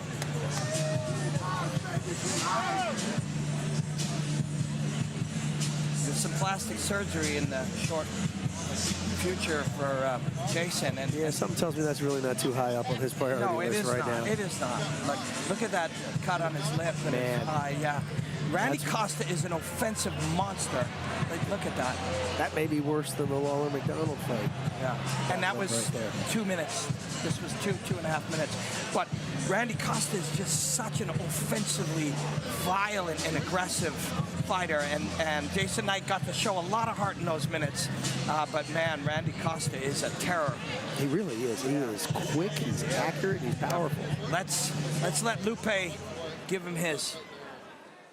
Ladies and gentlemen, this bout goes a total of 1 minute, 41 seconds of absolute violence. Your winner, by way of knockout, in his Gamebred debut, Randy the Zohan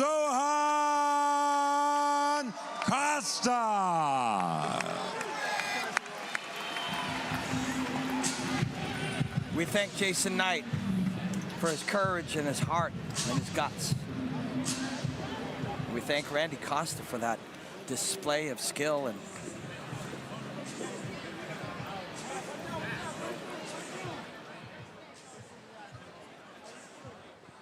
all right, guys, we're with your winner, Randy Costa. All right, we heard this story. D-Tool DM'd you and said, hey, you want to fight Gamebred Bareknuckle? You're like, who's the opponent? You go, Jason Knight in Biloxi, Mississippi, and you go, hell yes, I take the fight. Insane fight. You get the knockout in the first round in Biloxi, Mississippi. Randy, how you feeling right now? You know what I'm saying? Hey, Jorge, George, what do you say, man? Can I come back? Can I keep fighting for you, bro? I would love to come back, and you know what? I would love for Gamebred FC to go to Boston. Boston, January, let's rock. Florida, Florida, let's go. I want 45 there, too. We were seeing you all week long. I was telling you this, the weigh-ins, you looked man, no. So massive love to Biloxi, massive love to Jason Knight. Jason Knight was the man. I knew I had a hometown crowd I was going against, but honestly, you guys were fucking awesome, dude. Thank you guys so much for having me. I look forward to coming back, and all the love to all the Mississippi boys and Jason Knight. You guys have my love. Get it. Move. Randy, last one. To you, my man, you looked incredible. You got the knockout. How did it make you feel? You put all the energy into it. How did you get this job done to knock out Jason Knight in Biloxi, Mississippi? How did you get this job done? 3 clean head kicks, a million right hands. That motherfucker's head is so hard, bro. He's so tough. When he was grabbing me, I was like, dude, fuck, I gotta slow down. This kid doesn't stop. But I listened to my coaches, man. I worked my ass off to get here. Massive love to my parents, man, showing me all this love and coming out to all my fights, dude. Like, I'm a blessed man. There we go, guys. Your co-main event winner, Randy Costa!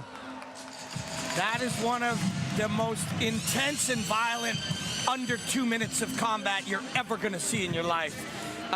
And part of the reason it looks the way it looked is because Jason is so tough and he's got so much heart and grit. But this offensive juggernaut that is Randy Costa, jeez. And towards the end of that round, despite the beating that Jason had taken, he landed a good, solid right hand that stung Randy. Yeah, and Randy just went right through. Oh, there it is. Finish. And again, that one. And again. The accuracy. Jesus.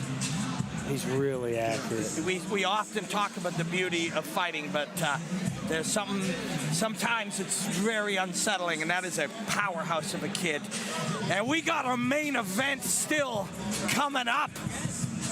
It is Alan the Talent Belcher and Big Country Roy Nelson, heavyweight bare knuckle main event. Gamebred Bareknuckle, baby. You know, Alan's been around, you know, the fight game for a minute. He hasn't, lost in, 5-6 years. So, I mean, he's been, making a statement in boxing, and then especially bare knuckle, where he became, the bare knuckle heavyweight champ. And that's what we're striving for, is to be champs. So, I can't wait. We were fighting around the same time. He's been fighting forever. I think I understand him a little bit deeper. He's not just a brawler with a knockout shot. He's a smart fighter. He's getting older. He's getting wiser. Comes to fight no matter what. So, I got a fight on my hands. The thing about Alan is Alan's been definitely, changing his game. He's changed his physique. He's changed, there's a lot of things that he's, definitely, but he's always been, a guy that goes out and tries to bang and knocks you out. But I've also seen him grapple. Not only do I think that I'm going to win, in my mind, I have to win, and I have to get a knockout. That's kind of been my theme ever since my first fight with Tony Lopez coming back in BKFC. After that fight was over, I was like, never a decision again. Of course, I think I'm going to win. If I didn't think I was going to win, I wouldn't take the fight. I think the biggest way to beat Alan is just go out there and just put your hands on him when he puts his hands on you. I dedicated myself to becoming a knockout artist, so that's what I'm doing in there. So keep watching the whole time, Don't take your eyes off, because eventually it's going to happen for sure. Oh, man. Moments away from the sick main event. Alan Belcher dedicated himself to becoming a knockout artist. Roy Nelson is a knockout artist. I want to take a second to take a look at his bare knuckle MMA debut. Let's take a look at this footage. Last time out, Roy was in a slugfest as usual, and it ended something like this. Touch. Bink. When Big Country hits you, you stay hit, man. That big body is deceptively biomechanically efficient. Touch. Boop. And he can transfer a ton of energy through those knuckles. Watch his pelvis. The hook blades the front hip to load the rear hand. All the energy comes from the hips, floor to core, and out the knuckles in a kinetic chain of violence.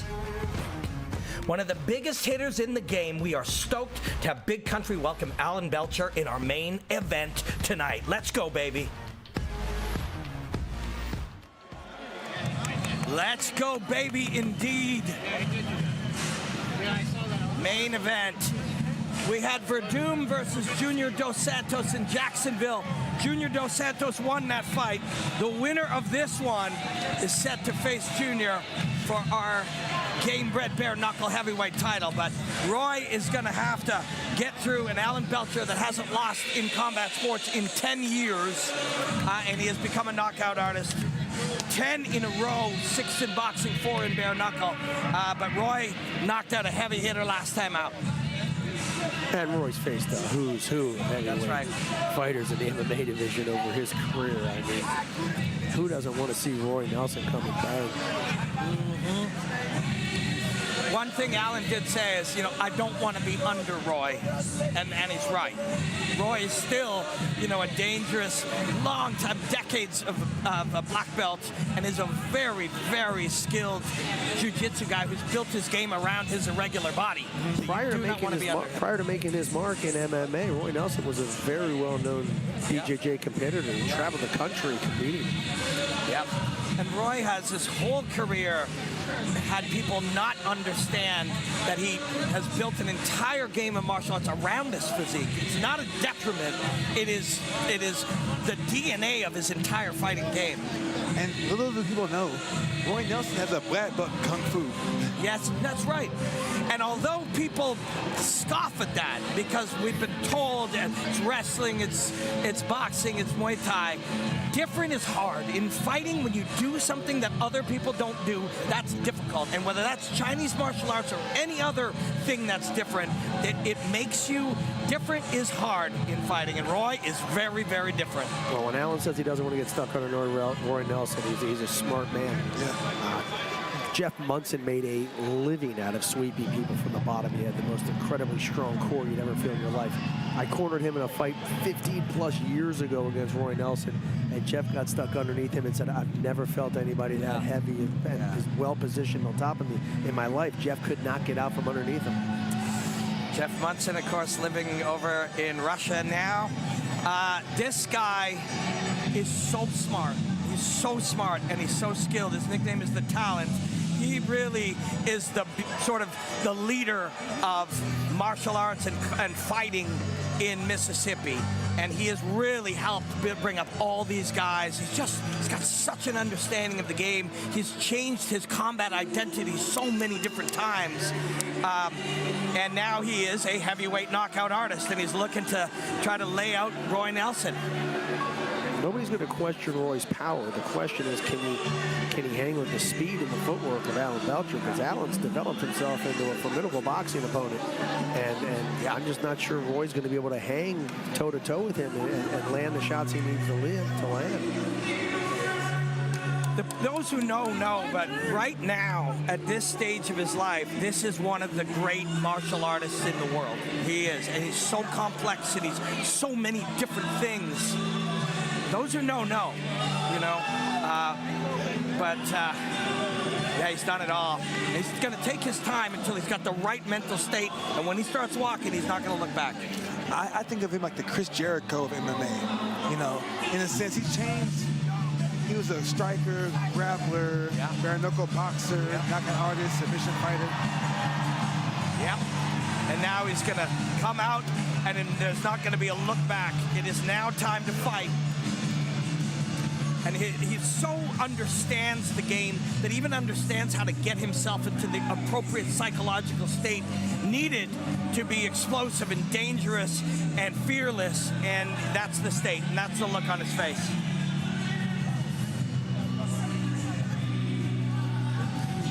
He has not lost since he lost a decision to Michael Bisping 10 years ago. Even this last fight, when I saw him fight Arnold Allen, that was amazing, because he was done for. He came from behind to stop him. Yeah. Yeah, there's a lot going on with this guy in the mind and in the body and in the art form, and we are lucky to have these two. And Lupe Contreras will get this thing going. But first, let's take a look how they measure up. Alan is younger, and he's living like, he's feeling and moving like a younger man, but he thinks like a veteran. Roy, a little older, still hits so hard. Bigger man, short reach on Roy. but he knows how to use it. He's going to close and get inside and try to fire rock stars at you over the shoulder. Let's do this thing. Lupe Contreras. From the Mississippi Coast Coliseum, we continue with the most violent show on earth. Jorge Masvidal's Gamebred Bareknuckle MMA, presented by Safety Shot, along with A-Game, the ultimate in hydration. This contest, 3 rounds or less in the heavyweight division. Scoring the action, we had Julian Childress, along with John Dixon and Tommy Santana. At the start of the action, your referee is Fred Griswold. And now, Biloxi, Mississippi, prepare to be entertained. Your main event starts now. Presenting first, fighting out of the blue corner. He enters wearing black with gray trim. He weighed in officially at 262 3/4 pounds. Tonight, this Ultimate Fighter Season 10 winner returns to the Gamebred Bareknuckle cage with a record of 23 victories against 19 losses. Fighting out of the fight capital of the world, Las Vegas, Nevada. Big Country, Roy Nelson. Across the cage in the red corner, wearing gold with white trim, he weighed in at a solid 235 1/4 pounds. Tonight, this UFC veteran and BKFC heavyweight champion enters the rawest form of combat in his 31st professional bout with 21 victories and 9 losses. Ripping his people from Biloxi, Mississippi, Alan the Talon Belcher. Oh, baby. Belcher versus everybody's clearing out of the cage. Like, I mean, now.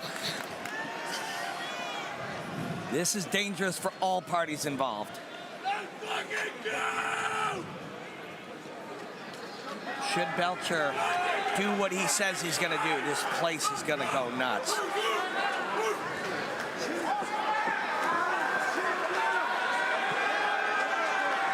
But Roy, you make one mistake with Roy, and you're off.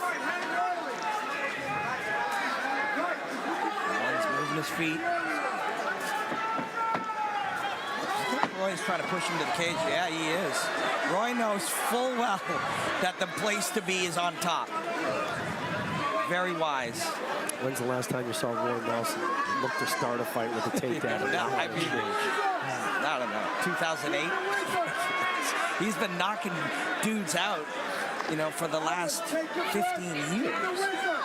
But this is a wise move. Yeah, I think the last takedown I saw him shooting was on Kimbo Slice. That's right. Ultimate Fighter. And then, you know, Roy doesn't need to hurry here at all. Just keep his body heavy in here. Now, what does he do when he drops down? Well, he's trying to get underneath the hips, but he should switch out to a high crotch. Right there, his hands are extended. He should bring 2 hands together on one leg and look to scoop him off the cage. With the high crotch, or even go to a single leg. He should bring his left hand to his right hand, or his right hand to his left hand for a single leg, or high crotch. And Allen pulls up on the overhook and digs with the underhook and brings Roy up higher. But man, he's feeling Roy's weight right now, 265. And Roy doing the right thing by leaning on him to slow him down. You know. Good to lactic acid up in the shoulders and the arms to maybe diminish some power from the strikes. People in this situation will often talk about how far you are from a takedown, but yeah, you're never that far. But look at this. Allen actually steps around to side, and he's going to hammer. Smart move to get off the mat. Yeah. That's not a stable place to be on top of Roy Nelson. 100%. And Roy's going to get up, and Allen should separate here, I think. Roy's going to let Roy carry his weight a little bit, see if he can drain him out while he's doing damage. Yeah, very, very smart. Even try to get a cut. Try to throw some strikes into the cut there. he hits hard. You can see it. Now he'll strike. And Roy's dangerous here. Right hand over the top by Roy. Smart kick to the body. Yeah, and Roy comes underneath with the uppercut too. Allen circles out, pivots right out. This is fun. Belcher also will catch your punches with his elbow and try to bust your hands up. There's one from Roy, and he gets back in. Now he's on to one leg. Ooh, those little shots are different in this. Yep. The small shots will cut you. Yep. And they hurt. And they hurt. The surface area is so small when you drive the single knuckle. He might be in position to get this one, though. Yeah. His hands are locked. He's got him. Oh. Uh-oh. Big Roy. Allen's corner yelling, get up, but that's easy to say. Yeah. That little butterfly hook, he's going to try to create some space to get up with it, but man, that's so much weight. Easier said than done. It's just 2 words when you say it, but when you got to do it, it's a lot of stuff. And Roy doesn't need really to advance his position here. He'll be super patient and just drain you. Probably land some elbows to try to work for the crucifix here. There, he moved him. Look at the breathing from Allen. But this is also Roy's chance to do some damage and land some cuts and bust up a face and maybe end the fight. But as soon as he moves his left hand, he can feel that actually Allen's got the chance to move him now elbows. A couple of good elbows from Allen down there. Carrying this is not what you want. But, you know, it's been Allen doing all the damage here. And this was his worst-case scenario, and he's still doing damage. But if Roy can keep his head, keep Belcher's head on the cage, he can do more damage. Roy hasn't had his free shot yet because he feels how much Allen can move when he makes any space. So he's aware of it. And this is the time you use your elbows. You know, keep everything close quarters and drop the elbows here and there. That's hard work to push all that.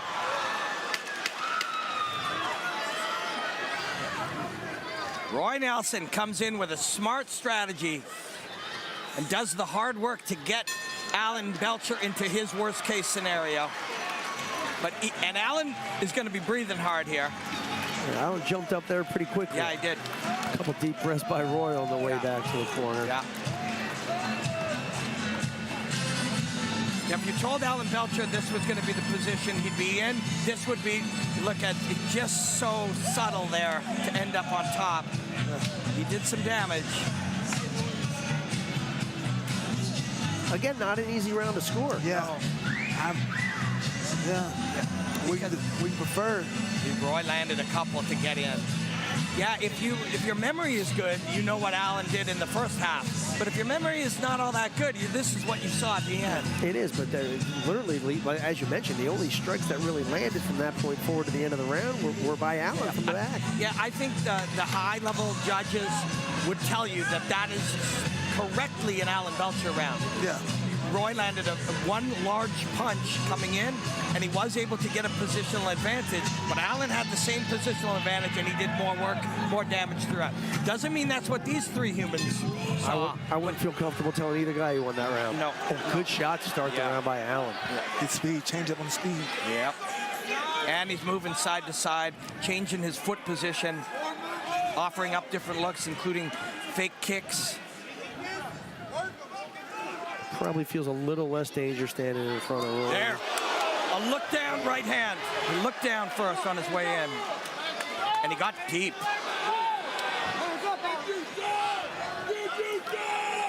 Yeah, that last overhand right from Roy looked a little slow. Yeah, a little labored.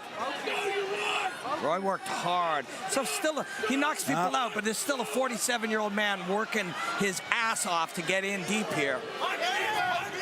Look, from our position, like, you just see how much weight Roy puts on it and how powerful he actually is. Roy can push into him and pull off the cage. Yep. He get the takedown. Yep. Allen's bleeding from the ear. Right back to his feet. Roy Good athleticism by Allen to just pop right back up off of that and not let Roy settle on top of him. Roy Nelson now on top again, 340 now. Allen did well to hurt Roy and take almost no damage from the bottom, but the fatigue is the big weapon for Roy. I don't really think closing the guard is going to serve Allen well here from the bottom. It keeps you attached. He knows what he's doing. He's in there. He feels it. But theoretically, being attached here is not what you want. Although he can control and extend to get elbows and punches, so that seems to be why he has a reason why he's doing it, and that seems like one plausible reason. Extend him away and elbow him in the head. If this were a 5-round main event, I may tend to agree with you on that, but we are quickly nearing the middle part of the second round, halfway through this fight. And he's on his back with his guard closed. Here he is, open it up. And Roy rushes and him. he got punished for it, but he took a chance, and he had a chance to get up. And then Roy passes to top half here. Belcher goes lockdown on that leg, but he's attached again, right? The lockdown, you got him stuck, but you're stuck to him. And you're stuck with the guy that's over 250 pounds on your chest. And he's breathing and resting, and he has his toes in the mat to make you carry extra weight. So the question when you're on the bottom is, do you play it safe and keep that guard closed and not risk this happening, or take the chance of getting up and maybe having this happen? I think he made the right move. It just didn't work out. And to do it, he tried to make enough space to land an elbow or two first. He knows what he's doing. This is a brilliant martial artist. Is that the head non-choke?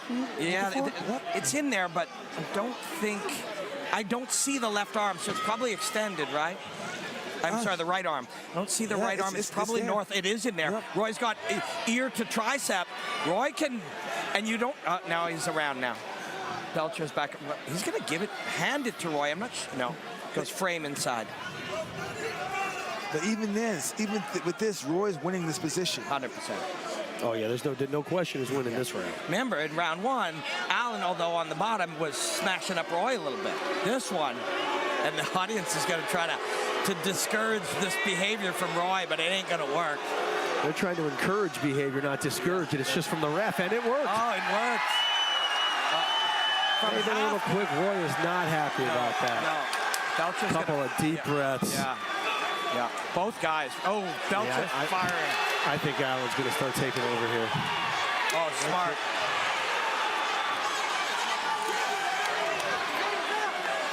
Belcher is committing to these punches. He believes Roy.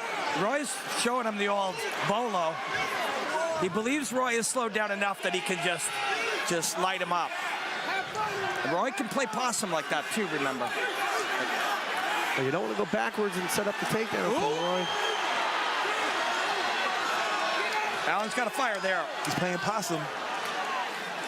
Well, you don't want to play possum with the big country on your legs. Not with your back against the cage. We haven't heard a lot of booing, but they're booing Roy's workable strategy here.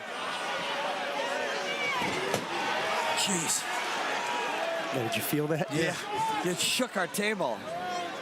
You see my water's moving. Yeah, like Jurassic Park. Allen would have been there's two dinosaurs in here, like big monsters. Allen would have been better served circling away from Roy rather than just backing up against the cage and giving him that.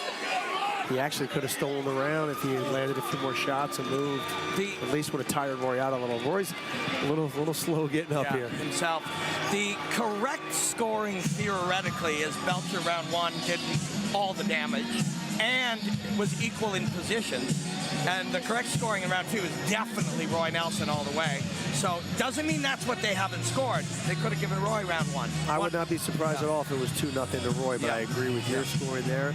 And I think Allen, if he doesn't come out aggressive and make Roy move backwards, he's going to end up back against that fence again and then on the bottom. But how much energy do you have? Because, he spent time doing 2-minute rounds with BKFC. That's right.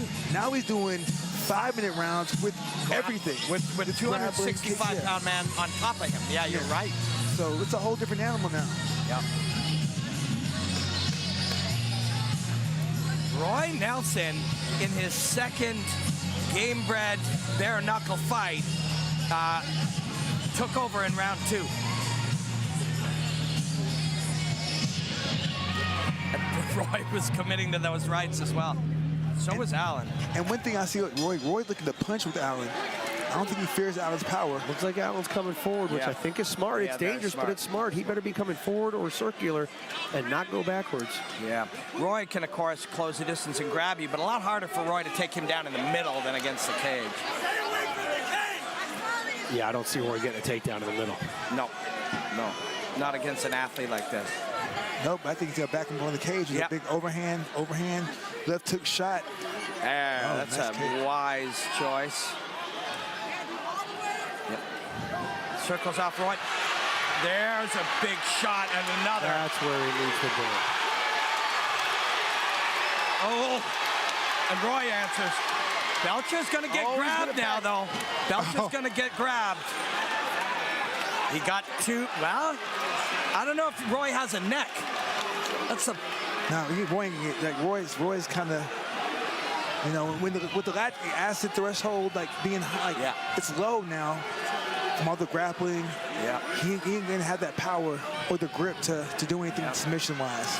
Belcher wanted that minute to end with him standing over a knocked-out Roy Nelson, and that's not how it went. And he seems a little disheartened right now by that. Yeah, that's right. I think he's looking for the referee to try to stand him back up if Roy doesn't do anything here.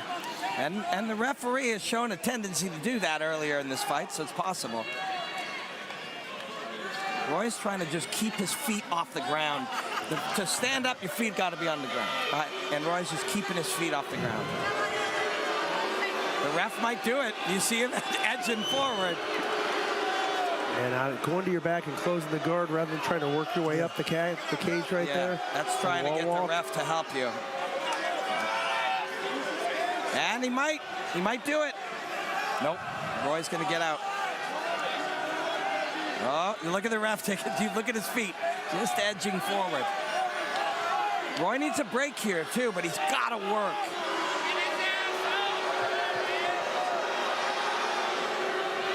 Crowd is certainly doing their part. They're working hard to influence the ref. And Roy Nelson's working hard to influence Belcher's energy systems.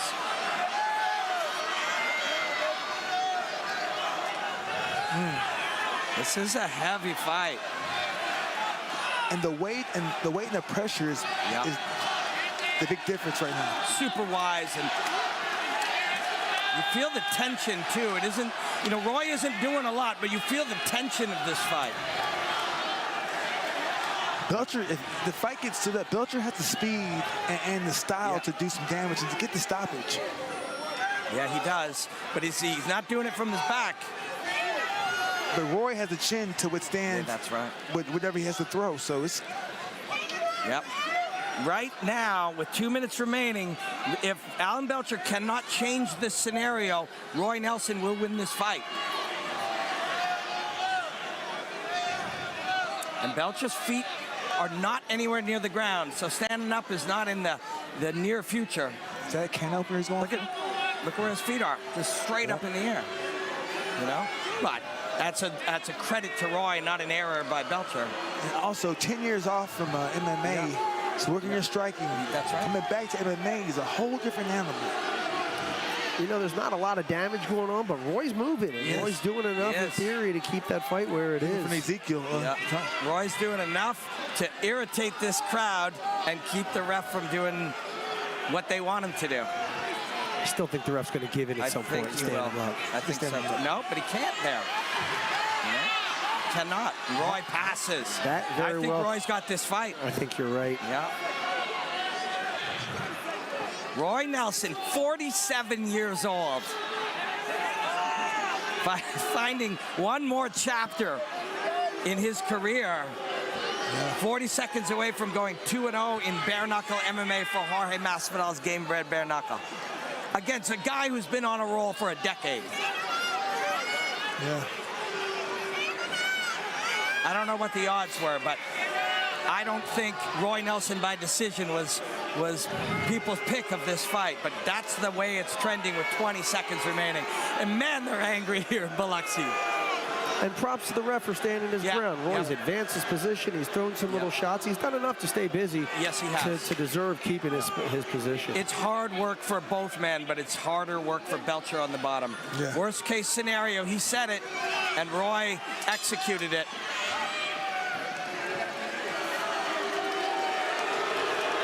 And you're going to hear a lot of boos. Belcher hasn't experienced defeat in a decade, but I think if the judges do their job according to the letter of the law, he will.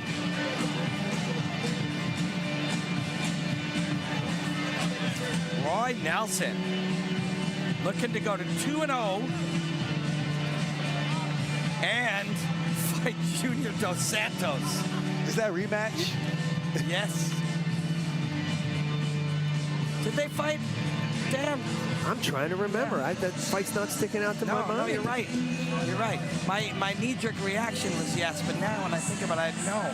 I don't think Junior fought Roy. I don't think they did. I'm sure Twitter will let us know in a minute. But Roy Nelson, man, perfectly executed game. Not easy either. A hard work for a man of his body and age. Yep. Yes, they did. They did, eh? Junior won? Junior won by decision. 2010. 2010, 13 years later. That's the fight that's looking to happen for the Gamebred Bareknuckle heavyweight title. Is Junior watching at home, Dan? Sure he is. Junior defeated Fabricio Werdum, and we're moments away from Roy perhaps defeating Alan Belcher.